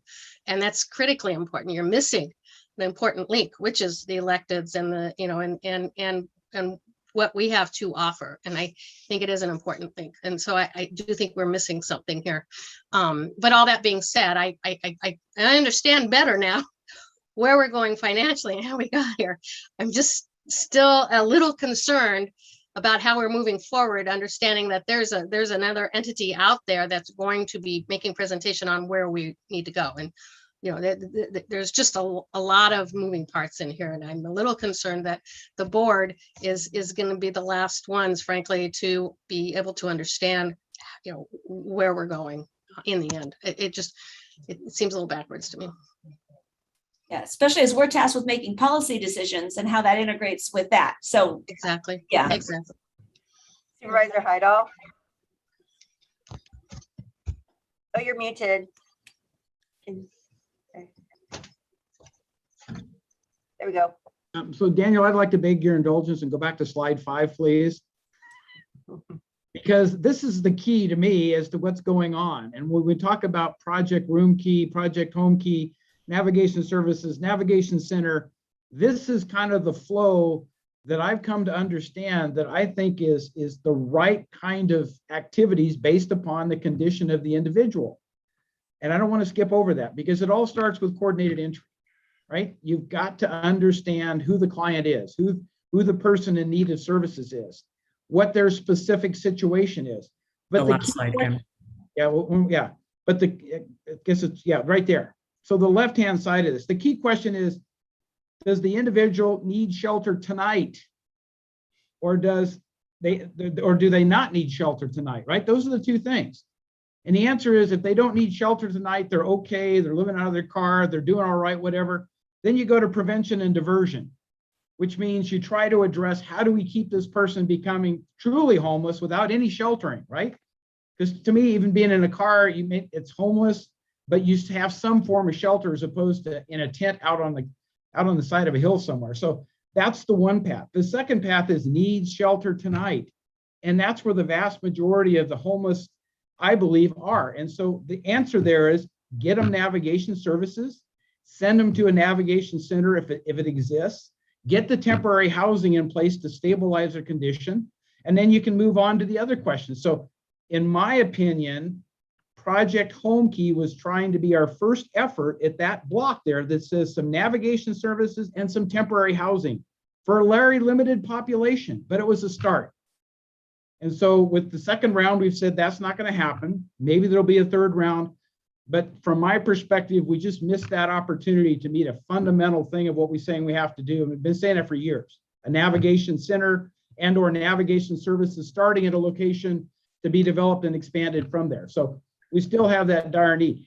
With respect to who would fund and be responsible for that navigation center or services, I think is the other key question, because we've talked about, for instance, in Home Key, it would be administered by Volunteers of America. So that administration, but the question really comes down to who authorizes it. Is it the Board of Supervisors? Is it the COC? Or is it a combination based upon the collaborative efforts that go on to come up with, basically a vote decision? Because if I look at the voting members, maybe you can say the county has 3 voting members, but I'm guessing a lot of those are disparate opinions. So that doesn't necessarily get you moving down a path that accomplishes something as opposed to talking about it. So that's kind of my frustration, because I think that navigation services, we've all agreed is important, but I don't see a plan to get us there yet. Hopefully the strategic plan will be that element that helps us get additional funding and focus on that first step, because then you talk about rapid rehousing and transitional housing and all the other things that come from that, again, depending upon the client's condition. So this is a very complex scenario, but I think in a simple form, this was a good chart to try to define what is that, those steps you go through, and what are the gates what are the questions you ask to get a solution out of it. So my other question is, once the strategic plan is presented, if we do have disparate opinions on the board of the COC relative to approving the strategic plan or including some element that's not there or whatever, does that just come down to a vote of the members of the COC and it's done? Does that mean the county board of supervisors has no ability to influence other than maybe 1 representative, maybe 2? I mean, is that the way this is going to work in terms of approving the strategic plan? Can you help me understand that part? Sure. So this is first and foremost a community plan. So it's developed with feedback from folks with lived experience, currently homeless individuals, service providers, faith-based groups, everybody doing the work. And it's put out there for the general public to give feedback. So a draft of this plan is going to be completed in the coming few weeks. There's going to be a response period where it's going to be posted publicly. And, I'll just say for 2 to 3 weeks, like many plans, hey, give us feedback. What are your thoughts? What did we miss? What would you add, et cetera? In the presentation to your board, which I've reached out to the technical assistance provider for EDOK to figure out the timing of when this could be brought back before your board. Your board will be able to give feedback and input into that plan. EDOK as a board can give feedback and ask questions, but ultimately it's framed around, keep in mind, our funding requirements, what they require, what are the priorities of the funders, has to be housing first, has to be, X, Y, and Z. So that frames it. Now, how do we localize it to El Dorado? That's where the feedback from folks with lived experience, providers, et cetera. So now, there can be maybe discussion from EDOK board members around, hey, have we considered this area being more of a priority for these reasons? And, but I don't really see a position for EDOK board members to say, this need expressed by homeless residents, we shouldn't focus on that, if that makes sense. It's kind of, we're using data, we're using feedback from people who are currently living outside or in a vehicle or in a different situation, that there isn't really a debate about that person or household's experience, but they might discuss, hey, how about these program types? How about, why are we talking about this one more than that one? And that's really been the intent of the recent home base meetings that have been held regarding the strategic plan with temporary solutions and permanent solutions, to put out there, what are the eligible options that the funders would allow? So now we have a framework of the building blocks. Okay, these are the options we can work with. Now, based on the lived experience of folks in our community, they're expressing these needs. How do we marry that? And what are we prioritizing? So there will be an opportunity to give feedback. I will make sure that the board's notified when when the draft plan is put out to the public. I expect that would occur before a subsequent board item. So there should be plenty of time to give input and feedback to that. But ultimately, who makes the decision to go forward with such? Because I know there's going to be disparate opinions. We already know that housing first is not something that a lot of people buy into at all. So there's going to be that disparate opinion that as long as housing first is part of this, they're going to want no piece of that particular activity. So I can see this being a very controversial discussion when this strategic plan is presented that includes that. So who gets to make the final decision? The plan will get approved by the EDOK board. That's what I thought. Okay. Keep in mind, all these efforts are funded by federal and state funding. The regulations require that the programs comply with Housing First methodology. So there really isn't a debate about what we can or can't do. That's the only thing allowed. I would also suggest that while we're still building this system and we're at the precipice of getting a plan, maybe having these discussions with your board, making policy decisions on how to allocate funding, we've still exited as a system 1,350 people these last 4 years. I mean, that's remarkable. So we're going the right direction based on those numbers. That is without debating the most successful collective homeless effort in this county's history. So now it's about how do we add to that? And I want to make one quick point to Supervisor Novosels's comment earlier when she talked about making funding decisions. To my knowledge, the homeless grant allocations that we've received as the county allocation, we've used to fund our staff primarily to support homeless clients that are coming through HHSA, and or if the state says, like the ESG item that came up today, item 12, they said, here's money, do you want it? You can use it for rapid rehousing. Then we of course say, okay, we're going to use it for that. So we're not really discussing policy, where are we prioritizing funds? I think we're about to get there with the regional plan, et cetera. So I'll stop there. And one final comment on it relative to what was talked about with the sheriff's program that was proposed, and the EDOC looking at it and saying this would disrupt the funding and stuff. Can you make it very clear that if that hostess program were implemented, that we would put at risk all of this funding that the COC has, because the federal government and the state government are possibly going to say, if you're not going to follow the path that we've provided, we're not going to give you the funding, you're on your own. Isn't that the reality of it? You're correct, specific to the hostess document and framework. Yeah, it didn't comply with federal and state requirements. And so, you know, we've affirmed by applying for these funds by the county allocation that we've attested to Housing First, we're complying with state laws. And so to put forth a program that is contradictory to state regulations, it would put at risk those funds. And that was the feedback that your board received during that. That's why we've asked the COC, the sheriff's representative, to work together to see if we can come up with a modification of that that is compliant, that will allow us, that meets some of the basic needs of this overall flow chart. Because I think that is a doable do if we can just come together and find what those pieces are that make that integral piece that we need to have, but it's going to be compliant so we don't compromise or put at risk the funding we've currently attained or future funding. I think that's the key to the whole future direction of what I'm hoping COC is working on. So thank you. Very Supervisor Turnbull. Oh, you're muted too. Sorry. That's good. Okay. I'm just kind of curious on this. I agree with Sue and John on the aspect that the Board of Supervisors have no say-so on this. So why is an unelected board dictating what goes on into our county? That's one of my concerns. The other concern is you're talking about, is these EDC board meetings, are they publishing notice in accordance with the Brown Act? That's another question. 3 is how much money have we generated? You know, we have taken from the state or federal government to support our homeless issues right now. Can you give me a figure on that? That's another thing I'm kind of concerned about. And I'm just kind of wondering why. It seems like to me, why wouldn't we have any say so at all? It just bothers me a little bit. Well, I appreciate the questions. As I shared earlier, the Congress codified the COC into law in 2009 through the HERTH Act, and in 2012 developed all the regulations. So this is a federally legal program that was developed, and we're following those rules. The COC is following its rules, et cetera. The county, as one board member on the COC, can influence how the allocations are spent from these grants. So, but the rules and the requirements are created by the federal government and the state government.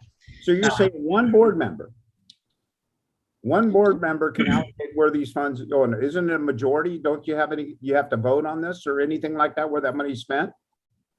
Yes. Yeah. So a majority of that board makes the funding decision. I'm suggesting that the county has a seat, has one seat on that board. And so Okay. again, these are rules created by the federal and state government. And so, so that's what gives them the authority to do so.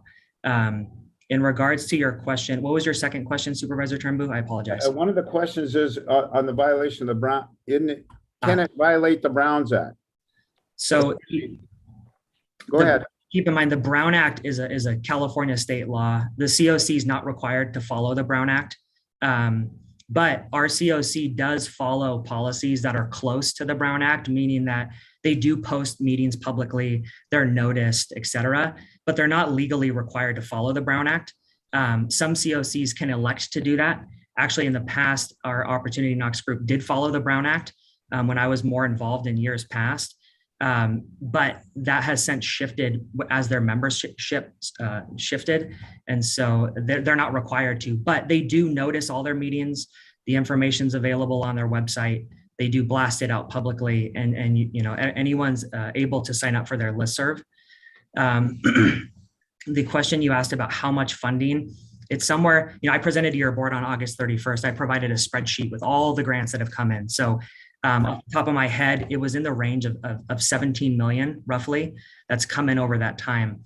And gosh, to exit, 1,350 individuals from homelessness, that's pretty remarkable. So $17 million went in to serve 1,300 homeless people. Is that what you're saying?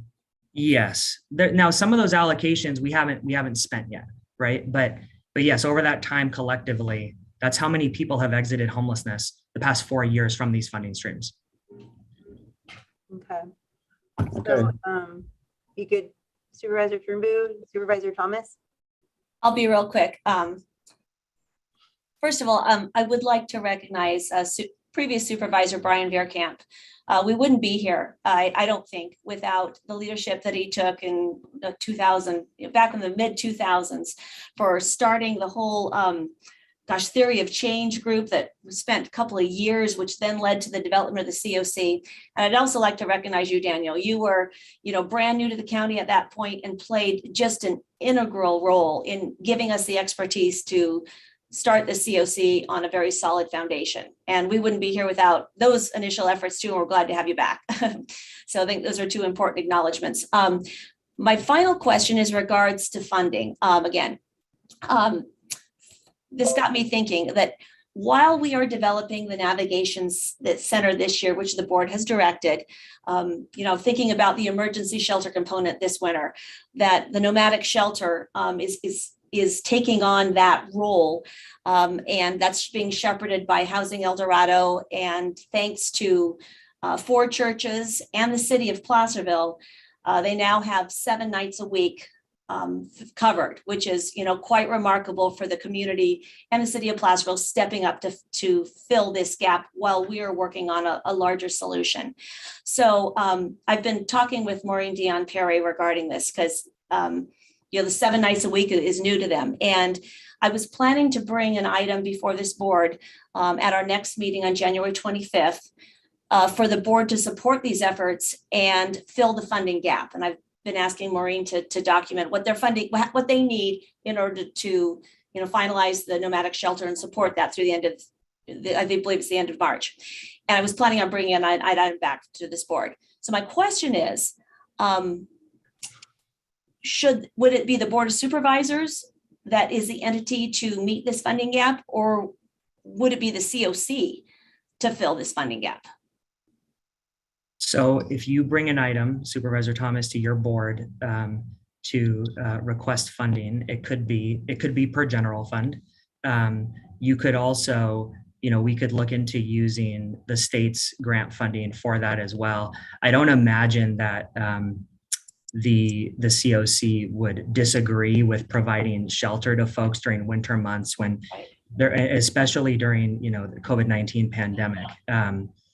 As long as, again, it complies with Housing First, it has to check all those boxes. So I think that would be something we have to look at is does the framework that Housing El Dorado is using, does that comply with all of the funding requirements? If it doesn't, then we shouldn't use those funds because now we're at an audit risk as the county, authorizing that spending. So I'll say potentially you could use the state dollars.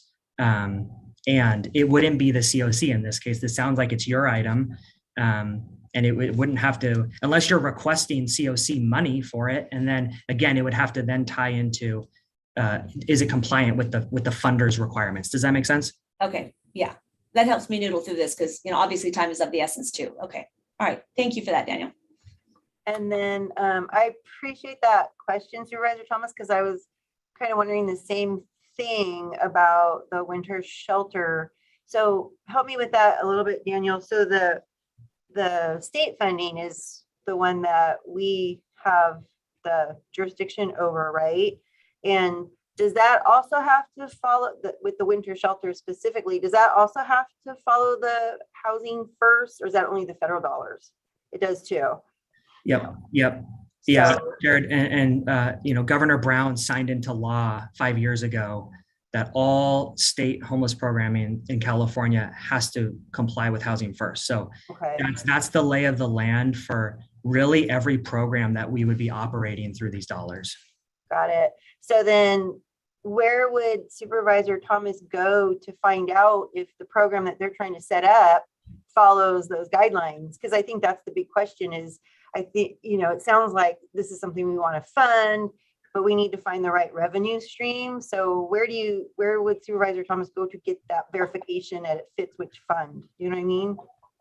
Yeah, I really think it would be, a discussion between staff and Health and Human Services and Housing El Dorado. And we would really just be leaning on Home Base, who's the technical assistance provider for the continuum of care.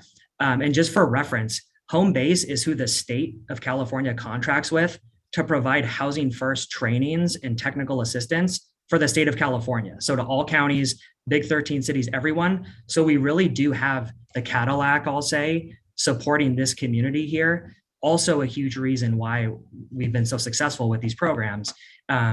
So a good person to bounce that off of would be the entity responsible for providing statewide TA on Housing First. So I think we have a connection that we could bounce the policies off of and see if it's compliant. Perfect. Thank you for that clarification. And then do you get a sense of where the board's coming from? Is that, how do I say this? We're the face for the public, and they come to our meetings, almost every meeting, and are asking for us to do things. And it sounds like a lot of the things they're asking us to do aren't in our authority or jurisdiction. So that's concerning to me. And I'm just trying to figure out if people's time and resources would be better spent engaging in the EDOC meetings, where that's really where the authority is going to be. We don't seem to have any really with that. So, and especially when the state funding is pretty much used for providing the staff to be the administrative entity. There's not a lot of what I feel from this presentation. There's not a lot of leeway anywhere for the Board of Supervisors to deviate from this. And I get it that might be a good thing, but at the same time, I feel sometimes that the public's frustration could be because this hasn't been clear before, and maybe their time should be spent engaging with the EDOC instead, with the strategic plan and all that. So does that make sense? Did you pick up on where our lack of clarity was? Yeah, I believe that I'm following you. In short, with everything framed around developing a system response to homelessness, complying with Housing First, et cetera, the COC is tasked with developing an intake for countywide. If somebody's experiencing homelessness, where do they go? Who do they contact? And that's a triage process to get into all of these programs, as Supervisor Heidel alluded to that sort of diagram and that system of what it looks like. So there really isn't input to give in the funder requires that the COC develops this system. Now, it's the county as a board holding a board seat on the COC, veterans representative, healthcare representative, those folks to say, well, from our position, we're seeing these things with our clients that are coming in. And it's that discussion and dialogue that localizes the system to meet El Dorado's needs, if that makes sense. Mm-hmm. And so as long as for our allocations as the county, your board is considering, hey, we have X amount of dollars, we would like to implement a program X, and it falls within one of the eligible program types that was on that slide that Supervisor Heidel spoke to. It complies with Housing First and all those things. Now, our county is in a position of authority to make decisions on how those dollars are spent. But yeah, the mission, the regulatory requirements of the COC, those are all in the COC interim rule and ESG program interim rules that define that piece. So I do think, again, engaging with the COC is fantastic. We really do need community input. I think it's reasonable to engage there. So I would agree with what you said. Okay, thank you for that. I really appreciate this today to clarify some of the roles and responsibilities and who has what jurisdiction and who doesn't. So Supervisor Heidel? Yeah, and I would just like to say my understanding of this is if we're going to use the state funds and the federal funds, which is what we're trying to maximize the leveraging on, we have to be compliant with the rules they give us. Otherwise, we're going to put ourselves in jeopardy of losing us.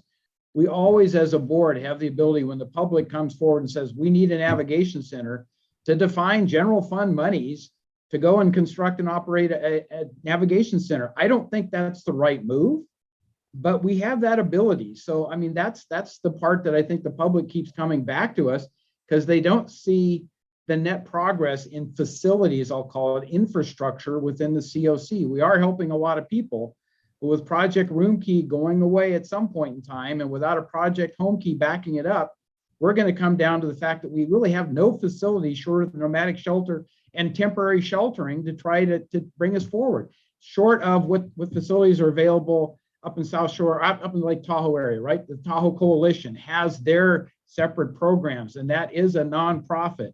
And they, we could consider something like, I should say the COC could consider something like that nonprofit as being the collaborative entity and the administrative entity if they chose to, because they think they can make progress in a more quick fashion, get turnaround, get real progress in facilities and infrastructure, because that's the part we really haven't been able to accomplish much, in my opinion. So I'll leave it at that. Thank you.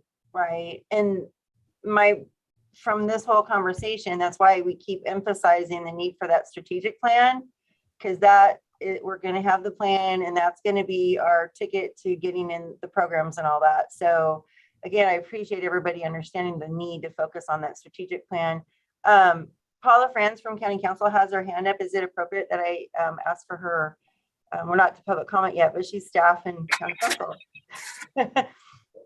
Yeah, I actually was asked by David to look at this kind of with fresh eyes, like your board has on some of these issues. And I just wanted to raise something that when I was looking at it, we have used a nonprofit as our AE in this county and our applicant in this county for those years when we weren't being very successful in getting any grant money. We used the Center for Violence-Free Relationships throughout the early 10s through like 16 as our applicant and our AE, because the county had backed out because of not wanting to put in the staff time back at that time. And in a series of presentations that Daniel made to you your board back in 2016 and 2017, and the one I think you might want to look at is one from December 15th of 17, where he gave you a lot of comparisons of how other COCs were being funded versus ours. And at that time, we were the lowest funded COC other than Glenn and Trinity in the whole county, or at least the area, so all the ones he'd found. And we were not receiving very much money. When people are talking about the large amounts of money we're receiving now, that's all within the last 4 years.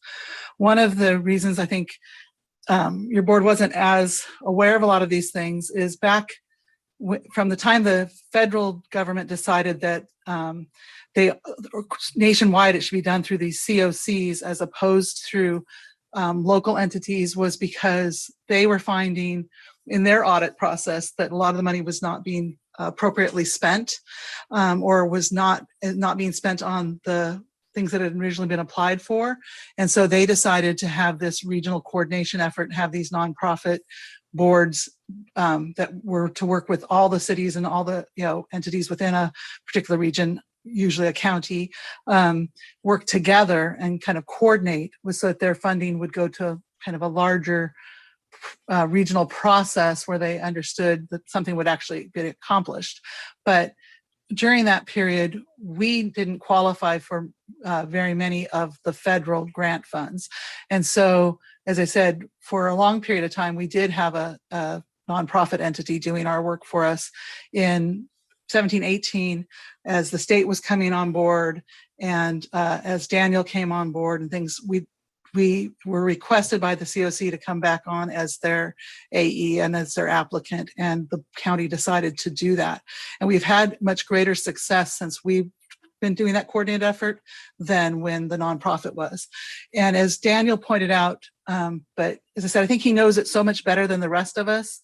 I'm kind of trying to say it to you more as a layperson who doesn't understand as well either. One of the main things that was being spent on in that period of time was actually on the information system.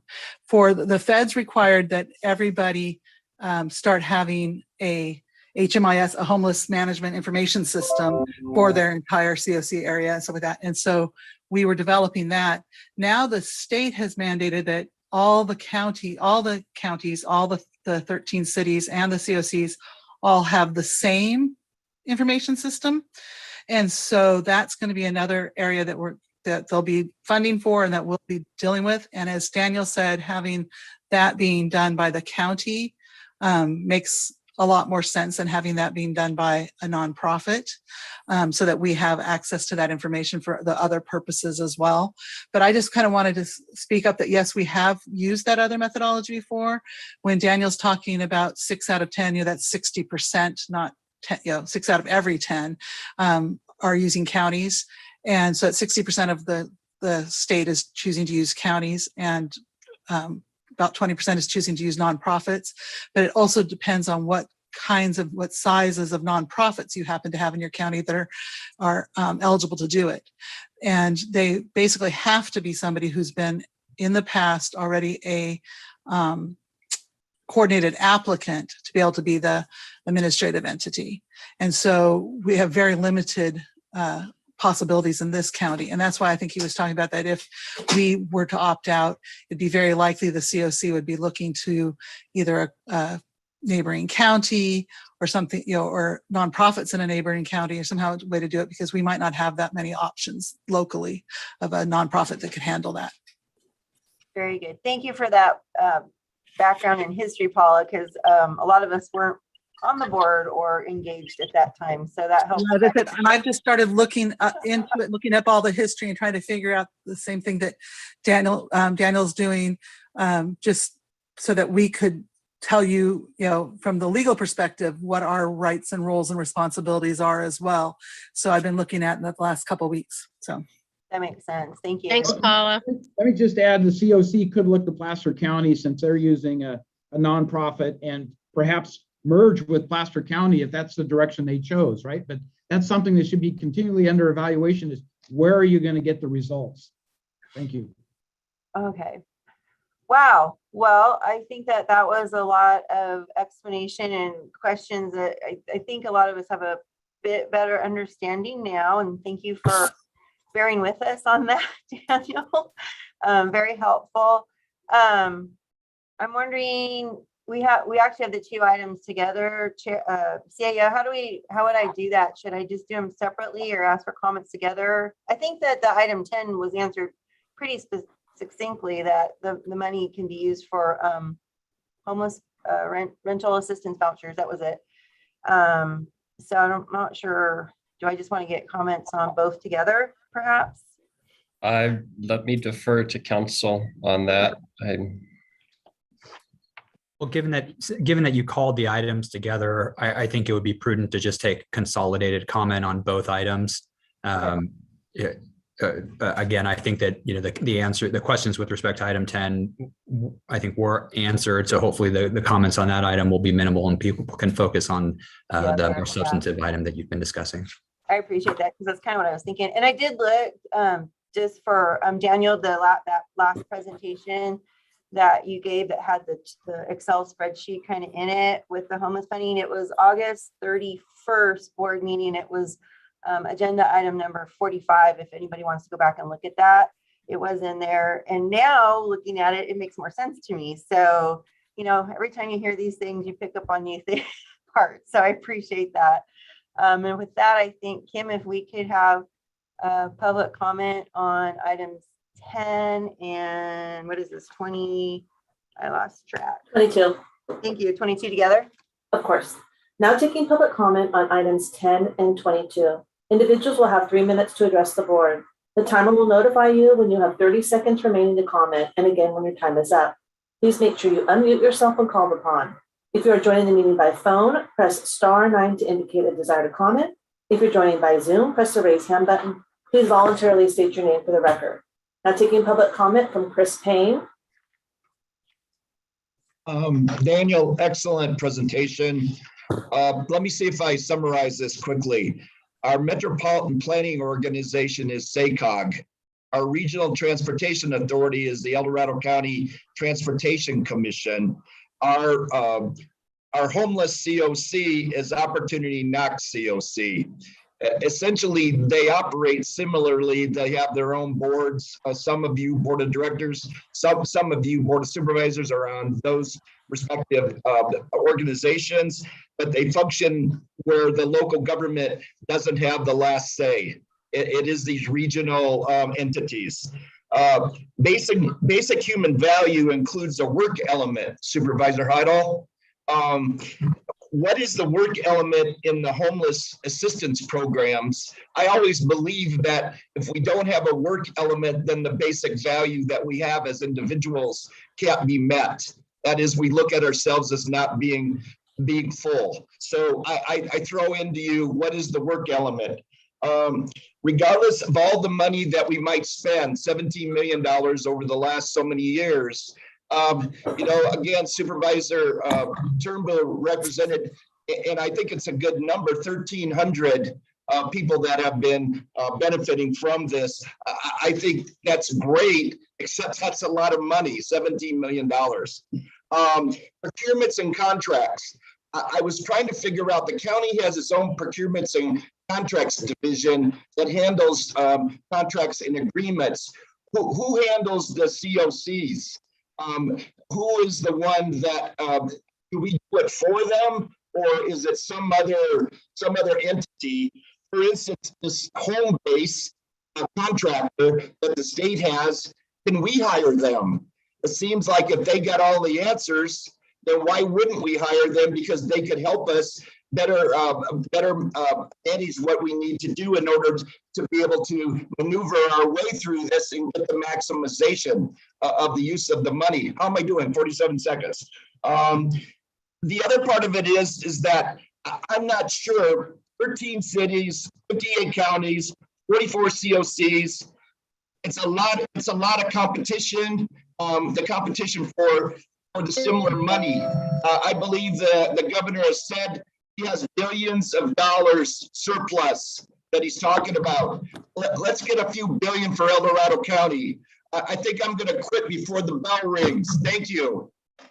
Thank you, Chris. Now taking public comment from Ruth. Oh, thank you. Wow, great presentation, Daniel. Extremely complicated. I didn't, couldn't follow it all, obviously, but I tried to pick out the high points. Thank you so much. And thank you for your patience, because there were understandably a lot of interruptions, and you were just so gracious in, getting back to what you needed to talk about. So that was great. And I understand why people had questions. One thing, the concluding statement that kind of bothers me was when board chair Harlan said, we have all these people who call in on a regular basis, and maybe we're the wrong people to come to because we really don't have that much of a say. But what do you mean? Last week you voted down home key. What do you mean you don't have a say? You have a say.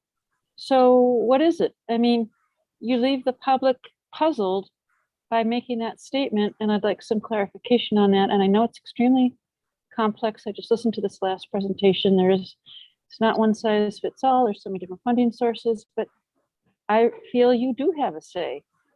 Certainly you have a say. So that's my question. How can you say you don't have a say when you voted something down last week? Thank you. That's all. Thank you, Ruth. Now taking public comment from Maureen Dion Perry. Greetings again to everyone. Thank you, Daniel. I was, even as much as I thought I knew, I have learned a lot from that presentation. It's so complex. I think what I heard as the takeaway from this is that we can do more together than we can as individuals or individual organizations or individual entities, government entities, nonprofits, whatever. And that is the key to this, is putting it all together.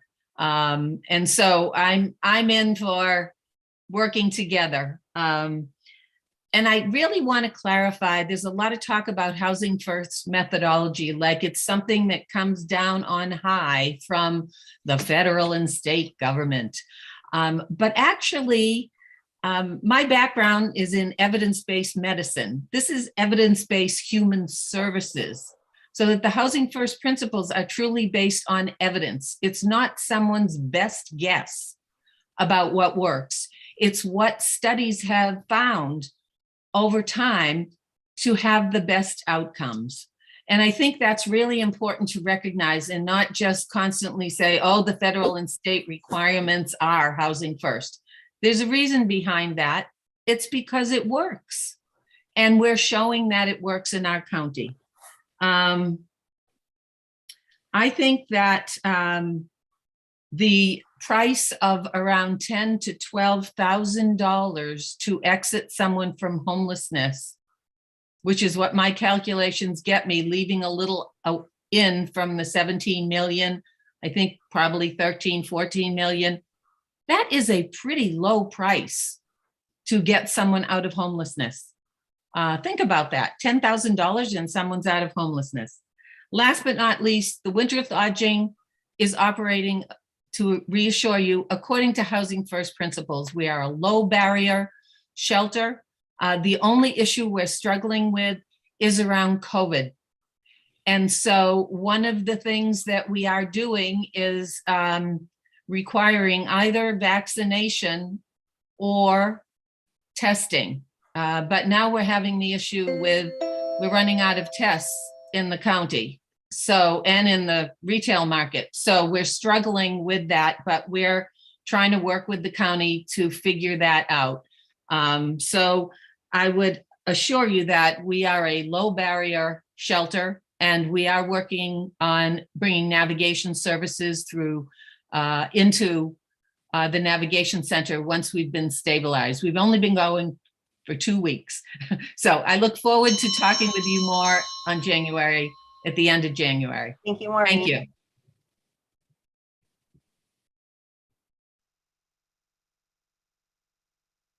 Now taking public comment from Brian Chapman. Yes, thank you very much. Daniel, that was one of the most enlightening pieces of information that I have seen presented to this board in all the time I have lived in El Dorado County. I really think that you did a fine job, and I think you answered an immense amount of questions. The second point I'm going to make is I'm going to reiterate what Maureen Dion Perry just said. $12,000 to $17,000 to take a person from living in the street to having some self-worth and being housed is a pittance. So to sit down and decide that you're going to make a differentiation between a lot of money and, well, it helped a few people, 13,000 people is an immense amount of people that were helped. I started out many years ago in a mental health organization. And what I did for them is I created an employment placement program. These were people who had been incarcerated in mental institutions for a long period of time who are now in community-based programs. But before I could deal with life management, before I could help them find a job, but before they could find themselves in a situation where they could go out into the community and deal with that work requirement that was talked about, you have to have housing first.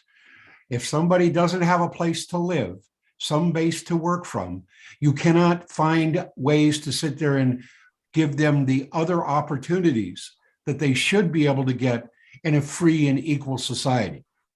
Thank you very much for your time. Thank you, Brian. I'm taking public comment from Sue.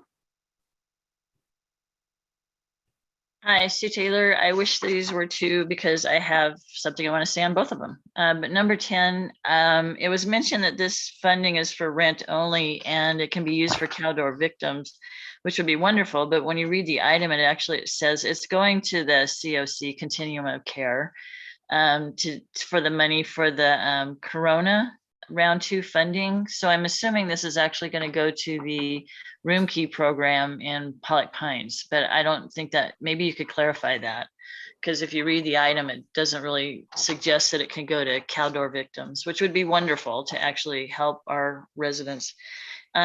So this was kind of overwhelming. I thought, oh, good, this program, they're already doing it, it's kind of working. And then it's like, oh my gosh, there's And then I looked up the organizations and I found out I'm a major player on 2 of those. So I might have one more vote than the Board of Supervisors on this continuum of care, which I'm not sure that those groups, I'll be meeting with them this week on some of them, but realize the implications of being in the COC. And I don't know how collaborative it is because these organizations are massive. I mean, you've got the Democratic Party, the progressives, the all kinds of, there's a lot of good groups that do good things. You got Marshall, you got the Foundation, the Housing El Dorado, many churches, the sheriff's homeless team is huge, probation. It's just kind of overwhelming. Oh, and a real estate, Century 21. So that's my big concern, is control of where this is going. And it's almost like you have a large body of people that have a say, because they are more powerful when they connect to a government entity. And that's what you've done. You've kind of given this kind of an invisible body of people power to do something which is very vague, because we don't know what their program is. And then there was, I had so many questions, but there won't be time. Something was mentioned at the end that the county has 40%, receives 40% of the funding, and the COC gets the 60%. So I don't know at what stage that is distributed. And then the homeless, or the hostess, actually does house people. So I don't know why that wouldn't qualify for that, to be also added to this strategic plan. The navigation center does not. It's as if the county really doesn't want, they want to keep people in that situation where they're just sleeping them somewhere at night and dumping them on the street in the day. And I think the sheriff's program could be very beneficial on top of all the other issues. And I do wish I'd had time for 2 items. There's no additional public comment. So Daniel, I'm guessing you heard some more questions in there, perhaps? I did. So in response to Mr. Payne's comments, each household that gets into any of these funded programs, a key to retaining housing, as I'm sure everyone's aware, is having income to afford the rent. And so, there's really a per household plan. Do they have a disability? What's their current situation health-wise? Can they access income streams due to that disability? Or for certain households, they're able to work, they're able to get job training and get connected with any level of income. So absolutely, the intent is always focused on how do they get income to retain the housing. Housing retention is the key. Getting somebody placed, and then if they're unable to retain the housing, we haven't accomplished anything. So there is a robust work element. I would also, the 17 million is a lot of money. And I would agree with some of the comments made from callers that, 12,000 and change per exit is a very low dollar amount. Cost per exit reports are available from other counties or other continuums of care that have put out this data. And what you'll see is the cost per these different program types varies. But that as a sort of our first 4 years of operating in this way, that's a tremendously low dollar amount in my experience in this line of work. Mr. Payne also asked who addresses procurements. So that would be, again, the administrative entity on behalf of the COC. So Health and Human Services staff. That's why we bring these items before the board to authorize and approve these funds being used for X program. So it is, again, staff of HHSA paid for by state grants that performs that procurement, that centralized administrative role. Ruth made some comments. Let's see, I don't think there were any questions there. Ms. Taylor asked about the ESG CV, the coronavirus funding. So that money is not going to Project Roomkey. We're unable to use it for that. The state specified that. And so it's called CV because it's tied to the ARPA money that came from the federal government per the coronavirus. And so that's where the CV is tied to it. The state reached out to continuums of care and their administrative entities. So in this case, for Opportunity Knocks, that would be Health and Human Services. And they said, we have unspent money that's going to get given back to the federal government. Does your COC want to use this? If you do, you'll have to administer it, and it can only be used for rental assistance programs. And so we then engaged in dialogue and said, well, you know, are we able to use it for Caldor survivors? Because we have these needs of agencies providing this service, and we're also working on Caldor long-term recovery efforts. And they said yes. And so in the staff report, it should indicate what I'm describing in the body of the staff report. I also would specify there's on the website, there were some comments made on EDOK's website regarding who's involved. And keep in mind that there's a COC board, and that's a requirement of the COC interim rule. And anyone's able to Google the COC program interim rule and look at this to see the board member requirements. There's also general members. A lot of those entities that were, I think, maybe the Democratic Party, there was a few larger groups that were acknowledged. There isn't a board seat for those groups. Those are just general members who attend the meetings. And if you attend a meeting and sign up as a general member, your entity will be listed on EDOK's website as well. So I just want to specify the difference between their board and the general membership.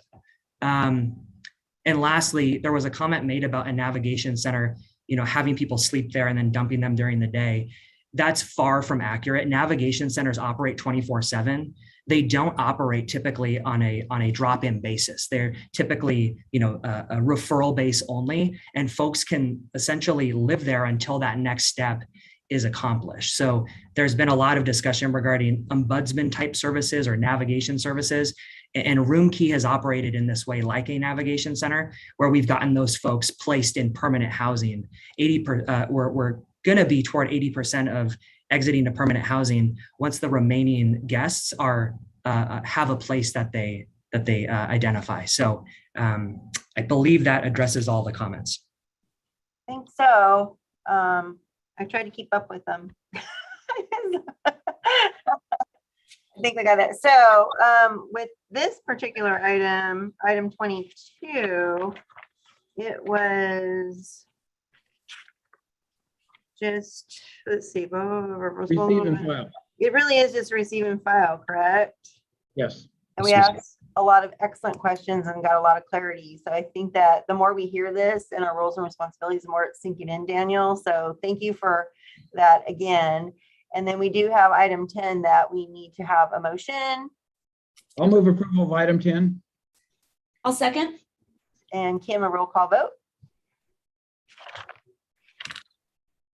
Supervisor Heidel, how do you vote? Aye. Supervisor Thomas, how do you vote? Aye. Supervisor Novosel, how do you vote? Aye. Supervisor Turnbull, how do you vote? Aye. Supervisor Parlin, how do you vote? Aye. Motion passes 5-0. Okay, very good. I think we got through all our action items for the day. We'll finish up here with to and froms. We'll go again. We'll let Supervisor Hyder go first again, since he didn't get to for so long. District 1. Okay, so this is going to be very short. I only had meetings with staff over the last week here. I did meet with Jeff Warren, our Director of Environmental Management, and the focus there was discussions on AB 1383. I'll let everybody know at our El Dorado Hills Community Council February meeting, which I think is February 7th-ish without looking at the calendar. Jeff has agreed to be our guest speaker to really talk about the implementation aspects of 1383, what's going on across the county, what it's going to mean to El Dorado Hills, where we might see it, what the history has been to date, to try to socialize it and to get people to better understand what this new legislation requires us to do. So that's a part of Jeff's delivery of the message, and I'm sure it'll continue. We ultimately plan on having our waste management team come and talk to us about that. So Jeff England in particular, he's going to make a presentation to the board, as I understand it, and we're going to try to take it more local, because they're going to play a very important role in terms of how do we get that collection of the organic waste going back into the composting process and stuff, as opposed to usable food products going to the food bank or other entities. So leave it at that. I always enjoy the discussions I have with Don Ashton on a regular basis. There's a lot of good things that are happening there. And then finally, I did have my monthly meeting with Planning and Building. Karen Garner was involved with that, and I just see a lot of good dialogue and things happening there. So I think there's a lot of progress. And I think having filled that position is important. And I think we're going to see a lot of things happening that perhaps were delayed once Tiffany took the role with the CAO's office. I think we're getting those things up and moving again. So, and obviously the COVID thing impacting Building C and all the staff has had a huge impact on that. And that needs to be recognized. But I see us gradually rebuilding that capability and getting back to it. So thank you. Very good. District 2?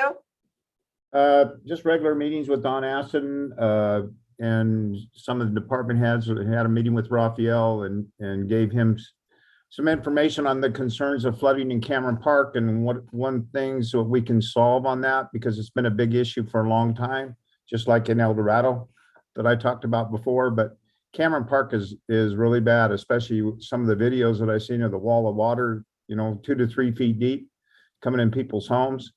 It's a big issue. So we're kind of working on trying to solve that particular problem. I have a ride along tomorrow with Brian Mullins, and we're going to go out there and survey that area and stuff and see what we can do to help the residents there.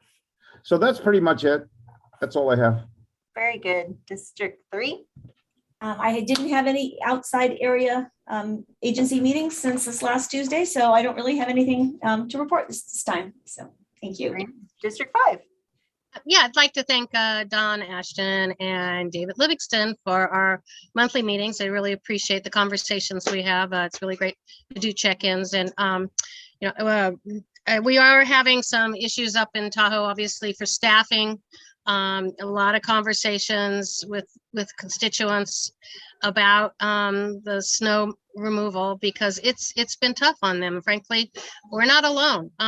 Nevada DOT reports they're only at 60% of their staffing because the same issue we have. They can't get people. They can't hire people. We tried to hire 3 people, I was told, in DOT 2 weeks ago, and out of the 3, none of the 3 ended up being able to be hireable. So, it's just very frustrating, and I know my constituents are frustrated, and you'll probably hear more and more comments as we have storms. It's going to happen that we have to wait longer and longer because we have the money. We thank you, everybody. Our board put out extra money for snow removal. It's not the money at this point. It's because we just can't get the people in. And again, that's just a common theme around the world right now. So tell everybody, hang in there. I'm certainly trying. And then at the Conservancy, California Tahoe Conservancy, which I chair the board on, we're going out and hiring a new executive director. And in the meantime, on Wednesday, they have what they call an all staff meeting. And I went to that meeting and participated virtually, and it's a great idea of getting together with their staff and listening to all their comments. It's a lot of patting on the back of each other, the things that do go right, in state government, as we know in county government, you don't always get those kudos. So it's a really great thing. And I thank the Conservancy for allowing me to be a part of that, because it was a wonderful 2 hours spent listening to kudos for each other of what they do right in their agency. So with that, I'm going to leave it there. And I do want to thank Don for putting out the notification to please wear masks. It is important. It's saving lives. Wear your mask, get vaccinated, get your boosters. Thank you. Thank you, Sue. So I have quite a bit, not a lot, but it was busy. So last Thursday we had, I'm on the RCRC ad hoc committee for wildfire and forest stewardship, and PG&E had reached out to talk to that group. That's part of their CPUC got after them and said, you need to do better. And so they reached out, which we appreciated them being proactive. And it was kind of good timing after our last board meeting where we had Brandon come and give our PG&E an update, because we are not alone. As you can imagine, in our frustrations with PG&E, they heard an earful. And one of their big missions, I think you've all seen their mailing and all that stuff, is they're trying to focus on their undergrounding, because if they could get their infrastructure undergrounded, we wouldn't be having all these problems. However, I will say that their goal is to do 10,000 miles in so many years, I don't know, and they're ramping up to so many miles a year. El Dorado County was on a chart. We were listed as getting 33 miles undergrounded in this project, but the problem is that they're forgetting to tell everybody how cumbersome and how difficult it is to get these undergrounding projects going.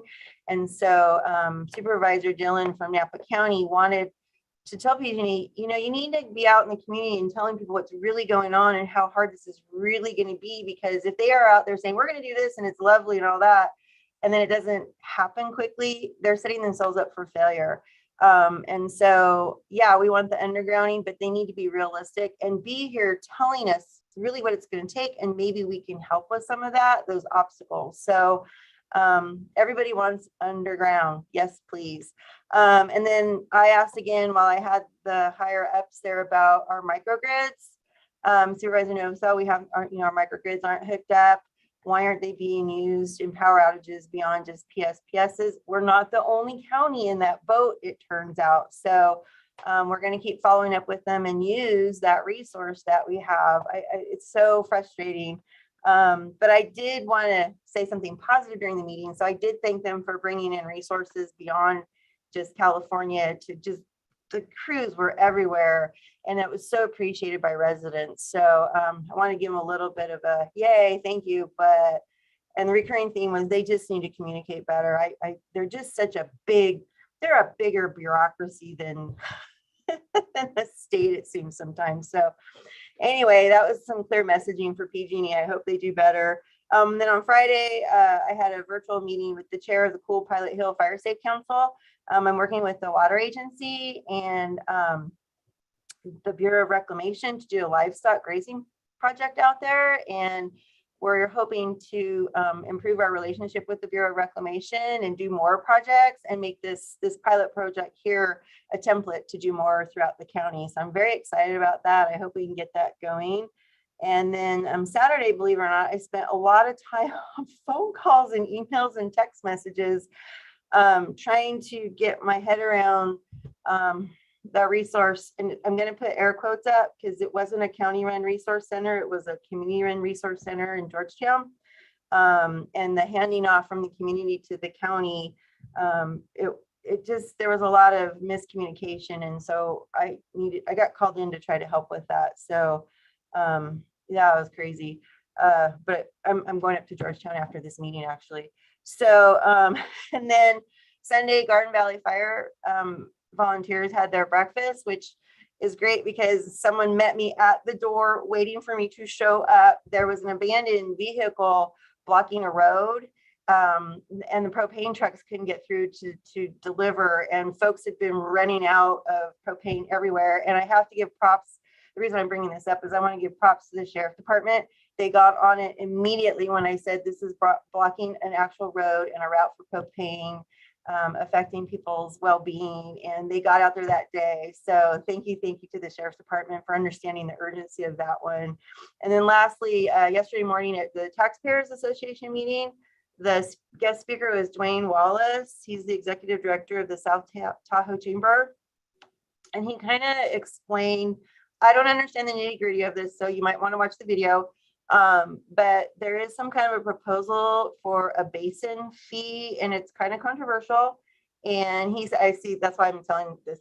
And he said that Douglas County weighed in on it, and he was wondering if El Dorado County might want to. So I would suggest everybody watch the video of taxpayers. They are recorded intentionally, so you can go see what was said. Call me, guys, if you want the information. Yeah. So I'm just laying it out there. This is what I saw. So so that was yesterday morning, and it is recorded, so you can go see that. And that's all I have. CAO. Thank you, Madam Chair. In regards to Caldor, the written update is attached to Legistar. The assessor did ask that I also report that they have processed about 90% of the improved parcels, and they're working with the property owners on the remaining damaged parcels to reassess property values. The assessor is also working with Sierra at Tahoe on the impacts to that organization. Late last night, Greater Sacramento Economic Council completed an economic impact analysis of Caldor Fire on Sierra at Tahoe. It was shared with Supervisor Novosel this morning.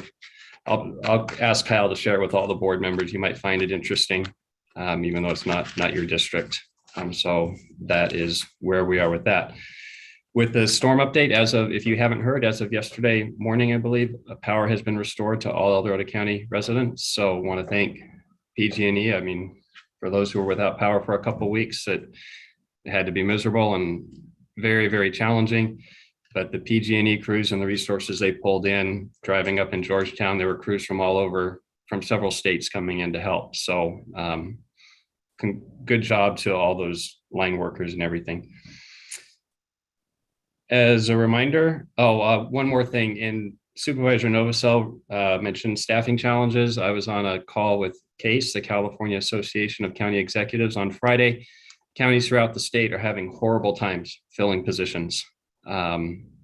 People simply aren't applying for positions, and then the COVID numbers are spiking everywhere and can't come to work. And we're seeing that in our county as well.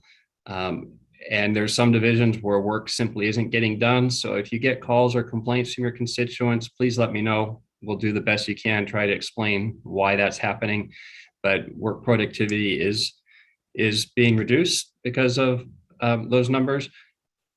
But I also want to say thank you to all the staff we have. You have a great team of staff in El Dorado County that are committed and working their tails off to keep services going as best they can. So very much appreciated for that.